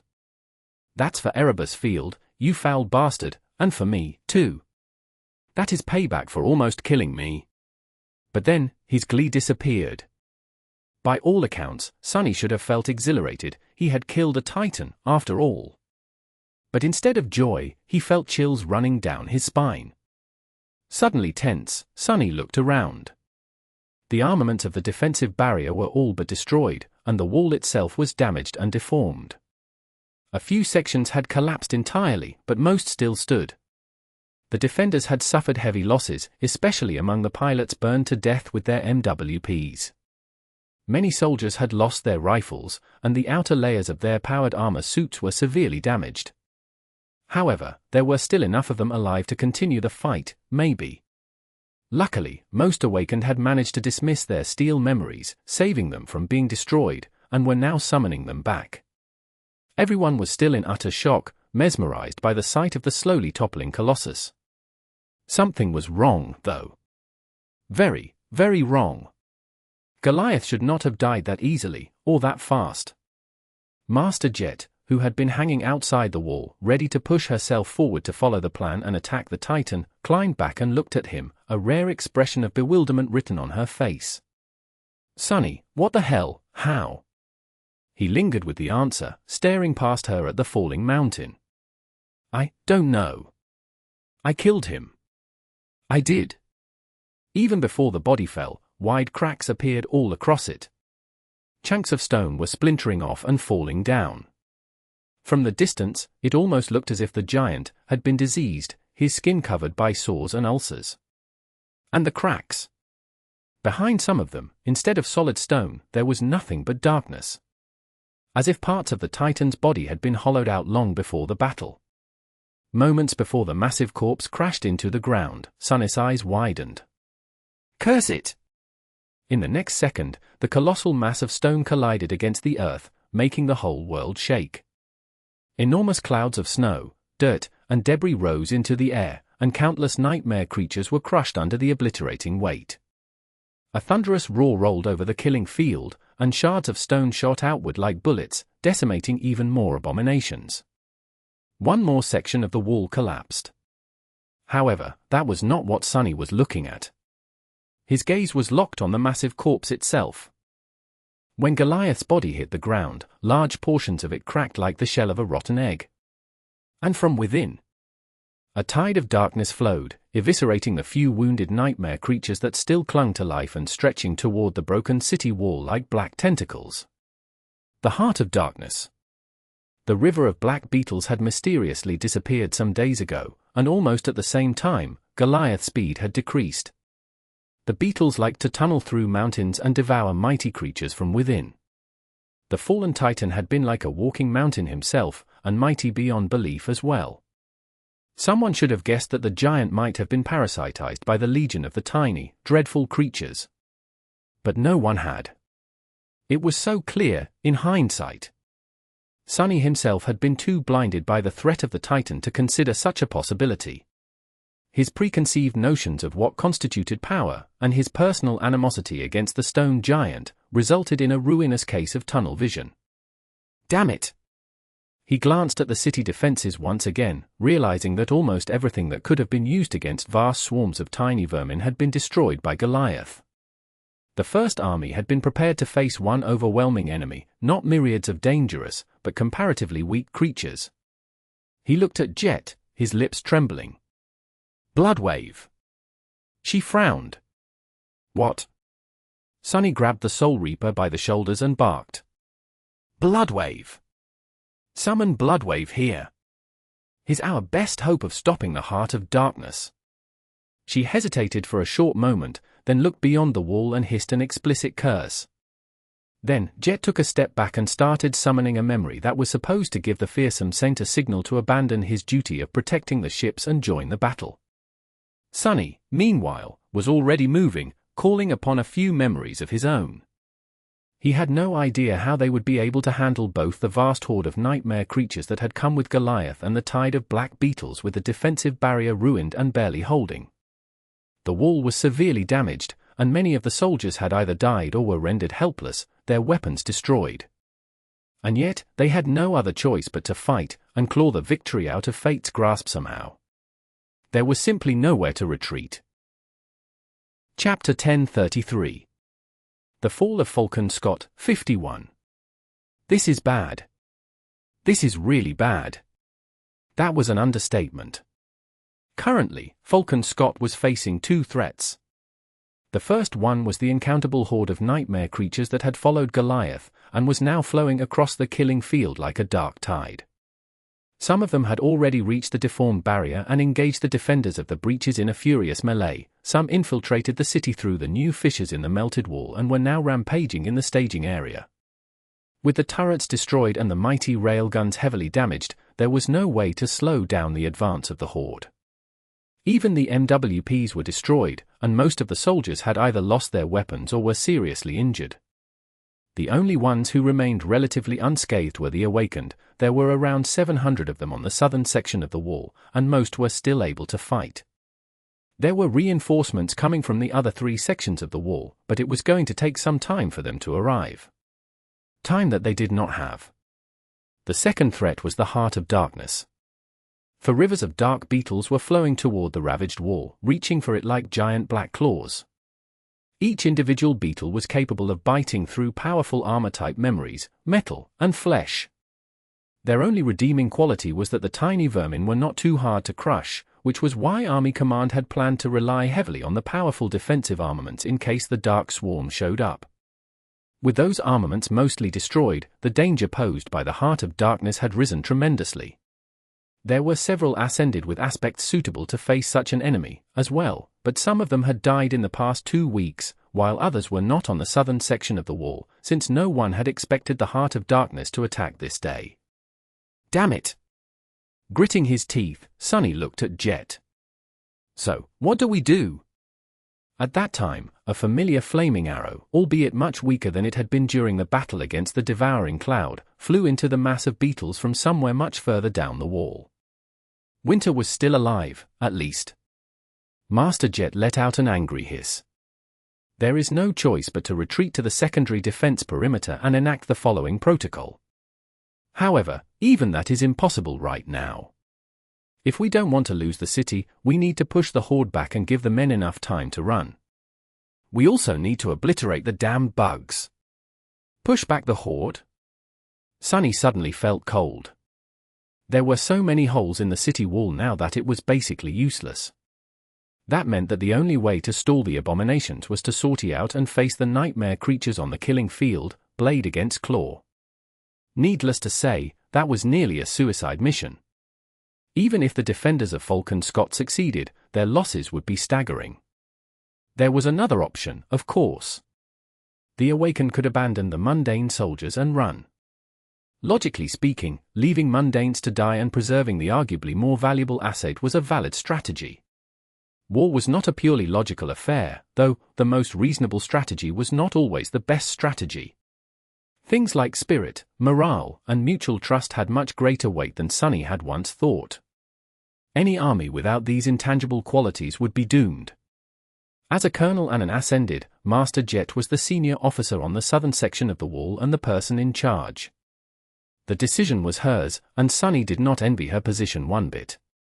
She lingered for a few moments, then took a deep breath and shouted, her voice spreading far and wide due to the effects of a special memory.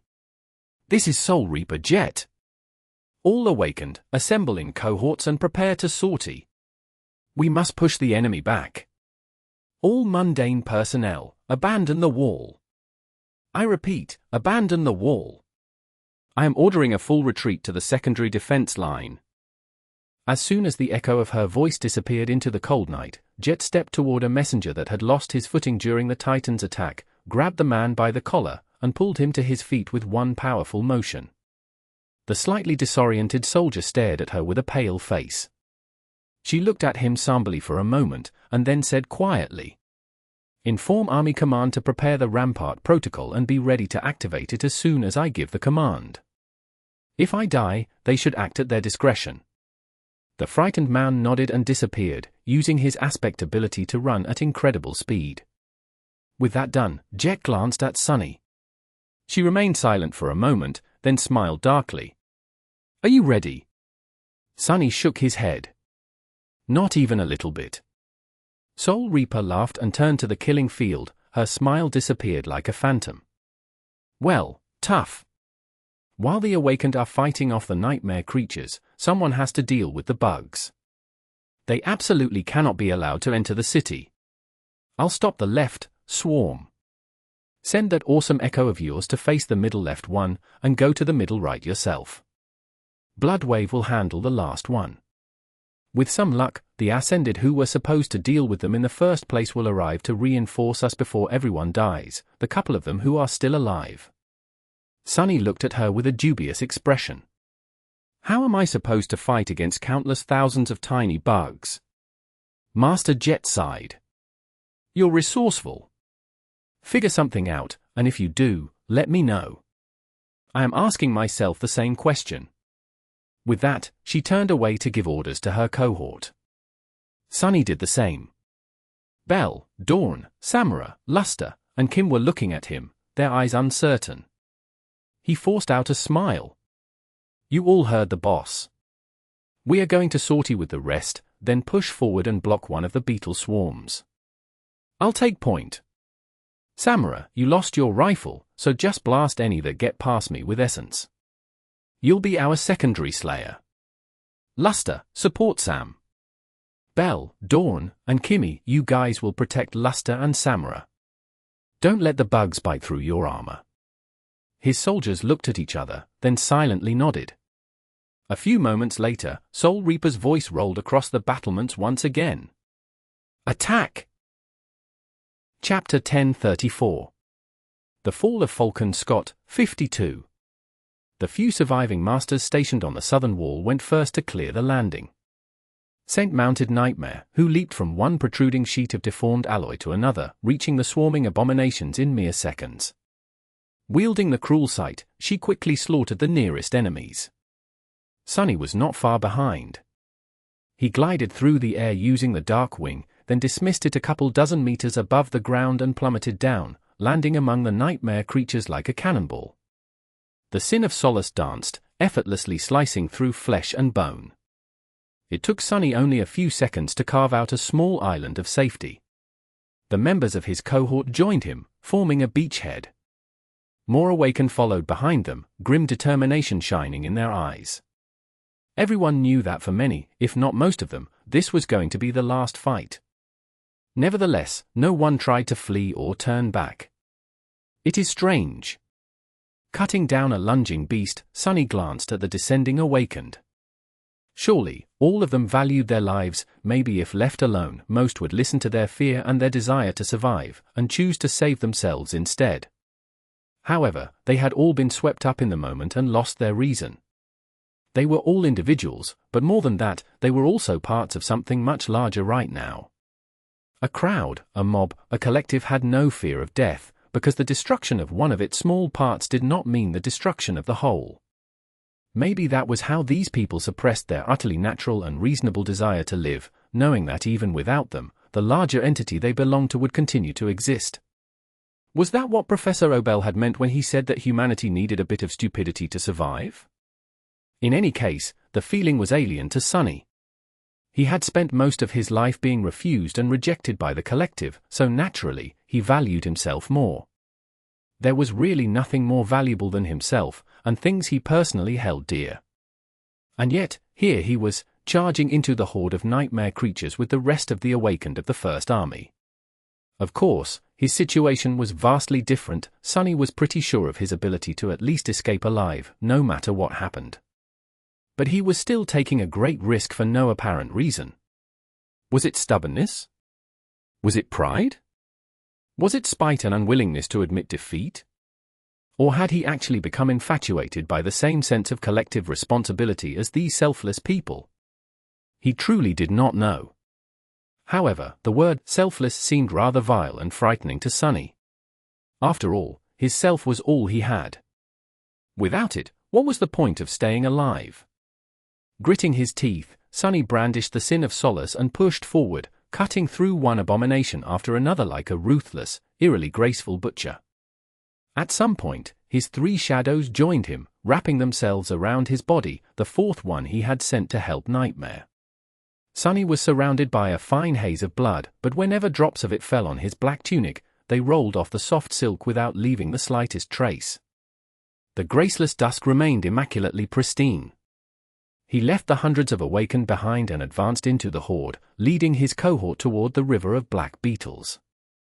Luckily, it was not very hard to reach, because the dark river was flowing forward to meet them, as well. Before the irregulars clashed with the claw of the Heart of Darkness, though, Bloodwave finally arrived at the battlefield. The mighty saint landed like a falling star, causing the earth to split and a shockwave to spread outward in all directions. Away from water, most of his powers would be of no use. But a transcendent was still a transcendent. Wearing dark grey armor sewn of sharkskin and wielding two curved swords, Bloodwave instantly turned into a whirlwind of steel, moving with such speed and force as to resemble an annihilating blur. Countless nightmare creatures disappeared into it, and the blurry twister instantly turned red from the mass of blood. More than that, the champion of the House of Night was perfectly aware of his vulnerability on land. For that reason, his soul arsenal included many powerful memories to account for that weakness, among other things. As soon as Bloodwave appeared, three echoes manifested by his side. One was a monstrous crab the size of a house, one resembled a towering golem of wet clay, and the last one was ethereal and elusive, like a creature made of fog. Sonny's eyes glinted when he realized that the creature shrouded in fog was actually transcendent itself. It would have been powerless underwater, but here under the walls of Falcon Scott, the echo could exert truly devastating power. A small shadow fell from the sky, and a familiar black bird landed on Bloodwave's shoulder, cawing something into his ear. A moment later, the saint and his echoes changed direction, heading for one of the four rivers of darkness. Maybe we can actually pull this off. Throwing all unnecessary thoughts out of his head, Sonny concentrated on carving a path toward the tide of beetles. Somewhere behind him, hundreds of Awakened were desperately pushing against the horde of frenzied abominations, killing and dying without holding anything back. An ear-splitting groan of tearing metal thundered as another section of the wall collapsed, unable to withstand its own weight after suffering severe damage to its inner structure. He paid it no attention. How am I supposed to fight against the damn bugs? The Sin of Solace could cut through dozens with each swipe, but there were countless thousands of them. Trying to kill the entire swarm with a sword was no different from trying to cut the sea. He had a couple of tools capable of mass destruction. Shadow manifestation, the strike of thunder. He could also control the swarm, somewhat, with the dying wish. Best of all, the beetles would have to try very, very hard to bite through the marble shell. Sunny was not too worried about his defense. It was the offense that posed an issue. I guess I'll just have to manage, somehow. A few moments later, the mass of nightmare creatures around them diminished, and those who did lunge at the cohort looked more panicked than consumed by bloodlust. It seemed that the heart of darkness cared not about whom it devoured, humans or abominations.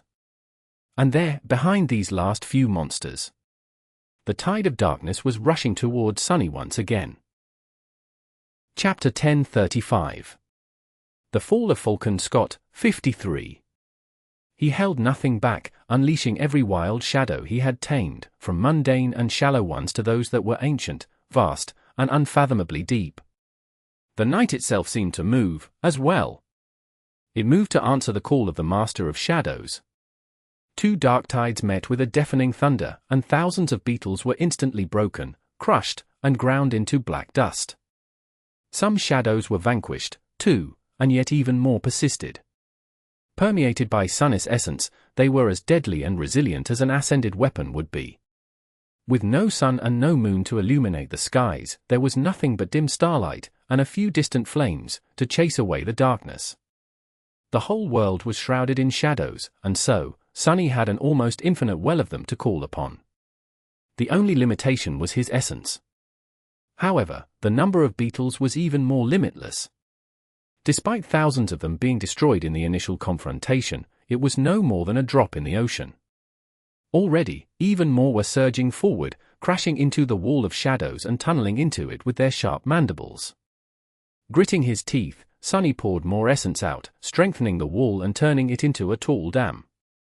Almost instantly, cracks appeared on its surface, and a moment later, the river of dark beetles overflowed, spilling over the top of the dam and spreading wide to encompass it from the sides. Funneled by the dying wish, all of them rushed toward a single point, Sunny himself. Die!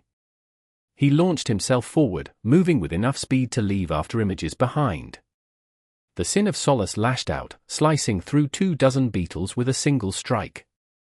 Almost at the same time, a radiant orb of charged essence shot past Sunny and violently exploded in the surging mass of darkness. Samara had joined the fight, using her aspect ability directly instead of channeling it through the tungsten rounds of a rifle. Together, they managed to slow the beetles down a little. Sunny turned into a whirlwind of annihilating jade, delivering half a dozen swift attacks in an instant. However, even though cutting through the small creatures was not too hard, the effectiveness of these attacks was low. Almost instantly, he switched to using the flat of the jade blade to crush them. With his strength, each blow sent a concussive wave through the mass of dreadful pests, damaging and breaking their tough little bodies. His mind was split, one part commanding his body, the other controlling the manifested shadows to hold back the dark river. And yet, it was not enough. Damnation! No matter how fast Sunny moved and how many blows he delivered, the number of beetles was simply overwhelming. Already, many had flowed past him, some tried to turn around to attack from behind, but the pressure of the thousands more pushing forward brought them away, forcing Belle, Dawn, and Kim to engage the creatures in melee. Out of the three, Dawn was able to destroy the most with his aspect abilities and the heavy sledgehammer. Belle used himself as bait, phasing from place to place and using his sword to cut down as many small creatures as he could. Kim, with her rapier and buckler, was the least suited for this battle, but she did her best to lessen the pressure on the two formidable warriors. Behind them, Samara continued to charge small beads of alloy with essence and flicking them into the mass of beetles, each streaking through the air like a bullet and exploding into a wave of destructive force. Once her supply of alloy beads and needles was exhausted, she would have to use the crudest form of attack and simply toss out projectiles formed of unrestrained, wild essence. They were holding, for now, but the tide of dark beetles was growing more and more overbearing with each moment. Their number endlessly swelled, and the dam of shadows was being continuously destroyed and rebuilt, consuming Sunny's essence like a gluttonous beast. Some distance away to his right, Bloodwave and his echoes had engaged another tentacle of the Heart of Darkness. To his left, Saint and Nightmare were holding back the third. And further still, behind them, Jet and her cohort were fighting the fourth. This isn't working, this is not enough. Sunny knew that, if nothing changed, he and his soldiers would be devoured by the appalling vermin. Already, many of the dark beetles had gotten past his defenses and bitten into his skin. Their sharp mandibles only left shallow scratches on it, which almost immediately healed, but still, the memory of one of these vile creatures crawling inside his rib cage made him shudder.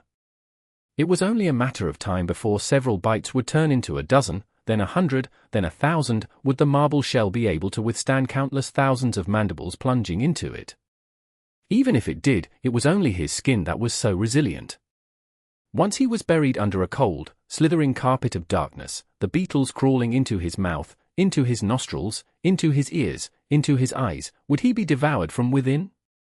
The Sin of Solace laughed. Wouldn't that be a sight to behold? Ah, yes, it would. I can't wait.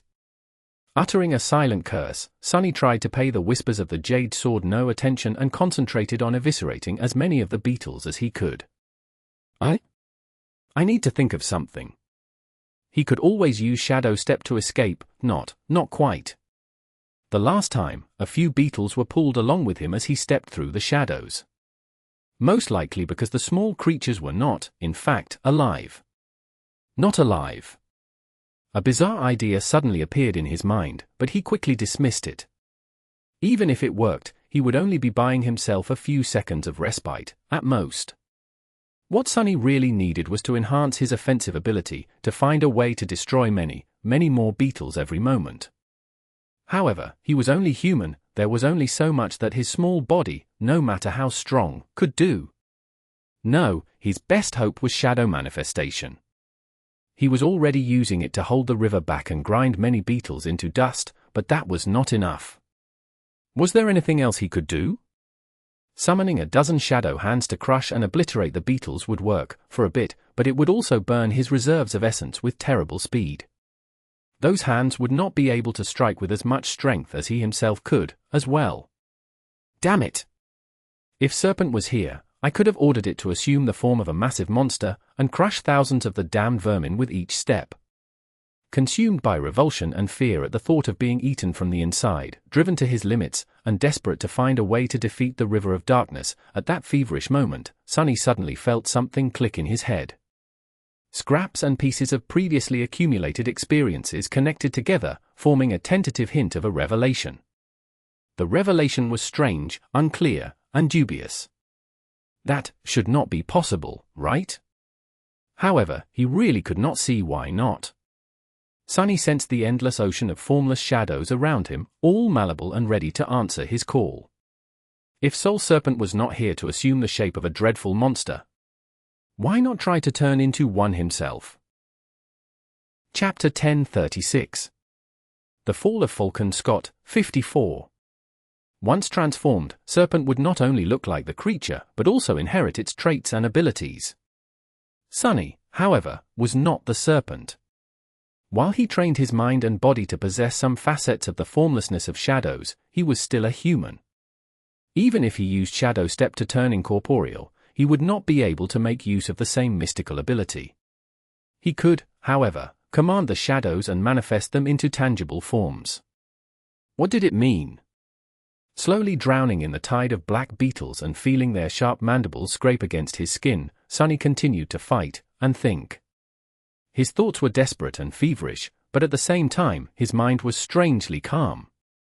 His first uses of shadow manifestation had been very simple, nothing more than shapeless shadows turned tangible and pushed into motion.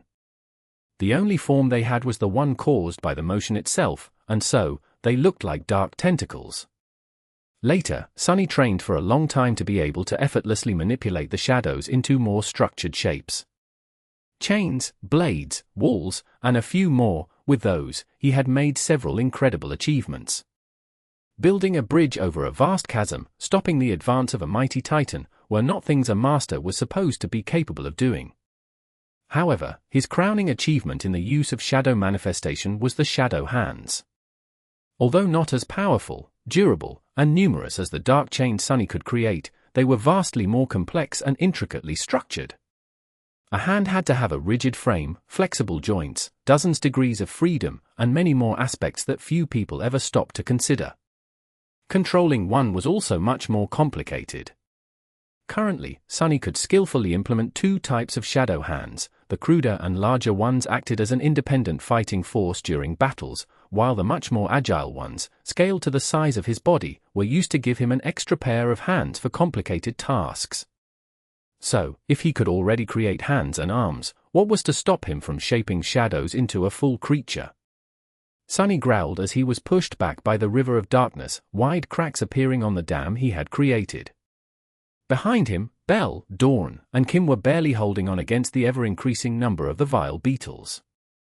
Just at that moment, Dawn was a split second too slow to bring his sledgehammer down, and one of the small creatures landed on his armor. The enchanted metal instantly split, but before the beetle could burrow under the giant man's skin, Kim's rapier flashed and pierced the beetle. The sharp blade wounded Dawn, as well, but receiving a shallow cut was infinitely better than having a murderous little creature tear through his insides. Sunny gritted his teeth, striking down with the sin of solace. What was to stop him? The answer was very simple: complexity. Even shaping a functioning hand was already incomparably hard. He had spent a lot of time teaching himself how to shape shadows into hands on the fly. Creating an actual moving construct in the form of a creature would have been 100, if not 1,000 times harder. Plus, such a creature would not be very deadly, since in the end, it would just be a more complicated ascended weapon. There was something that could solve both of these problems in Sunny's possession, though. His knowledge of shadow dance. Shadow dance allowed him to observe a person, or a creature, and learn the very essence of their style and physicality, then shadow it. How they moved, how they thought, how they felt, how soul essence flowed through their body. Of course, none of that would be possible if he did not first understand the structure of the body itself. If Sunny knew how a body was shaped and worked on an instinctual level, the task of forcing shadows into that form would become much, much easier. Additionally, he did not have to make that form act independently. To translate his own power through it instead of relying solely on the strength of the shadows themselves, he could build it around himself like a shell. He could wrap it around his body like his own shadows wrapped around it. It's like a suit of exoskeleton armor in the shape of a nightmare creature, a shell of shadows, with me powering it instead of the other way around. If he succeeded, he would be able to assume the shape of a nightmare creature, just like Soul Serpent could. Of course, there would be a vast difference. Unlike his shadow, Sunny would not inherit the creature's attributes and abilities, but the physical form itself was already enough. He took a deep breath, almost swallowing one of the beetles.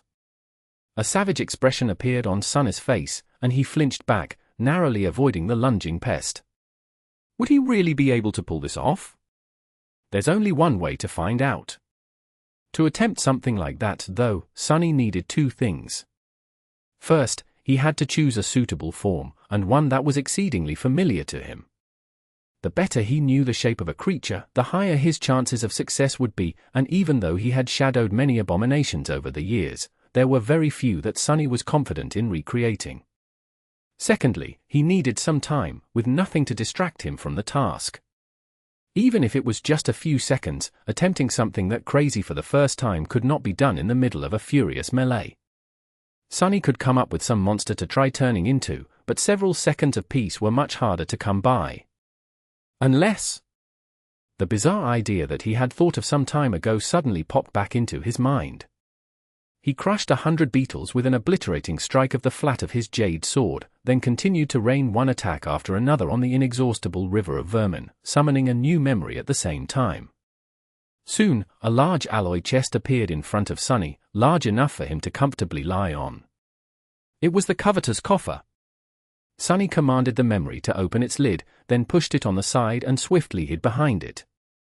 He also called back the deepest and most ancient shadows unleashed from the shadow lantern, hoping to shape them into a monstrous form. The coffer was a storage memory, and by now, its capacity was rather large. After months spent in Antarctica, that space was mostly empty. All kinds of things could be stored inside the alloy chest, with two restrictions: the things could not be too big, and they could not be alive. The black beetles, though, were not alive. Sunny did not know what they were, but since the creatures could travel with him through Shadow Step, which suffered from a similar limitation, there was a good reason to believe that the coffer would be able to swallow them as well. And it did. Positioned between the tide of black beetles and Sunny, who wore the dying wish, the alloy chest was like a bottomless abyss. A river of the vile creatures flowed into it, hoping to tear through the bottom of the coffer and get to the human hiding behind it. However, all of them simply disappeared into the spatial storage space instead. A second passed, and then another, with countless thousands of beetles entering the dark chasm of the coffer's maw and never appearing again. After one more second, though, the storage space started to overflow. The lid of the chest instantly snapped shut, and then, the memory dissipated into a whirlwind of white sparks. The river of beetles surged forward to devour the human. What rose from the veil of sparks, however, was not a human at all. Instead, it was a fearsome creature that towered at almost 3 meters in height, with onyx black skin and a bestial, demonic face. Its mouth was full of sharp fangs, and full long horns crowned its head, protruding from dark, coarse hair. The creature had 4 hands that ended with sharp claws, and a long twisting tail. Its eyes were entirely black, with no irises and 2 vertical, furious pupils. A terrifying growl escaped from its mouth. Success! Of course, Sunny had chosen the shape of a creature he was most familiar with. The Shadow Spawn Devil. Chapter 1037. The Fall of Falcon Scott, 55. However, he had never experienced being the Shadow Devil as an Ascended. Possessing the power of a master and augmented by shadows, he exploded with truly terrifying might. At 3 meters of height, Sunny had suddenly turned into a vicious herald of destruction. He lunged into the mass of dark beetles, eviscerating hundreds of them in a split second. He was holding a sword in each of his 4 hands, 2 of them were the Sin of Solace and the Midnight Shard, and 2 were shaped from shadows. Each moved with staggering speed, weaving a translucent sphere of devastation in the river of darkness. Fighting with 4 swords was, perhaps, not the best idea against most opponents. However, Sunny did not need a lot of control and agility to deal with the beetles. All he needed was speed, more attacks, no matter how crude. With 4 swords and longer reach, the rate at which he destroyed the vile creatures increased tremendously. He cut and crushed them with his 4 swords, stomped them with his clawed feet, even his tail was swiping through the swarm, obliterating many beetles. For a few moments, the river of darkness seemed to slow its advance. Sunny used those moments to slaughter even more, alleviating the pressure on his cohort and allowing Samara to renew her bombardment of charged essence. The strangest thing about it was how comfortable he felt. Even while shaping the shadows into the form of the Shadow Devil, Sunny had no idea how easy or hard it would be to control that shell. As it turned out, it felt almost indistinguishable from the real thing. All he needed to do was summon the memories of the second nightmare into his mind, and bring them to life with the help of Shadow Dance. Like shadowing a memory of a creature instead of the creature itself. Of course, the demands were high. He needed to know the shape of the shadow shell in startling detail. Sunny suspected that he would not have been able to turn himself into many other creatures, if any at all. However, his knowledge of the shadow spawn was nothing short of instinctual. Instead of controlling the construct consciously, he simply allowed himself to become it. The other demand was essence. Sustaining the shadow shell burned through it with dire speed. His reserves were not exhausted yet, but he knew he wouldn't be able to keep being the shadow spawn for long. He had to do a lot of other things, as well, like power his memories and manifest more and more shadows to repair the tall dam. The situation had improved, but they were still on a timer. If nothing changed soon, the result would be disastrous. Don't think about it right now. Just kill. Kill as many as you can. The damn beetles have to have a breakpoint, too. Everything turned into pure chaos. Sonny felt as though his physical power was almost uncontrollable now. He pushed and pushed himself, expecting to hit a limit, but that limit never came. His speed, his strength, his force, all of it had vastly increased, to the point where his thoughts were starting to fall behind his movements. Countless thousands of beetles were destroyed. Faced with the hurricane of swords, claws, horns, and fangs, the river actually recoiled, giving up several meters of frozen soil. At some point, Sonny thrust one of the shadow swords forward and let go of it. Instead, arcs of electricity appeared on his palm, and then formed into an arrow that seemed to be made of lightning. Sonny stabbed it into the mass of beetles, causing an incinerating chain reaction to destroy numerous creatures. He was hurt by the devastating current of electricity, as well, but due to the elemental resistance of the marble shell and the augmentation of the shadows, the damage was superficial and almost tolerable. There was no time to think, only to fight. Somehow, miraculously, Sonny was holding the swarm of the black beetles back.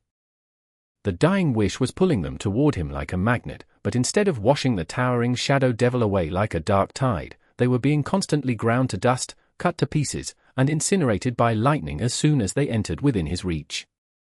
Those that flowed past Sonny were dealt with by the members of his cohort. Samara was causing one explosion after another to bloom in the midst of the swarm, while Luster fed her a steady flow of essence. Both were nearing their limit, but they had not reached it yet. The same was true for Belle, Dawn, and Kim. Sonny couldn't see Scent and Nightmare, but from the glimpses of how little progress the second swarm had made, he knew that they were doing their part, as well. The third swarm, the one Bloodwave was supposed to deal with, seemed the most damaged. The three echoes were holding it back, but the fearsome Saint himself was nowhere to be seen.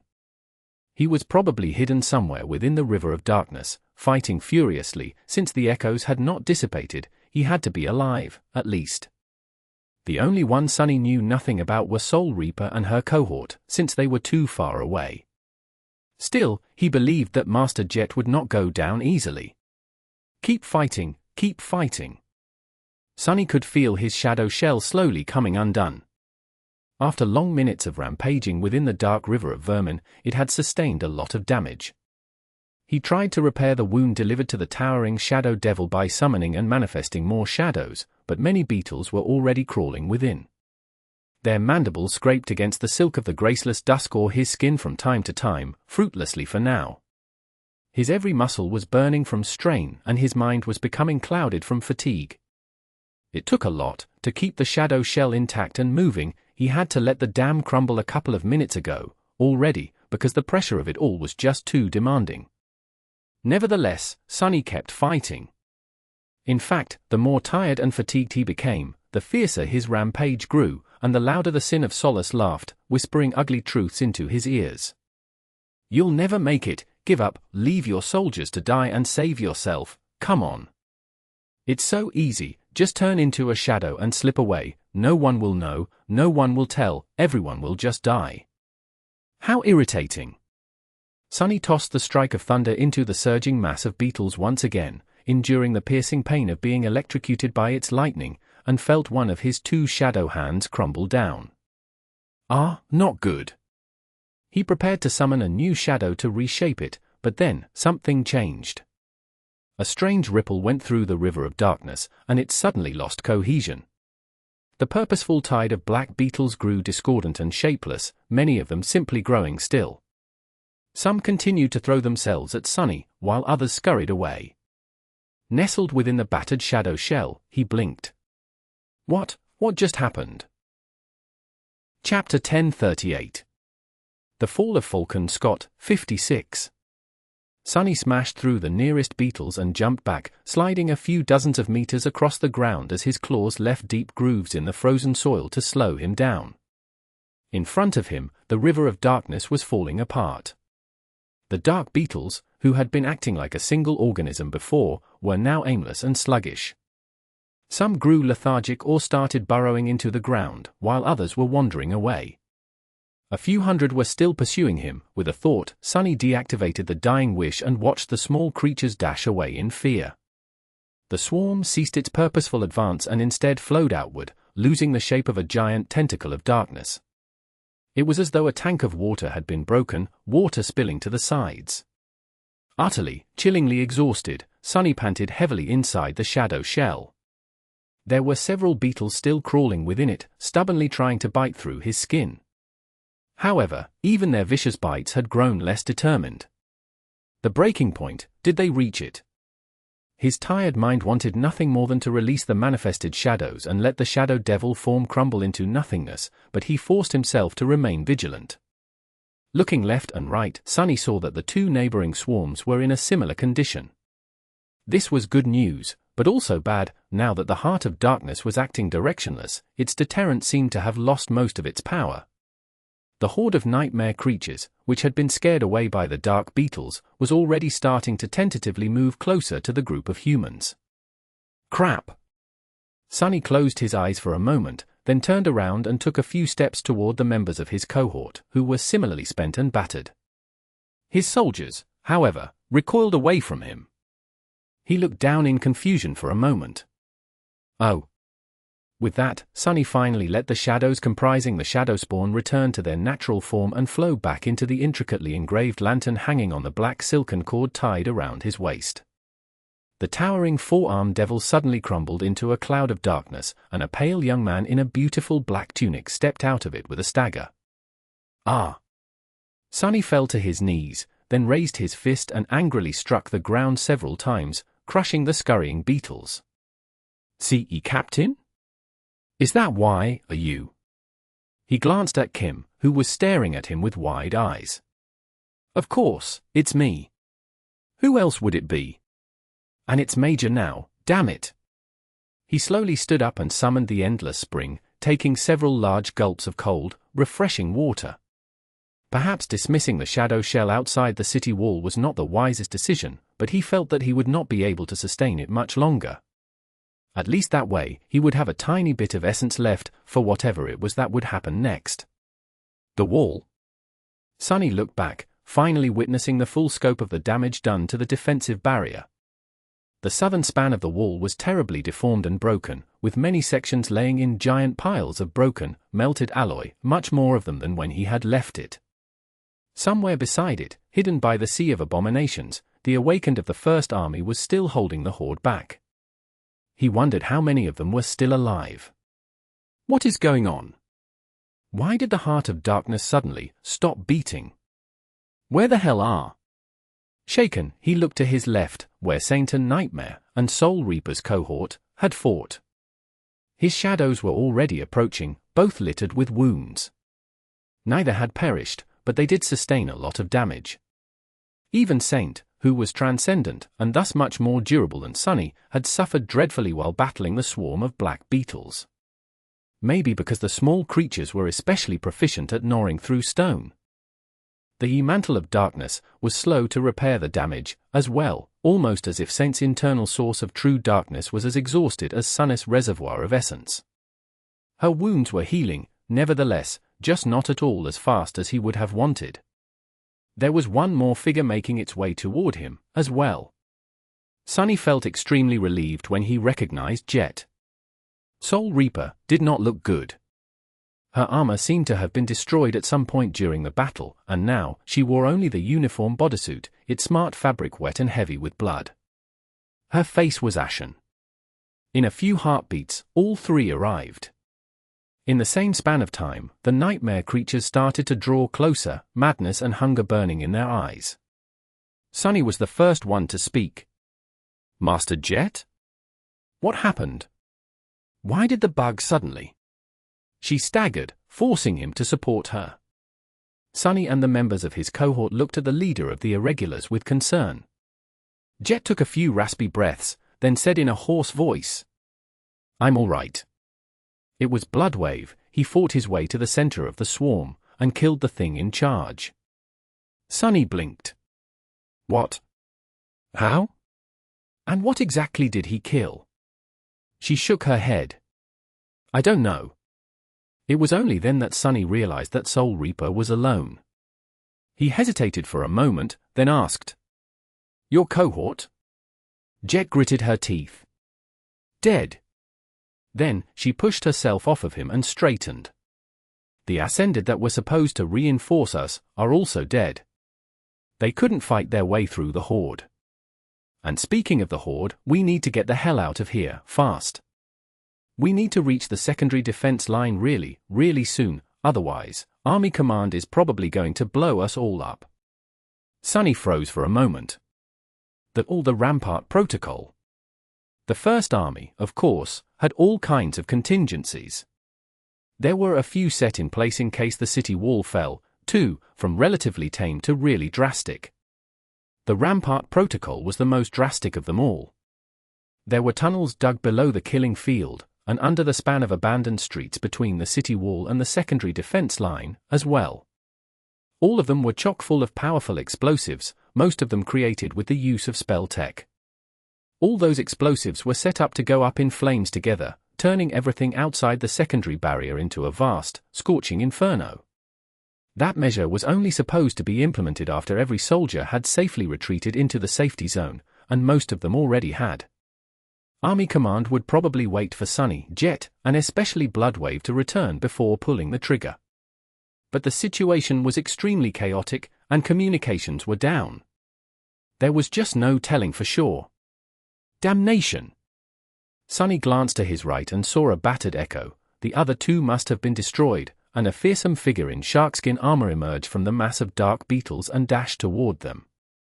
Some distance behind the pair, a mass of abominations was already lunging forward. He looked back at Jet and grinned. Then what the hell are we waiting for? Run! Chapter 1039. The Fall of Falcon Scott, 57. Even the transcendent Echo is gone, gods. What could have destroyed one of those and severely injured a saint? The Heart of Darkness, just what kind of creature was it? He felt a bit of dread and a bit of curiosity. However, now was not the time to ask questions. Their small party had to hurry and fight their way back through the boundless horde of nightmare creatures. 5 awakened, 2 masters, 1 saint, as well as 2 powerful shadows and an Echo. They were an exceedingly formidable group.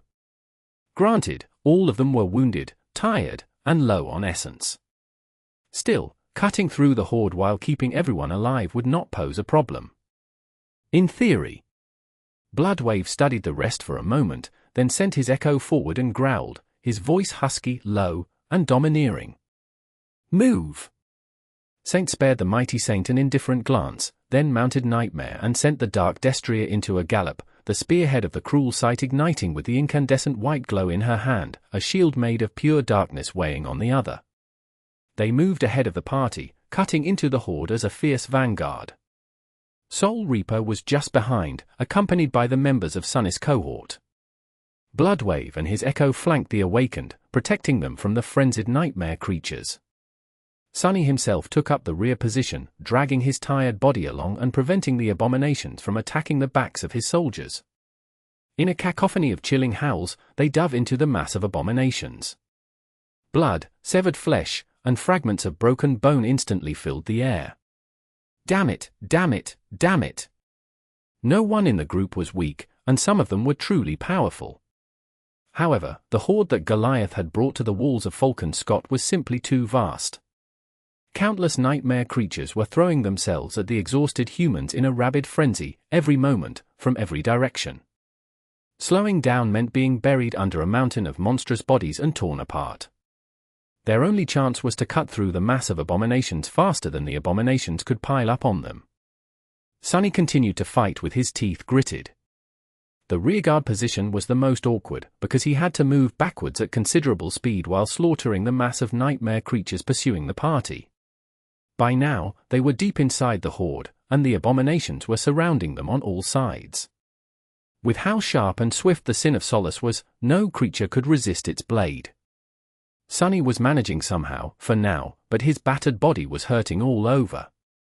Even though the marble shell had yet to succumb to an attack, the few blows he failed to dodge or deflect still delivered some damage. It was only his skin that was as hard as stone, after all, not his entire body. A sufficiently powerful strike would send a concussive shock through his insides, potentially causing internal organs to rupture. That hadn't happened yet, but being hit still hurt. What the hell, it just never ends, does it? Today, he had killed a titan and faced a creature that might have been even more wicked. Despite it all, the hard part was not over.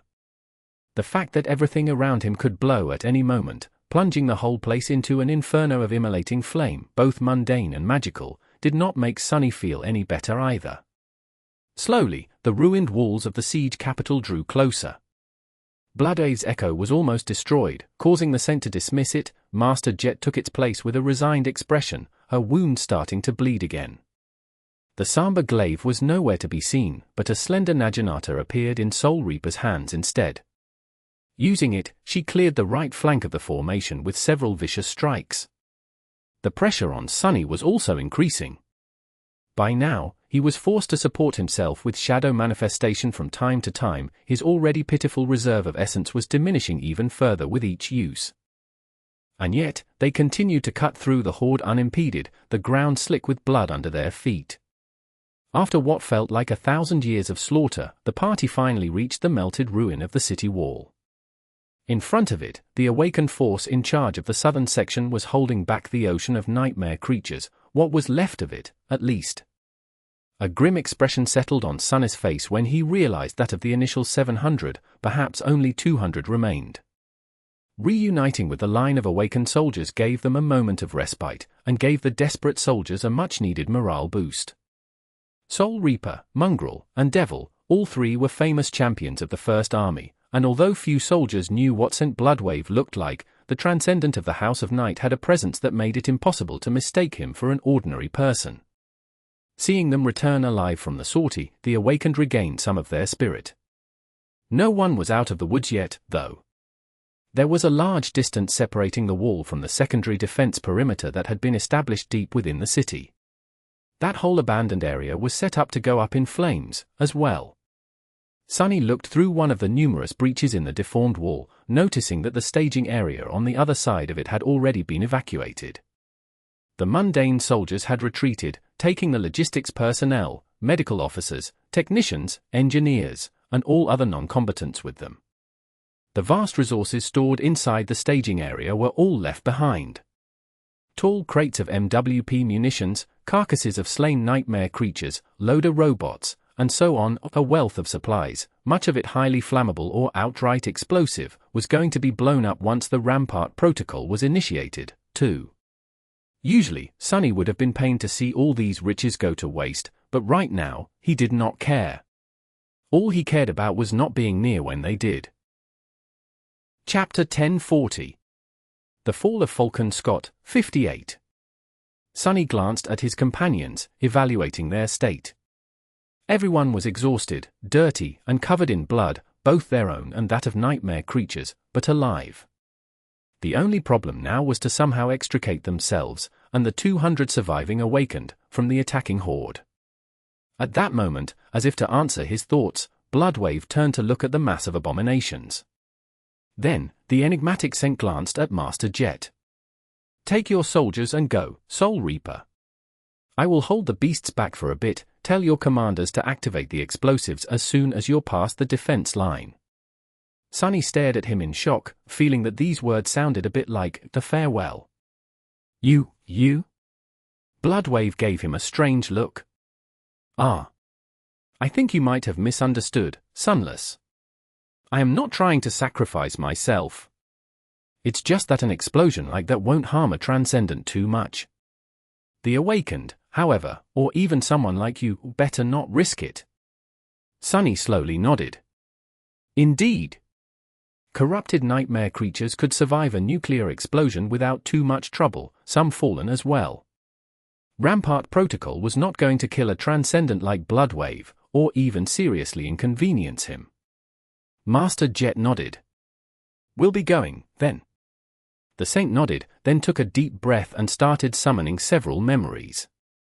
Sunny did not know what exactly the memories were, but judging by the fact that Bloodwave had promised to hold back the whole horde, all by himself, the abominations were in for a nasty surprise.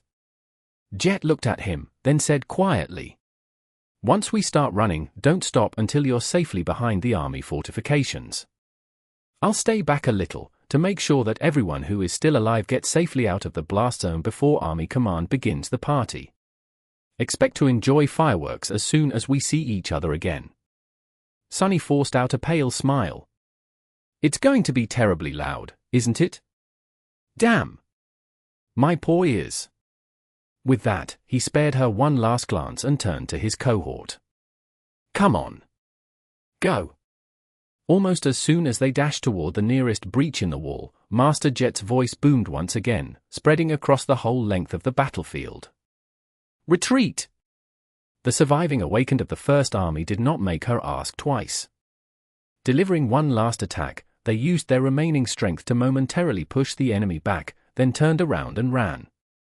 To call it a retreat was a bit of a stretch. There was no order or strategy to it, just a desperate wish to survive. The defense line instantly collapsed, and the soldiers dove into the ruins of the city wall, their backs to the enemy. The only saving grace of the whole thing was Bloodwave, who somehow managed to fulfill his promise and stall the enormous horde of nightmare creatures all by himself, at least for a few moments. What happened outside the wall next, Sunny did not know. He thought that he heard the roar of a rushing tide of water, but at that point, there was no time to turn around.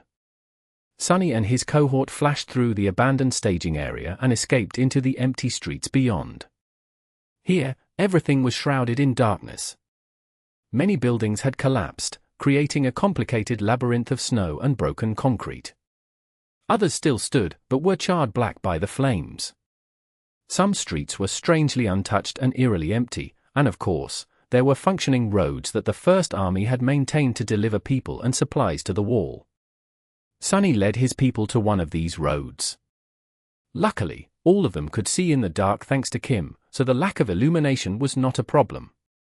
Their running speed was not much lower than that of a moving PTV, but nevertheless, he felt a pang of regret for a moment. I'm going to lose the Rhino. His reliable APC was currently parked in a different section of the staging area, near where they had started their shift. Sadly, the battle had taken them far away from the main gate of the city, so there was no time to search for the mighty vehicle. Once this whole place blew up, the Rhino would undoubtedly be destroyed, as well. Damn it! Damn it! Gritting his teeth, Sunny continued to run. He had to lead his people to safety, that took priority over everything else. Currently, they were slightly ahead of the rest of the retreating awakened.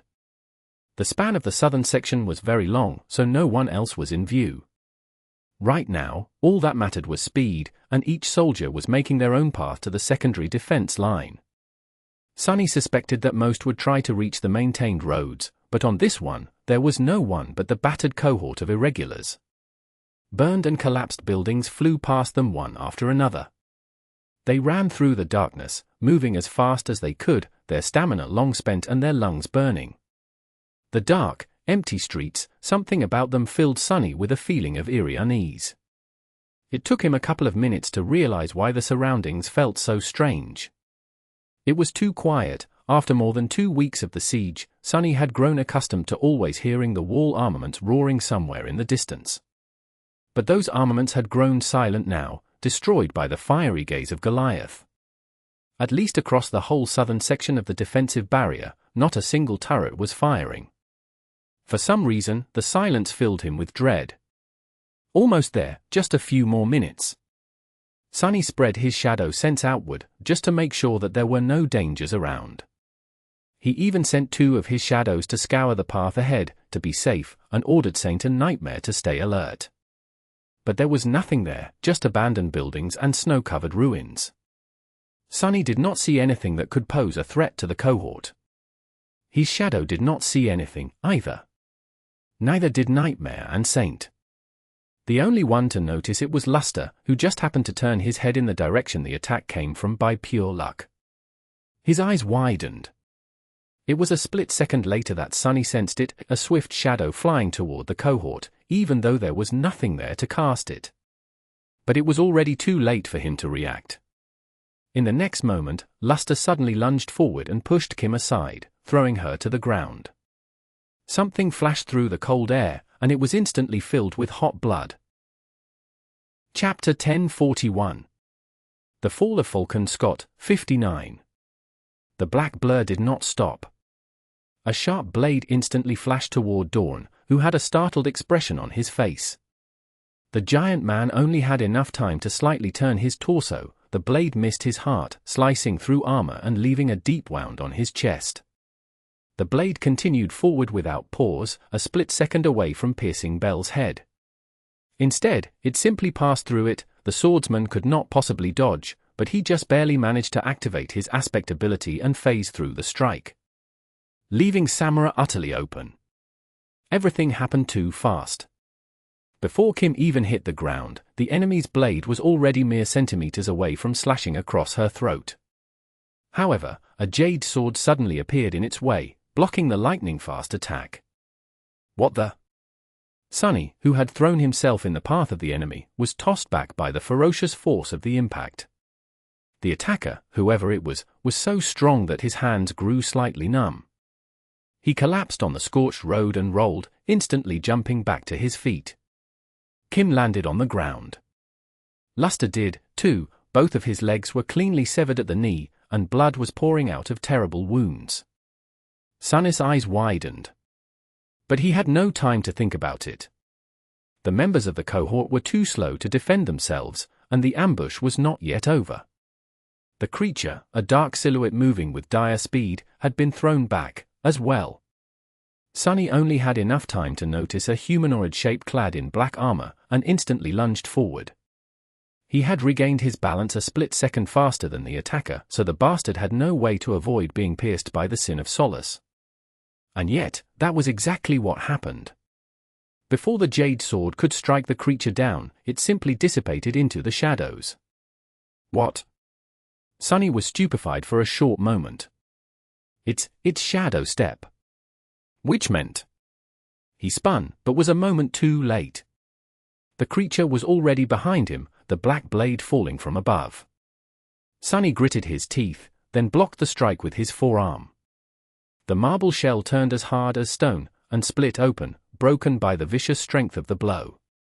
The blade only managed to deliver a relatively minor wound, though most of its power spent to shatter the shell. Before Sunny could counterattack, the enemy had blinked out of existence once again. Not good. The creature appeared some distance away, aiming to finish off Kim. At that point, however, Saint was already there. The taciturn knight had leapt from Nightmare's back and flashed across the road, deflecting the black blade with her shield. Inconceivably, the onyx shield actually cracked, and the shadow staggered back. The creature did not waste any time and lunged toward Kim, but then a black chain suddenly wrapped around its throat. A dozen meters away, Sunny grasped the shadow chain and jerked it back with all his strength. The enemy was thrown back, flying through the air and crashing on the road a few meters behind him. The creature slid back, then stopped, kneeling in the middle of the road. It remained motionless for a moment, and then slowly stood up, glancing at Sunny with cold killing intent. Subjected to the hate-filled gaze, Sunny turned grim. The creature was about 2 meters tall, with plates of jet black bone covering its body like a full suit of armor. Even its face was hidden behind black bone, which formed a menacing closed helmet. 2 inhuman dark eyes burned with resentment and hatred through the cracks. The lower part of the helmet was split by a jagged line, and when it parted, a maw full of sharp fangs was revealed, opened in a mocking grin. Sunny, who was standing between the cohort and the abomination, grimaced and lowered his gaze a little. In one of its hands, the creature was holding a curved sword that seemed to have been crudely carved from a long black tusk, its edge terribly sharp and harder than steel. Just as he had thought, the abomination was missing 2 fingers on the other. Sunny sighed, lingered for a moment, and then said tiredly, "I had a feeling that you would show up." The scary stories about a murderous shadow that people in Falcon Scott had been telling each other turned out to be more than just stories, in the end. It seemed that the little scavenger had grown once again. Curse it! Of course, the wretched goblin would choose this exact moment to attack, why wouldn't he?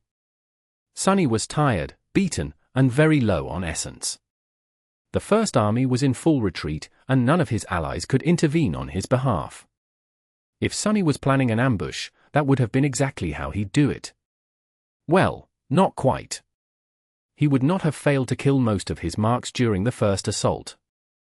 Not letting the scavenger out of his sight, Sonny briefly glanced at his soldiers. Luster seemed to be in shock, weakly trying to sit up. Kim was by his side, hastily applying a tourniquet.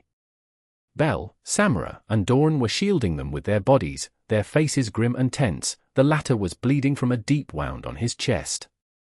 Saint and Nightmare were waiting for his command, ready to attack. Bad, bad, this is very bad. Sonny had already taken a glance at the scavenger's soul, finding out that the damned waif had somehow managed to become a corrupted devil.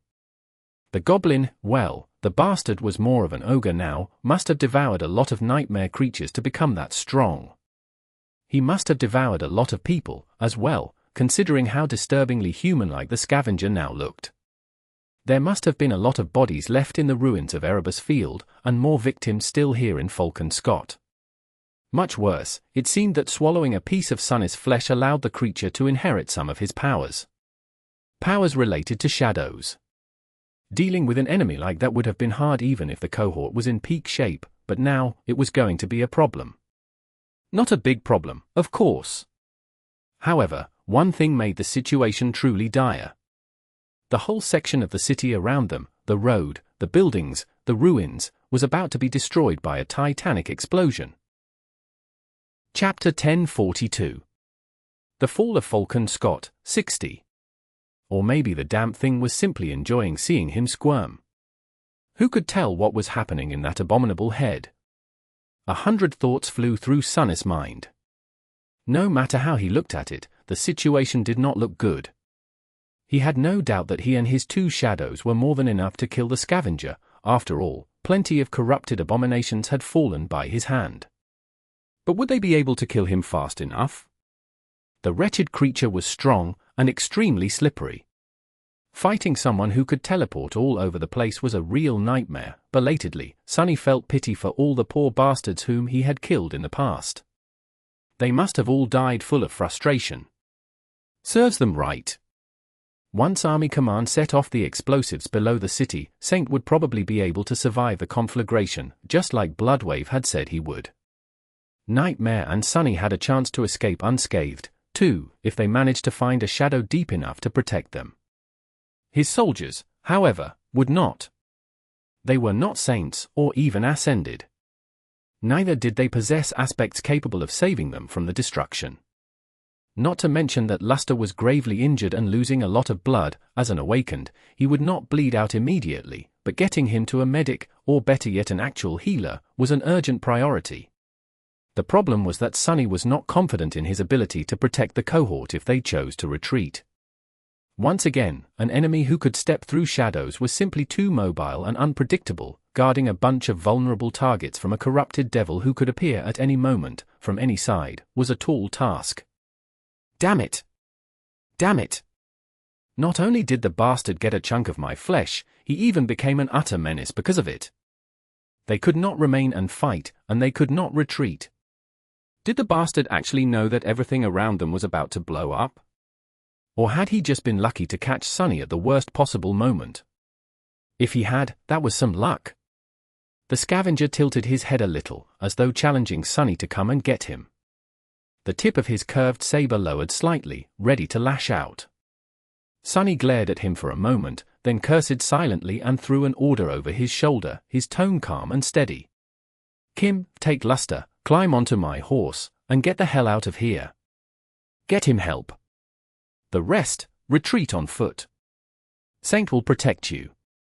Luster, who had been staring at his missing legs with a confused expression, looked up at the sound of his voice and asked shakily. What about you, Captain? Sonny grinned. I'll keep our friend here company. Don't worry. I did not survive Goliath and the Heart of Darkness to die to this little wretch today. Go. Kim was already dragging the young man toward Nightmare, her face pale and full of desperate determination. The scavenger spared them a glance, then stared back at Sonny. His mouth opened, and a hoarse, grating voice suddenly came out of it. Die, today! Little wretch! Then, an ugly, gasping sound assaulted Sonny's ears. The bastard was actually laughing. Sunny frowned. He couldn't care less if the abomination wished to mock him, but nevertheless, his heart suddenly turned cold. Nightmare creatures capable of speech were extremely rare, and all of them were extremely terrifying. He could attest to that fact himself. Sunny had already been uneasy, but now, his caution doubled. The scavenger was dangerous. The little wretch had been abnormal from the very start. He was gaining power too fast, growing too explosively. Of course, Antarctica was a perfect place for a creature like that to gorge on the corpses of powerful monsters, but still. Sunny's intuition was telling him that fighting the abomination alone would be a dire, dreadful mistake. But he had no better choice. He sighed with resignation. I guess my luck is just complete, utter crap today. Goliath, the heart of darkness, fighting his way back through the boundless nightmare creatures, and now this. Sunny was hurt, tired, and miserable. So much so, in fact, that he was getting a bit angry. Fine, let's do this, you rotten piece of trash. There was a perfectly fine nightmare creature here to vent his anger. Sunny had already failed to kill the scavenger twice. Today, fate generously gave him a chance to finish the job, and he was not going to let it slip from his hands. The scavenger was strangely unreasonable in his hate-fueled pursuit, following Sunny all the way from LO-49 across the hellscape of the Antarctic Center. Well, Sunny could be an unreasonable person himself. In fact, he was very tired of being reasonable all the time. Enough is enough. A dark, slightly mad light ignited in his eyes. Behind him, Kim pushed Luster onto Nightmare's back, then jumped up herself. The black steed instantly shot forward, moving across the empty road with incredible speed. Belle, Dawn, and Samara followed, protected by Saint. All that remained was Sunny, the scavenger, and the shadows. And tons of explosives somewhere beneath their feet. The menacing black abomination moved, trying to dissipate into the shadows, but before it could, the shadows around it suddenly surged, shooting forward like sharp spikes. The spikes shattered against the creature's bone armor, but they did slow him down for a split second. And that was all that Sunny needed. Emerging from the darkness in front of the scavenger, he kicked him in the chest. With a deafening boom, the creature was sent flying back, but managed to land on his feet. The black tusk whistled, tearing through the air, and collided against the white jade of the Sin of Solace. Sunny felt his hand tremble from the force of the blow, and smiled. Good, don't you die too easily. Chapter 1043. The Fall of Falcon Scott, 61. Damn it, break. Sunny shuddered as he deflected a vicious strike of the mysterious black tusk, felt the impact send a painful jolt through his entire body, and guided the enemy's blade to the side. At the same time, he took a step forward and slammed his elbow into the scavenger's chest. The creature was pushed back, releasing the Sin of Solace from the bind. The cursed sword instantly flashed forward, slashing across the abomination's side. The defense, counterattack, and follow-up had been executed flawlessly, flowing into each other like the nimble steps of a graceful dance. Despite being light and swift, they also carried tremendous power and annihilating intent. And yet, the white jade slid fruitlessly off the black bone armor, barely leaving a scratch on it. What the hell are you made of, bastard? The scavenger was just too damn overbearing. At times, fighting him was like fighting water. When the Sin of Solace lashed out at the cracks in the bone armor, the scavenger would turn into a shadow, allowing the jade blade to harmlessly pass through. Other times, fighting him was like fighting against an indestructible mountain. The plates of black bone seemed utterly impervious, and the creature's blows carried with them crushing weight. Even compared to the corrupted creatures Sunny had faced, the scavenger was abnormally powerful. He was so strong that it did not even make sense. The Sin of Solace had come from the remnant of the Jade Queen, an astonishingly dreadful corrupted tyrant, and had an enchantment that bestowed it with unparalleled sharpness as well. What kind of indestructible creature had the vengeful goblin devoured to be able to resist its edge? It seemed as though there were peerless geniuses even among the nightmare creatures, and the pathetic, tiny imp Sunny had failed to kill many months ago just so happened to be one of those. Just my luck. Gritting his teeth, Sunny braced himself and received another blow of the black tusk. Another bloodless wound appeared on his body. None of them were deep enough to be dangerous, but the damage was slowly mounting. Worst of all, he was completely suppressed. There were countless ways for Sunny to kill the hateful fiend. For example, if the sharpness of the Sin of Solace itself was not enough, he could augment the power of the Jade Blade Manifold with his shadows. He could manifest wild shadows, as well, forming chains, swords, or tentacles to attack and entangle the scavenger. He could use Shadow Step to keep up with the damned ogre. But he was prevented from doing any of these things. Sunny could not afford to augment his sword because he needed the shadows to match the corrupted devil's speed and strength, and even then, the scavenger was faster and stronger. He could not wantonly use shadow manifestation because his reserves of essence were nearly empty. The same went for Shadow Step or any other trick he could come up with on the spot. The bastard had known just when to attack. He had only shown himself when Sunny was at his weakest, and now, Sunny was forced to defend himself against a nightmare creature of a superior rank while being robbed of most of his powers. Even those that remained were countered, because the scavenger possessed the same ones. Sunny could not really blame the abomination for setting such a wicked trap, though, because it had been precisely how he himself had slayed many powerful adversaries. "Doesn't matter. I'll still kill you, you're going to die no matter what." Sunny's eye burned with cold fury as he released the hilt of the Sin of Solace, switching to a one-hand grip. The great gen was the same length as a longsword would have been, but incredibly light and swift. Although it could not hack and slash with the same ferocious power as the scavenger's black blade, it was far more nimble and versatile. Sunny seamlessly switched to a more agile and reserved battle style, summoning the cruel sight into his free hand in the form of a short sword. The silver sword's ghost blade enchantment allowed it to strike down incorporeal targets, and so, the scavenger was in for an unpleasant surprise the next time he chose to turn into a shadow. If there was one advantage Sunny had, it was his skill and experience. The scavenger was tremendously powerful, cunning, and possessed a truly vicious, murderous will. He had devoured a great number of mighty creatures, and grown with explosive speed. The bastard was supremely devious and surprisingly intelligent, enough to survive and even thrive in the hellish meat grinder of the Chain of Nightmares. But he was still an abomination, and a young one at that.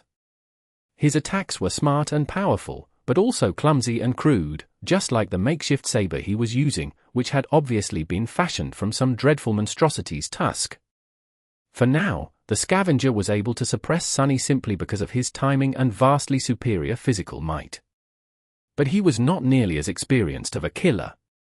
As for spite and viciousness, both had them in spades. Die!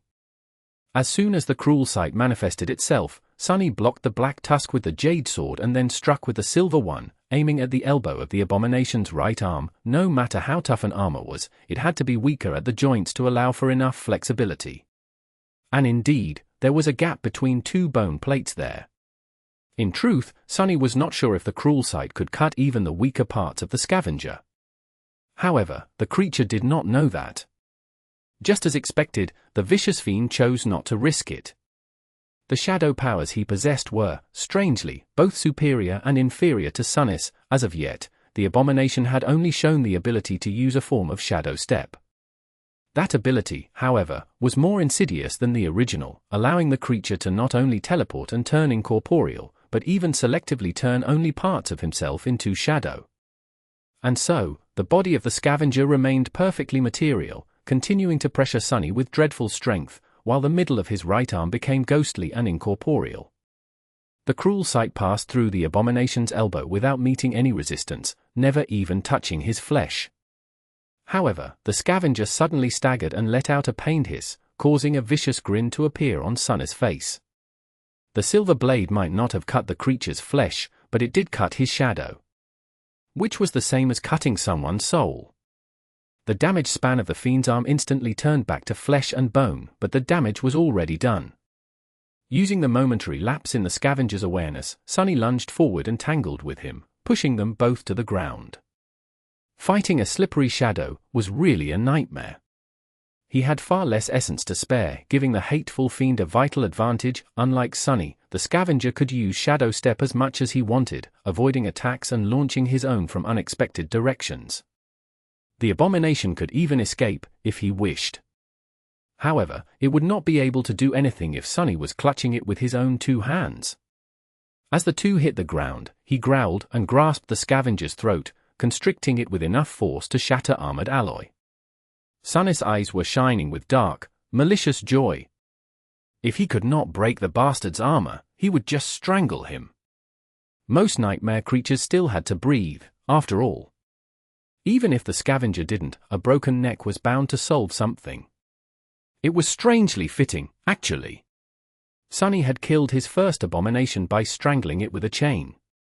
And now, he was going to squeeze the life out of this corrupted devil, too. Chapter 1044. The Fall of Falcon Scott, 62. Sonny kept trying to strangle the scavenger in a strange reversal of their previous encounter. His face was contorted into a bestial snarl, and his eyes were burning with indescribable bloodlust. The scavenger, however, was not easily killed. At first, he seemed to have panicked and tried to throw Sonny off himself, but after realizing that getting rid of the small human was all but impossible, the abomination calmed down, stared at him with seething hatred, and tried to stab him in the back with the black tusk. The tip of the crude saber bit into the silk of the graceless dusk and failed to pierce it. Sonny laughed with savage joy. "Try harder, bastard!" The scavenger obliged. Dropping the tusk, he grabbed Sonny by the collar, and, instead of trying to push him away, instead pulled him down. The two of them were suddenly face to face. Crap! The jagged line splitting the abomination's helmet opened, and countless sharp fangs instantly sank into Sonny's cheek. Ah! Realizing that he was moments from having his face bitten off, Sonny let go of the fiend's neck and delivered a vicious punch into his solar plexus. Then, he grabbed the creature's jaws, pushed them open by a few millimeters, and staggered back. The scavenger once again let out a hoarse, hateful laugh, his teeth painted by Sonny's blood. Sonny landed awkwardly on his backside and grabbed his cheek. The right side of his face was all torn, but at least he did not lose an eye. Sadly, he already knew that the scavenger's teeth were poisoned.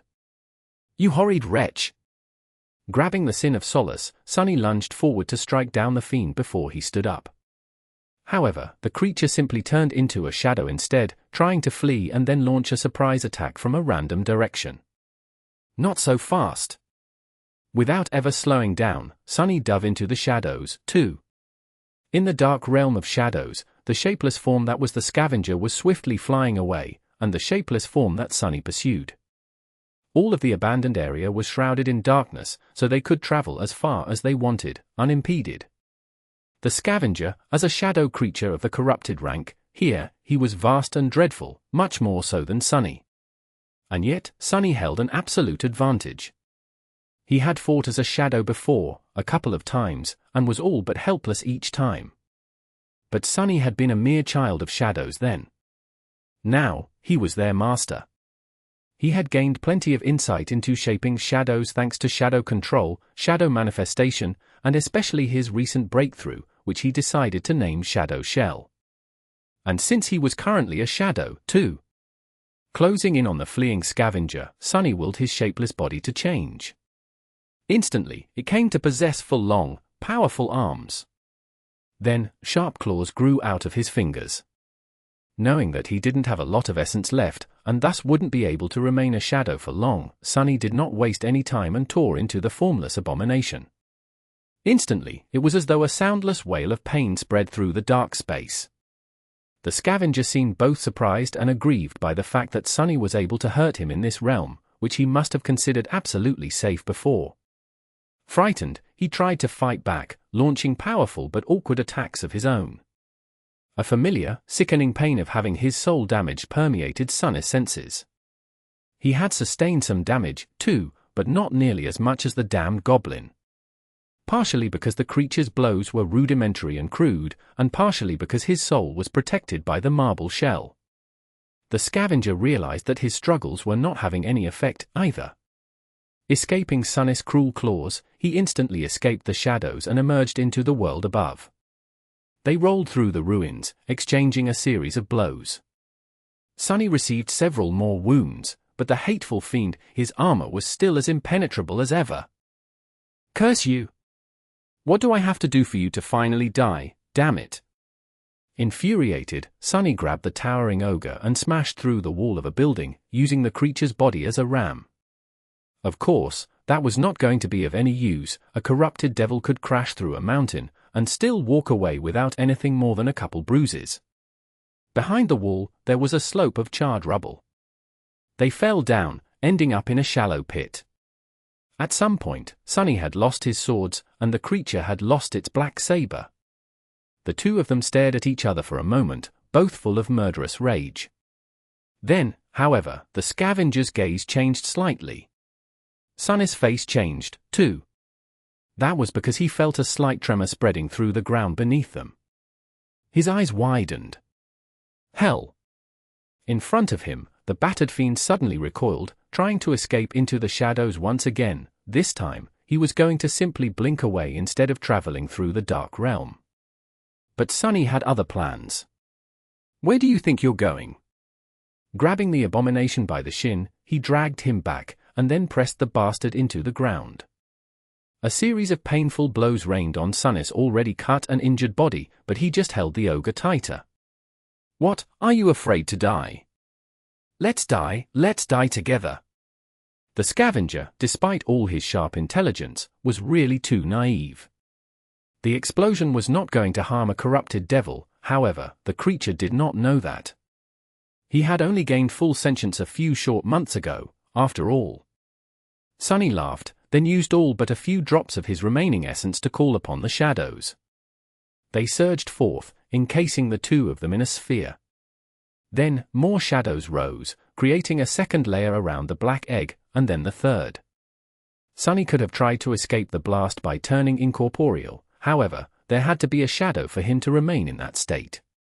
Once this whole area blew to smithereens, everything would be flooded with light. The shadows would be banished, and he would be thrown back into the material world. So, he created this egg, trapping the two of them inside. Maybe it was even sturdy enough to resist. Wretch, one way or the other, you're going to die today. He continued to hold the scavenger and pummel him with his free hand, feeling the skin on his knuckles splitting despite being reinforced by the marble shell.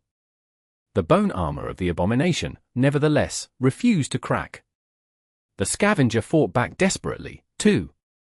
They were surrounded by darkness, the world outside hidden by the walls of the black sphere. That was why Sunny did not see the rampart protocol coming into effect to obliterate a vast swath of the city, the remains of the wall, and the killing field beyond. However, he did feel it. Chapter 1045. The Fall of Falcon Scott, 63. Even though the signal traveled through the wires with astronomical speed, there was still a slight delay between the detonation of those explosives that were nearest to the ramparts of the secondary defense line and those furthest away from them. At first, from afar, it looked as though a ripple had spread through the ground, moving outward. It rolled through the ruined streets of the city, with countless fountains of dust shooting up between the rubble. Some of the buildings that had withstood the furious fighting started to collapse, some seemed to have burst apart. The vanguard of the horde of nightmare creatures had already entered the city, racing through these streets. They met the ripple first and were thrown to the ground. Then, the ripple reached the towering wall, destroying even more of its sections. The massive alloy was only starting to fall, surrounded by the deafening groan of tearing metal, by the time the ripple moved past the mountainous corpse of the slain titan in the field beyond and exhausted itself. Now, the whole horde had been encompassed by the destruction zone. All of it took no more than a couple of seconds. For a moment, everything was still. And then, the ground started to fall. A vast swath of earth many kilometers across slowly started to cave in, as if forming a giant crater. Now that it was completely untethered, none of the buildings survived, all of them toppled and fell apart, devoured by the gargantuan landslide. The remains of the city wall were utterly destroyed, too. However, the true devastation was yet to come. As the inconceivable mass of soil sank down, it seemed to have reached a point of strange equilibrium, and then suddenly exploded upward in a furious conflagration. It was as though a giant bubble swelled from under it, and then burst open, unleashing a titanic pillar of flame into the cold winter sky. For a moment, the night turned as bright as day. Then, the roaring thunder of the explosion washed over the world, making the skies themselves shake. A billowing cloud of dust and debris rose high into the air, obscuring the ocean of flames bursting from under the ground. A second terrifying blast resounded when the munition depots spread across the staging area below the wall detonated under the assault of heat, concussive force, and pressure. The horde of nightmare creatures was consumed by the obliterating havoc. The weakest of them were instantly killed, while the stronger ones were severely wounded and burned. Only the strongest ones managed to survive the initial conflagration unscathed. In less than a minute, a gigantic area was utterly devastated, turning into an incandescent pit of fire, molten rock, and liquefied metal. The furious sight of it all, up until the world had become obscured by dust, was both awe-inspiring and horrifying. The soldiers standing on the ramparts had long fallen down and covered their ears, but even then, they could feel the terrible destruction through the violent tremors of the earth. Sonny, however, had first row seats to the cataclysmic detonation. After all, he was stuck in the middle of it. Die, die! Die, bastard! Trapped inside the sphere of shadows, he held the scavenger down while pummeling him with his fist. Each of his blows would have been powerful enough to utterly wreck an armored APC like the Rhino, but the black bone armor of the Shadow Fiend simply refused to break. The longer it endured, the more furious he became. Just die, damn it! The sphere of darkness around them suddenly shuddered, briefly rising, then plummeting down. A violent tremor ran through its walls, and up suddenly became down. It seemed that the shadow egg was rolling and being thrown around. Sonny, who had been on top of the fiercely resisting scavenger, found himself falling for a brief second. He hit the roof of the sphere, and a moment later, the hateful ogre came crashing down, as well, landing on him. A massive fist connected with the side of Sonny's head, making him see stars. Curse it! However, the abomination could not press his advantage, because the shadow egg was flipped upside down once again a split second later, and then again, and then again, and then again. The two of them were being tossed inside the sphere, ricocheting off its walls like rubber balls. Sonny almost instantly gave up on trying to comprehend where the up and down were, and simply concentrated on holding onto the scavenger. As soon as he let go, the creature would be able to slip away through Shadow Step. But as long as he did not let go, he could continue to try and kill the wretch. Die! Just as he was going to deliver another punch, a sharp pain pierced his shoulder. The dazed scavenger had finally given up on trying to free himself from the mad human, and also on trying to meet him blow for blow. Instead, he instinctively retreated to what he knew best. Tearing things apart with his teeth. Ah, let go of me, you rotten piece of trash. Sonny had already had some poison coursing through his veins, but now, there was more. Before he could do anything, however, the world suddenly shook, and a vicious shockwave traveled through the sphere. It felt as though all his organs had changed places. But the next shudder was indescribably more violent. Sonny thought that he had blacked out for a moment, but maybe he didn't. He growled and used both of his hands to grab the scavenger, afraid to lose the grip. With no free hand to continue hitting the creature, he then proceeded to headbutt the bastard with all his strength. Finally, Sonny felt something crack under his assault. However, it might have been his own nose, it was hard to tell. The world was shaking, burning, and consisted of pain. Having gone completely berserk, Sonny paid it no attention and continued to use everything at his disposal to break the damned scavenger, while the scavenger continued to bite and rip his flesh apart with sharp fangs. The creature's armor would not break, but neither would the human's body. In fact, his skin was harder than the hide of most abominations the fiend had devoured in the past, while his bones were 10 times tougher than that. What kind of ridiculous human was that? The air inside the sphere was permeated by unbearable heat, and it seemed as though its walls were starting to glow a dull red. Then, a crack appeared on the black surface. Consumed by boundless bloodlust, the two continued to fight. Chapter 1046. The Fall of Falcon Scott, 64. He suffered from the same weakness himself, after all. But no matter how much he struck the damned ogre, the scavenger did not seem too bothered by it. Goddamn it! Desperate and enraged, Sonny grabbed the creature's jaw with one hand and used the other to constrict the abomination's arm. Then, he opened his mouth and bit into the scavenger's flesh himself. Maybe Sonny was lucky, or maybe the bone armor in that spot had actually been weakened by his previous strikes. Regardless, he finally felt something give and then tasted a despicably foul taste on his tongue. It was the scavenger's blood. Sonny had never tasted anything sweeter in his entire life. Feeling the creature shudder and frantically try to push him away, he pressed his teeth deeper with wicked glee, and then tore a chunk of flesh away. Sonny spat it out and grinned, then instantly regretted it when a massive fist flashed forward and hit him in the face with horrid strength. Ah! Sonny was thrown back. And at the same time, the black sphere finally broke. All 3 layers of protective shadows had been thoroughly damaged, and now reached their limit. A net of cracks spread through the egg, and then it collapsed into numerous shards, exposing both Sonny and the scavenger to terrible heat and blinding light. Crap! The world shuddered one last time. The world was hot. But at least it finally stopped spinning. Sonny found himself staring into a glowing orange fog. The fog was pretty and smelled of fire. I think I'm on fire. He raised his head and noticed flames licking his legs. Luckily, his elemental resistance was high enough to resist them. The graceless dusk, too, was not affected by them at all. The black silk was pleasantly cool. Right. The orange fog was just dust illuminated by a sea of flames. Sonny was laying on the ground, surrounded by rubble and debris. Some of it was incandescent, and there were puddles of melted metal here and there. It looked like a scene from a fiery hell. He was hurting all over, and breathing was strangely hard, but he was alive. With a groan, Sonny slowly sat up, and then stood up with a stagger.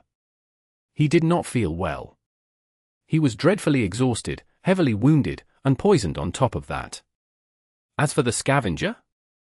Sonny looked around and gritted his teeth. Don't tell me that the bastard escaped again. He allowed his shadow sense to spread outward, then smiled. Limping away, he circled a pile of burning debris and stopped near the edge of a deep impression in the ground. The impression was about 3 meters deep, and had almost vertical slopes. On its bottom, the scavenger was trapped under a giant piece of broken alloy. The creature seemed to be slightly dazed, but otherwise unscathed. In fact, the abomination was already trying to lift the alloy, which was groaning under the strain. He couldn't escape into the shadows, because everything around them was brightly illuminated by the flames and the glowing fog. There was no shadow large enough for the fiend to dive into. For the moment, the creature was defenseless. The problem was that Sonny had no strength left to fight. Even when he had been able to, all his efforts failed to break through the scavenger's impregnable armor. All he managed to do was make the creature bleed a little by biting it. And he had only a few drops of essence left. Soon, the damned wretch was going to free himself and flee, or maybe even attack Sonny, who was barely able to stand, and finish him off. Sonny was in a real stalemate. He rubbed his face, stared at the struggling scavenger for a few long moments, and then used the last drops of his essence to summon a memory. The creature glanced at Sonny with hatred, then redoubled his efforts to get free. With the power of a corrupted devil, getting rid of a piece of alloy, no matter how heavy, should not have been a problem, but the scavenger was dazed and tired, too. On top of that, he was severely weakened by having his soul ripped by Sonny's claws. It was going to take him a dozen or so seconds to escape, at least. The fiend appeared to relax a little, though, when he noticed that the memory his enemy summoned was not a sword or a bow. Instead, it was a seemingly inconspicuous alloy chest. Sonny sighed, then smiled coldly. Here, bastard. Eat this. With that, he opened the lid of the coveter's coffer and kicked it, throwing the chest on its side. A flood of small, black beetles poured into the deep pit from the bottomless black square of the coffer's maw. They landed on the scavenger, instantly biting into the bone armor. Where Sonny's weapons failed, the sharp mandibles of the dark vermin were similarly ineffective. However, there were countless thousands of them, and not all of the abomination's towering body was covered by armor. There were cracks, there were gaps. There were ways to get inside. The fiend frantically tried to escape, but it was already too late. His figure became covered by a crawling carpet of beetles, and then he was buried under their mass entirely. More and more vermin poured from the covetous coffer, until the pit was filled almost to the brim. No trace of the scavenger remained under the seething mass of tiny creatures. Sonny took a step back, and then drew in a deep breath. Then, he let out a strange, shaky laugh. "I did it!" Sonny's laugh turned louder. "What is it with me and shadow creatures? Every time I fight one, I'm driven to the very edge of madness, and then a little bit past that." As he was laughing, the spell suddenly whispered into his ear. "You have slain a corrupted devil." He was so startled that he even missed the later half. "What?" "Your shadow grows stronger." Instantly, Sonny felt a flood of shadow fragments pour into his soul, tens, or even hundreds of times more than what he was supposed to receive for killing a corrupted devil. As his eyes widened, the spell spoke once more. "You have received an echo." Chapter 1047. The Fall of Falcon Scott, 65. It was over for the irregulars, at least. The fresh soldiers pulled from the other sections of the wall were still fighting on the ramparts of the secondary defense line, but with the Heart of Darkness and Goliath destroyed, and the boundless horde of nightmare creatures decimated by the titanic explosion, the siege was reduced to the usual stream of chaotic, relatively small-scale skirmishes. The spine of the assault had been broken. Falcon Scott had faced the most dreadful battle yet, and endured. For the most part. The southern area of the city was entirely destroyed, replaced by a gargantuan crater. The buildings were gone, and a long span of the Great Wall was gone, too. Even most of the killing field beyond was erased from existence, with only the towering stone corpse of the slain Titan remaining intact. It just lay on the slope of the crater like a mountain-sized pile of rubble, filling the hearts of the soldiers who saw it with dark glee. With the collapse of the wall, defending the city had become much harder. However, the crater formed a natural barrier of its own. Even though the secondary ramparts were not nearly as tall or formidable, they still gave the First Army a chance to resist the attacks of nightmare creatures. More than that, for out of the 5 direst threats to the siege capital were now eradicated. The Devouring Cloud, the Terror of LO-49, the Heart of Darkness, and Goliath, despite the terrible price the First Army had to pay, they were dead. Now, only the most powerful of the horrors remained. The corrupted Titan, Winter Beast. But it was being contained by Sky Tide of the White Feather Clan, so. For the first time since the start of the siege, the people of Falcon Scott felt hopeful. They were shaken and terrified, too, but with countless millions of refugees already evacuated, and so many powerful abominations slain, it was no longer impossible to imagine the end of this bloody affair. Falcon Scott only had to hold for a handful more days. The ghostly flames of the aurora burned above the ravaged city, and the moon had hidden itself in the cold darkness of the night sky. Asterisk. Sonny was sitting in the familiar conference room of the government complex. Rather, he was sprawled on the chair, staring at the ceiling with a detached expression.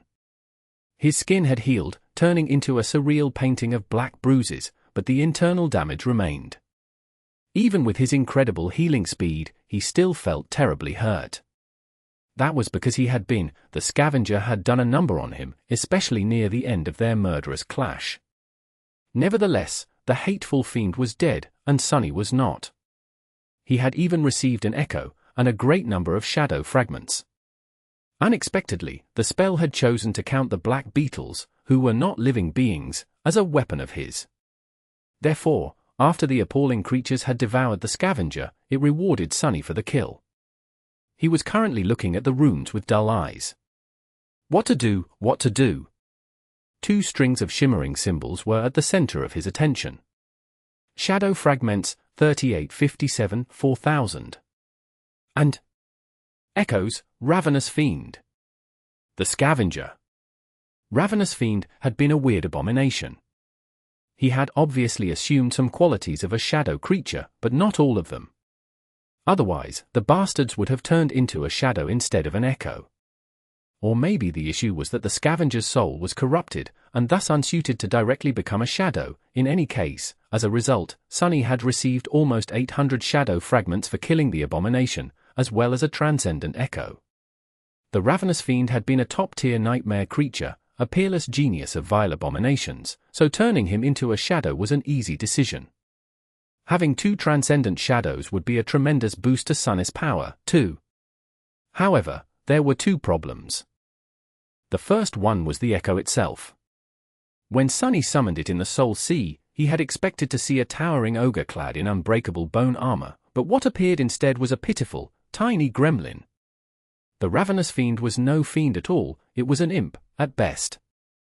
The imp was still a transcendent devil, but weak beyond belief.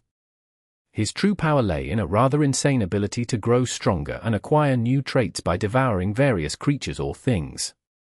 He also possessed a few very surprising and potent attributes. If Sunny carefully chose a rich diet for the little bastard, in time, the imp could potentially grow stupidly powerful, even more powerful than he had been after devouring random trash across the Antarctic center. But that would only be in the future, and right now, transforming the echo into a shadow would cost him no less than 300 shadow fragments. 300 fragments was not a terribly large amount, except he was on the verge of becoming a tyrant now. Dismissing the runes, Sunny sighed. Later. Now is not a good time. It was, indeed, not a good time, in more than one sense. Suddenly reminded of something, Sunny somberly looked around. There were only 2 people in the conference room, himself and Master Jet. Winter's seat was empty. That was because Winter was dead. She had died while holding back the horde of nightmare creature when the section of the wall under her cohort collapsed. A great number of people had died that day. Thousands of mundane soldiers had perished, and of the 700 awakened, only about 200 survived. Winter and her irregulars had been wiped out, too. Even Soul Reaper's own cohort had been destroyed, leaving her the sole survivor. Sunny stared at the empty seat, feeling a dull pain in his heart. Winter, the 2 of them had not known each other for long, but there was a bond between them. He liked the brash master a lot. And now, she was gone, just like that, and he had not even gotten a chance to say goodbye. All of them were gone.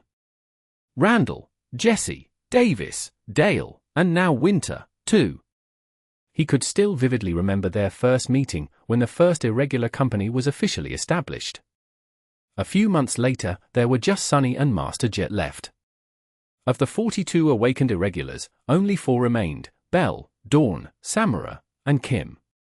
Luster was alive, too, but for him, the war was most likely over. Damn it all. Sunny studied the empty room, a strange, dark, burning emotion rising in his chest. What is the damn point? What is the point of it all? Soul Reaper and he were supposed to be having a strategy meeting right now, but there was nothing really for them to discuss. After some time spent in silence, Jet suddenly shook her head and stood up, accidentally sending her chair flying into the wall. She stared at it in confusion, then cursed. We're just wasting time here.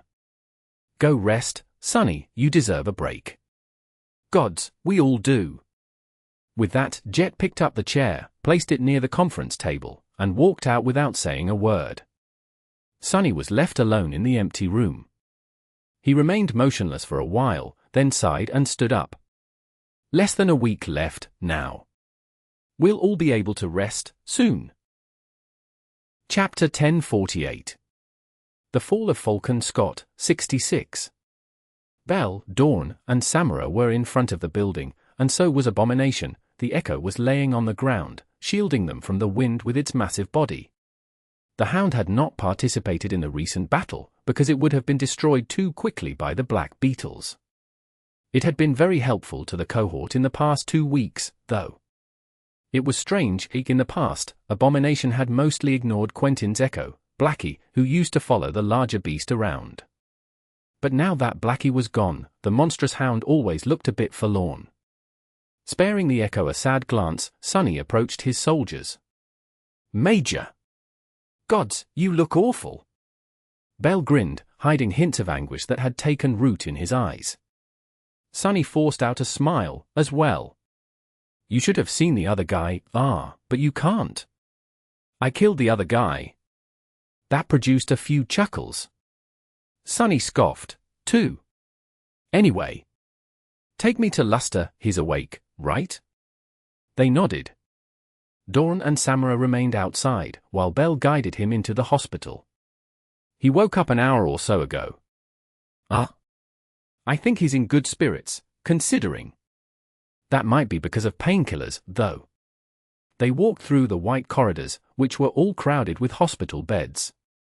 An uncountable number of maimed and injured soldiers lay on them, some awake, some mercifully unconscious. The air was filled with the sickening smell of blood, burned flesh, misery, and despair. Doctors, nurses, and a few awakened healers were hurriedly tending to the wounded, the bags under their eyes blacker than the bruises covering Sonny's body. The sight of it was indescribably grim. Sonny kept his face cool, projecting the image of an intrepid ascended. On the inside, however, at least they'll survive. Modern medicine was very potent, and that was without even considering the awakened wielding healing aspects. If a soldier was delivered from the battlefield alive, there was very little chance of them dying. The only problem was the cost, but the First Army spared no expense, at least in that regard. As an awakened of somewhat exalted status, Luster was placed in a small room of his own. As they approached it, Sonny heard the young man's voice. Kimmy, stop it. I lost my legs, you know, not my hands. I am perfectly capable of feeding myself. When they entered, they saw a peculiar scene. Luster was laid on a bed, his stumps wrapped in regenerative bandage, while Kim was trying to push a spoonful of synth paste porridge into his mouth.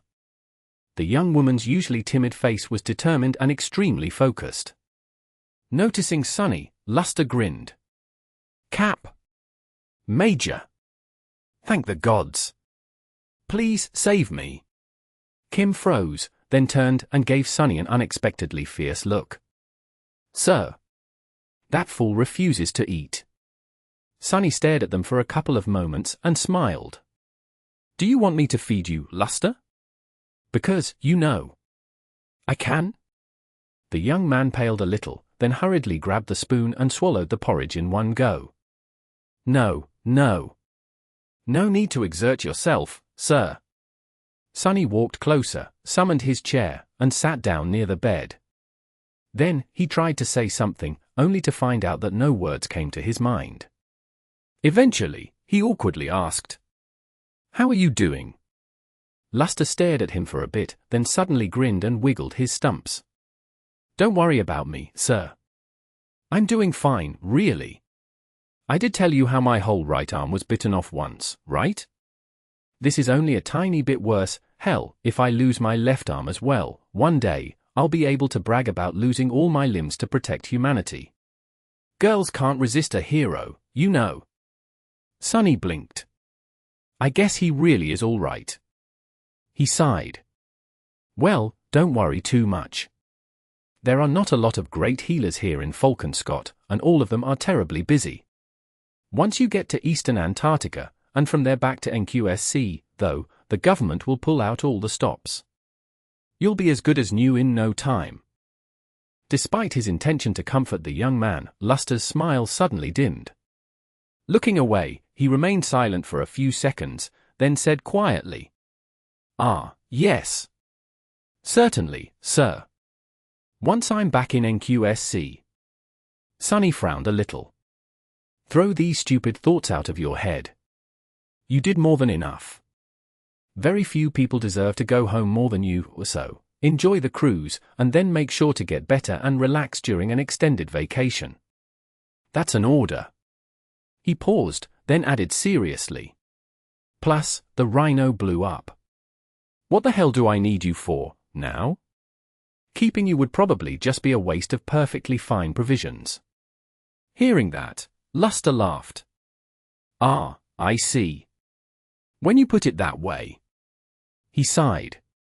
It's not that I think that I don't deserve an early dispensation, sir. It's just that.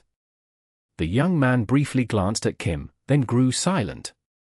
He did not want to leave his comrades behind. Sonny could understand that, but there was no other way. Restoring 2 legs to a person was not impossible if sufficiently powerful healers were involved, but it took time, and a long period of recovery would still follow. By the time Luster was in good enough shape to fight again, the Antarctica campaign would be over. He shook his head. The way I see it, your lucky charm finally worked. If it wasn't for you, Kim would be dead. Dawn too, probably, and maybe even Bell and Samara. You did well, Luster. You served through the hardest part of the whole campaign. Things will calm down after the Second Army arrives. So, cheer up. Luster looked at him, then slowly nodded. That thing, you killed it, right, sir? What rank and class it was? Sonny shrugged. Yes. I killed it all right. It was a corrupted devil, and a very scary one at that. The young man leaned tiredly on the backrest of the hospital bed and smiled. A corrupted devil, good, that's good. There's no shame, then, I survived an attack of a corrupted devil? Wow. I'm pretty awesome, don't you think, Kim? She scooped another spoonful of porridge, brought it to his mouth, and sighed. Yeah, you are pretty awesome. Now eat the damn sludge before I get angry. Sonny watched them silently for a couple more minutes, then found an excuse and left. He found Bell a few rooms over, where dozens of sleeping pods were installed in a large hall. The swordsman was standing near a particular one, staring somberly at its closed lid. Inside, Quentin's body slept peacefully, not quite dead, but also not quite alive. The healer had neither died nor turned hollow yet. Considering the circumstances, that probably meant that he had fought his way to a seed and entered a nightmare. Conquering a second nightmare alone, his chances were exceedingly low, but not entirely non-existent. Sonny stopped near Bell and looked at the sleeping pod, too. After a while, the swordsman suddenly said, his voice uncharacteristically sober. Major, do you remember how I joked that Luster would be the first one to die? Sonny spared him a surprised glance. Sure. I do. Bell remained silent for a long time, then awkwardly scratched the back of his head. I was thinking, technically. I can still win that bet, right? With that, the swordsman glanced at him and grinned. Sonny scowled. I guess, but who allowed you guys to bet without my permission? Unacceptable. I want in on the bet. Chapter 1049. The Fall of Falcon Scott, 67. After a while, Sonny sighed awkwardly. Right. I'm homeless now. He had been staying in the Rhino, but now, the APC was gone. That fact actually made Sonny feel very sad. The trusty vehicle had accompanied the irregulars to the edge of the Antarctic center and back, surviving countless battles. He had grown attached to it, so losing the vehicle was a bit of a blow. It felt like the end of something. Shaking his head, Sonny started walking. He could get himself a room in the barracks, of course. The First Army had suffered severe losses, so there was plenty of space. But it was exactly for that reason that he didn't want to. Being surrounded by bereaved soldiers would do his already foul mood no good. I can't stand the thought of having them look at me right now. Respect, admiration, hope, that was what he saw in the eyes of the soldiers when they looked at him. They all had an expectation of him, and carrying those expectations was tiresome. To hell with it. Sonny simply wandered aimlessly for a while, trying not to think about anything in particular. In the end, he found himself standing in front of a familiar dormitory tower. He hesitated for a bit, then entered and descended to one of the underground levels. The dormitory seemed much emptier than before. There had been 3 families living in the same apartment as Professor Obel and Beth, but now, he could only sense 2 shadows inside. Sonny stared at the flimsy door for a few moments, then knocked on it. A few seconds later, it opened, revealing Professor Obel. The old man looked like he always did, having not changed even a little. Why would he? The previous day was a dreadfully eventful one for Sonny, but for the professor, it was just like all the others. The old man looked at him with concern. Major Sunless? Oh, my. What happened? Even though most of Sunny's body was hidden by the black silk of the graceless dusk, he still looked rather rough. There were ugly bruises covering his usually pristine skin, and his eyes were tired and dim. He forced out a smile. "Oh, that. Don't worry, I'm fine. It was just a very tough battle."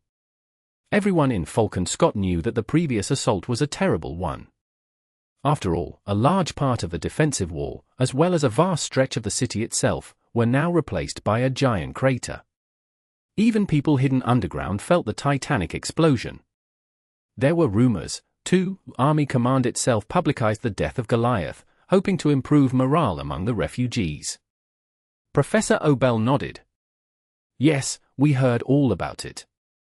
Thank the gods you survived."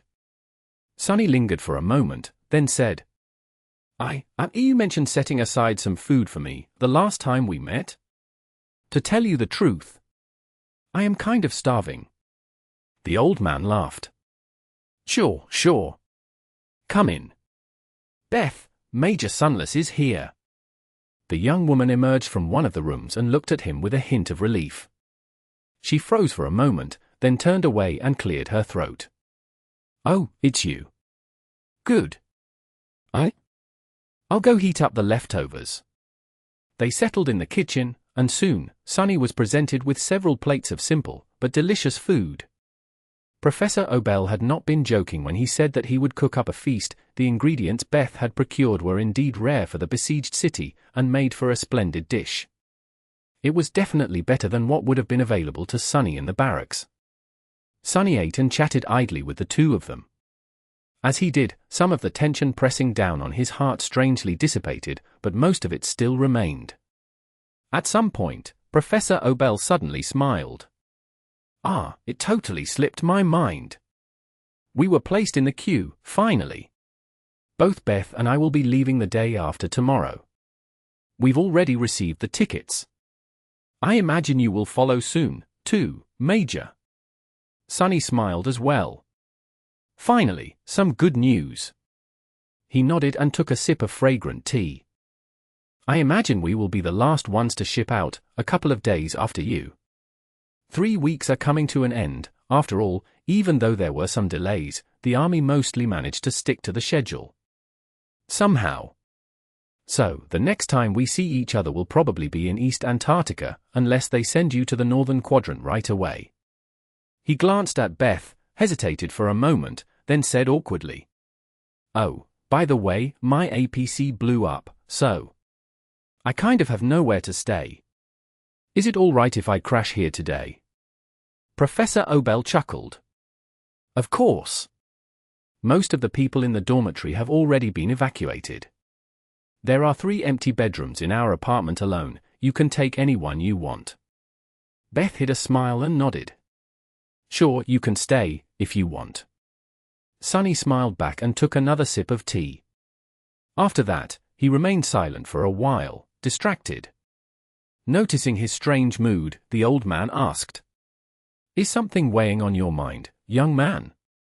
Sunny flinched a little, then shrugged. "No, nothing in particular. Just the usual stuff. I just feel listless, I guess."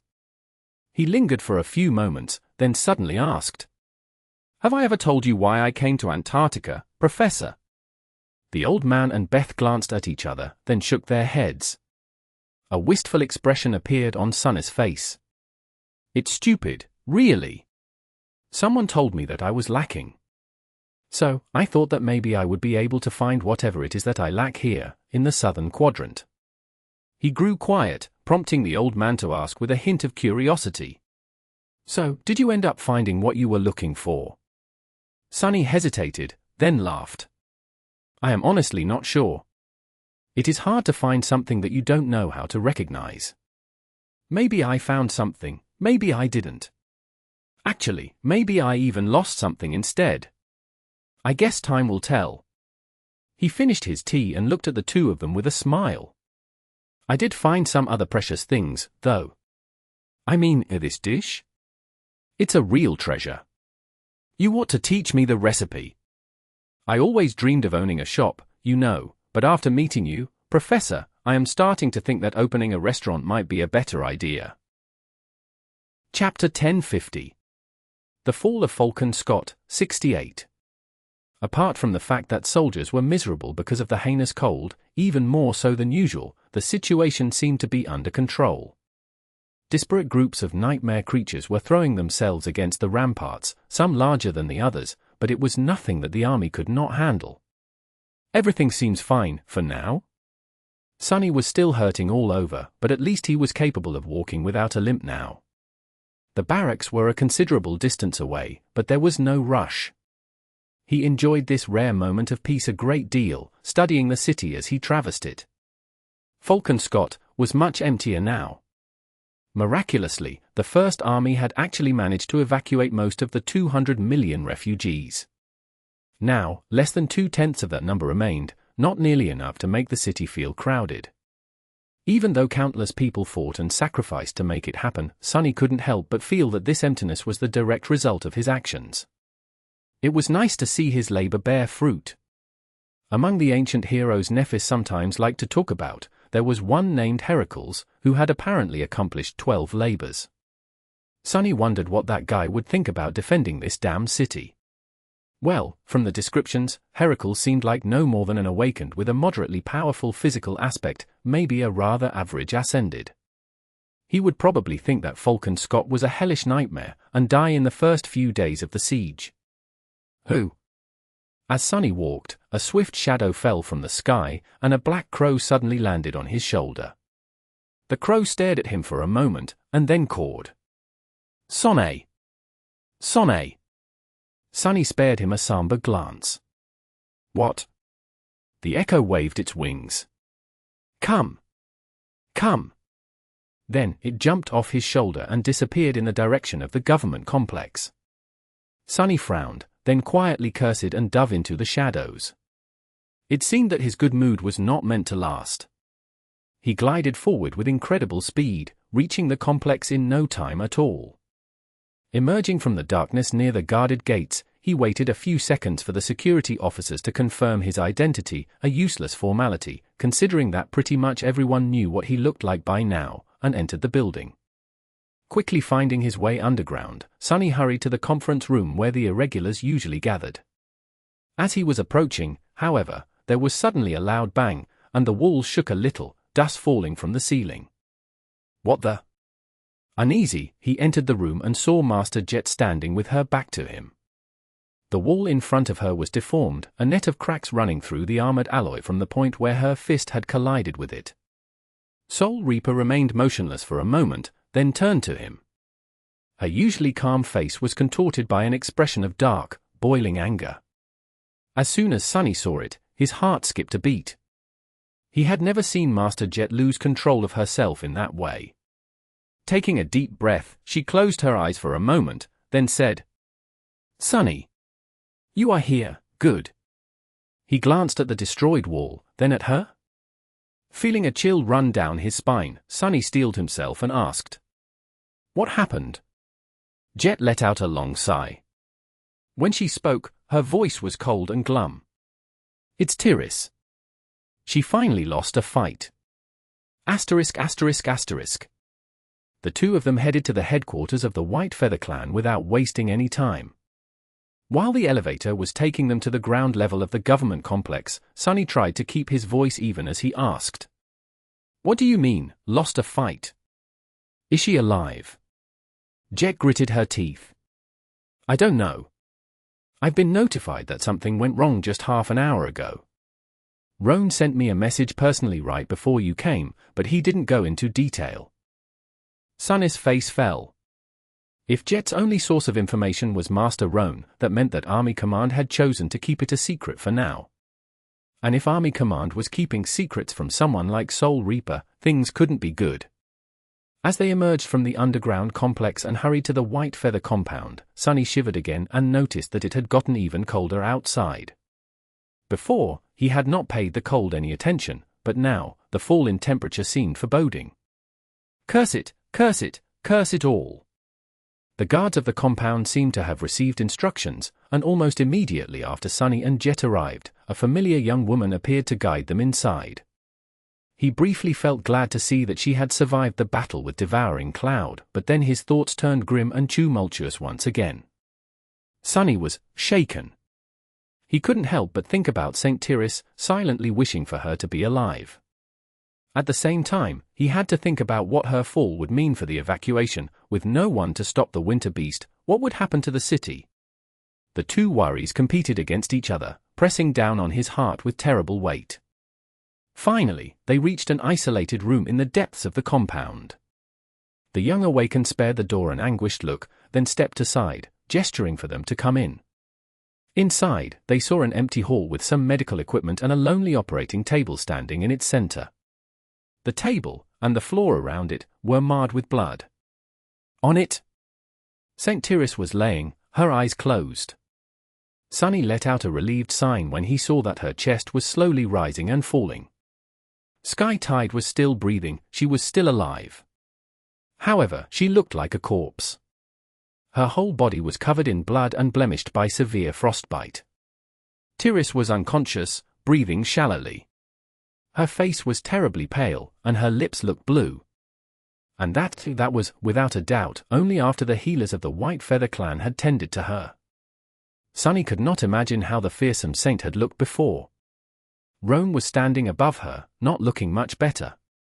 He had been severely injured while luring the Devouring Cloud toward the city. Even now, the charismatic master was yet to recover from his wounds.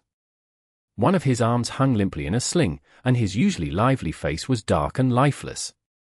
When Sunny and Jet entered, Roan slowly looked away from his wife and gave them a dull glance.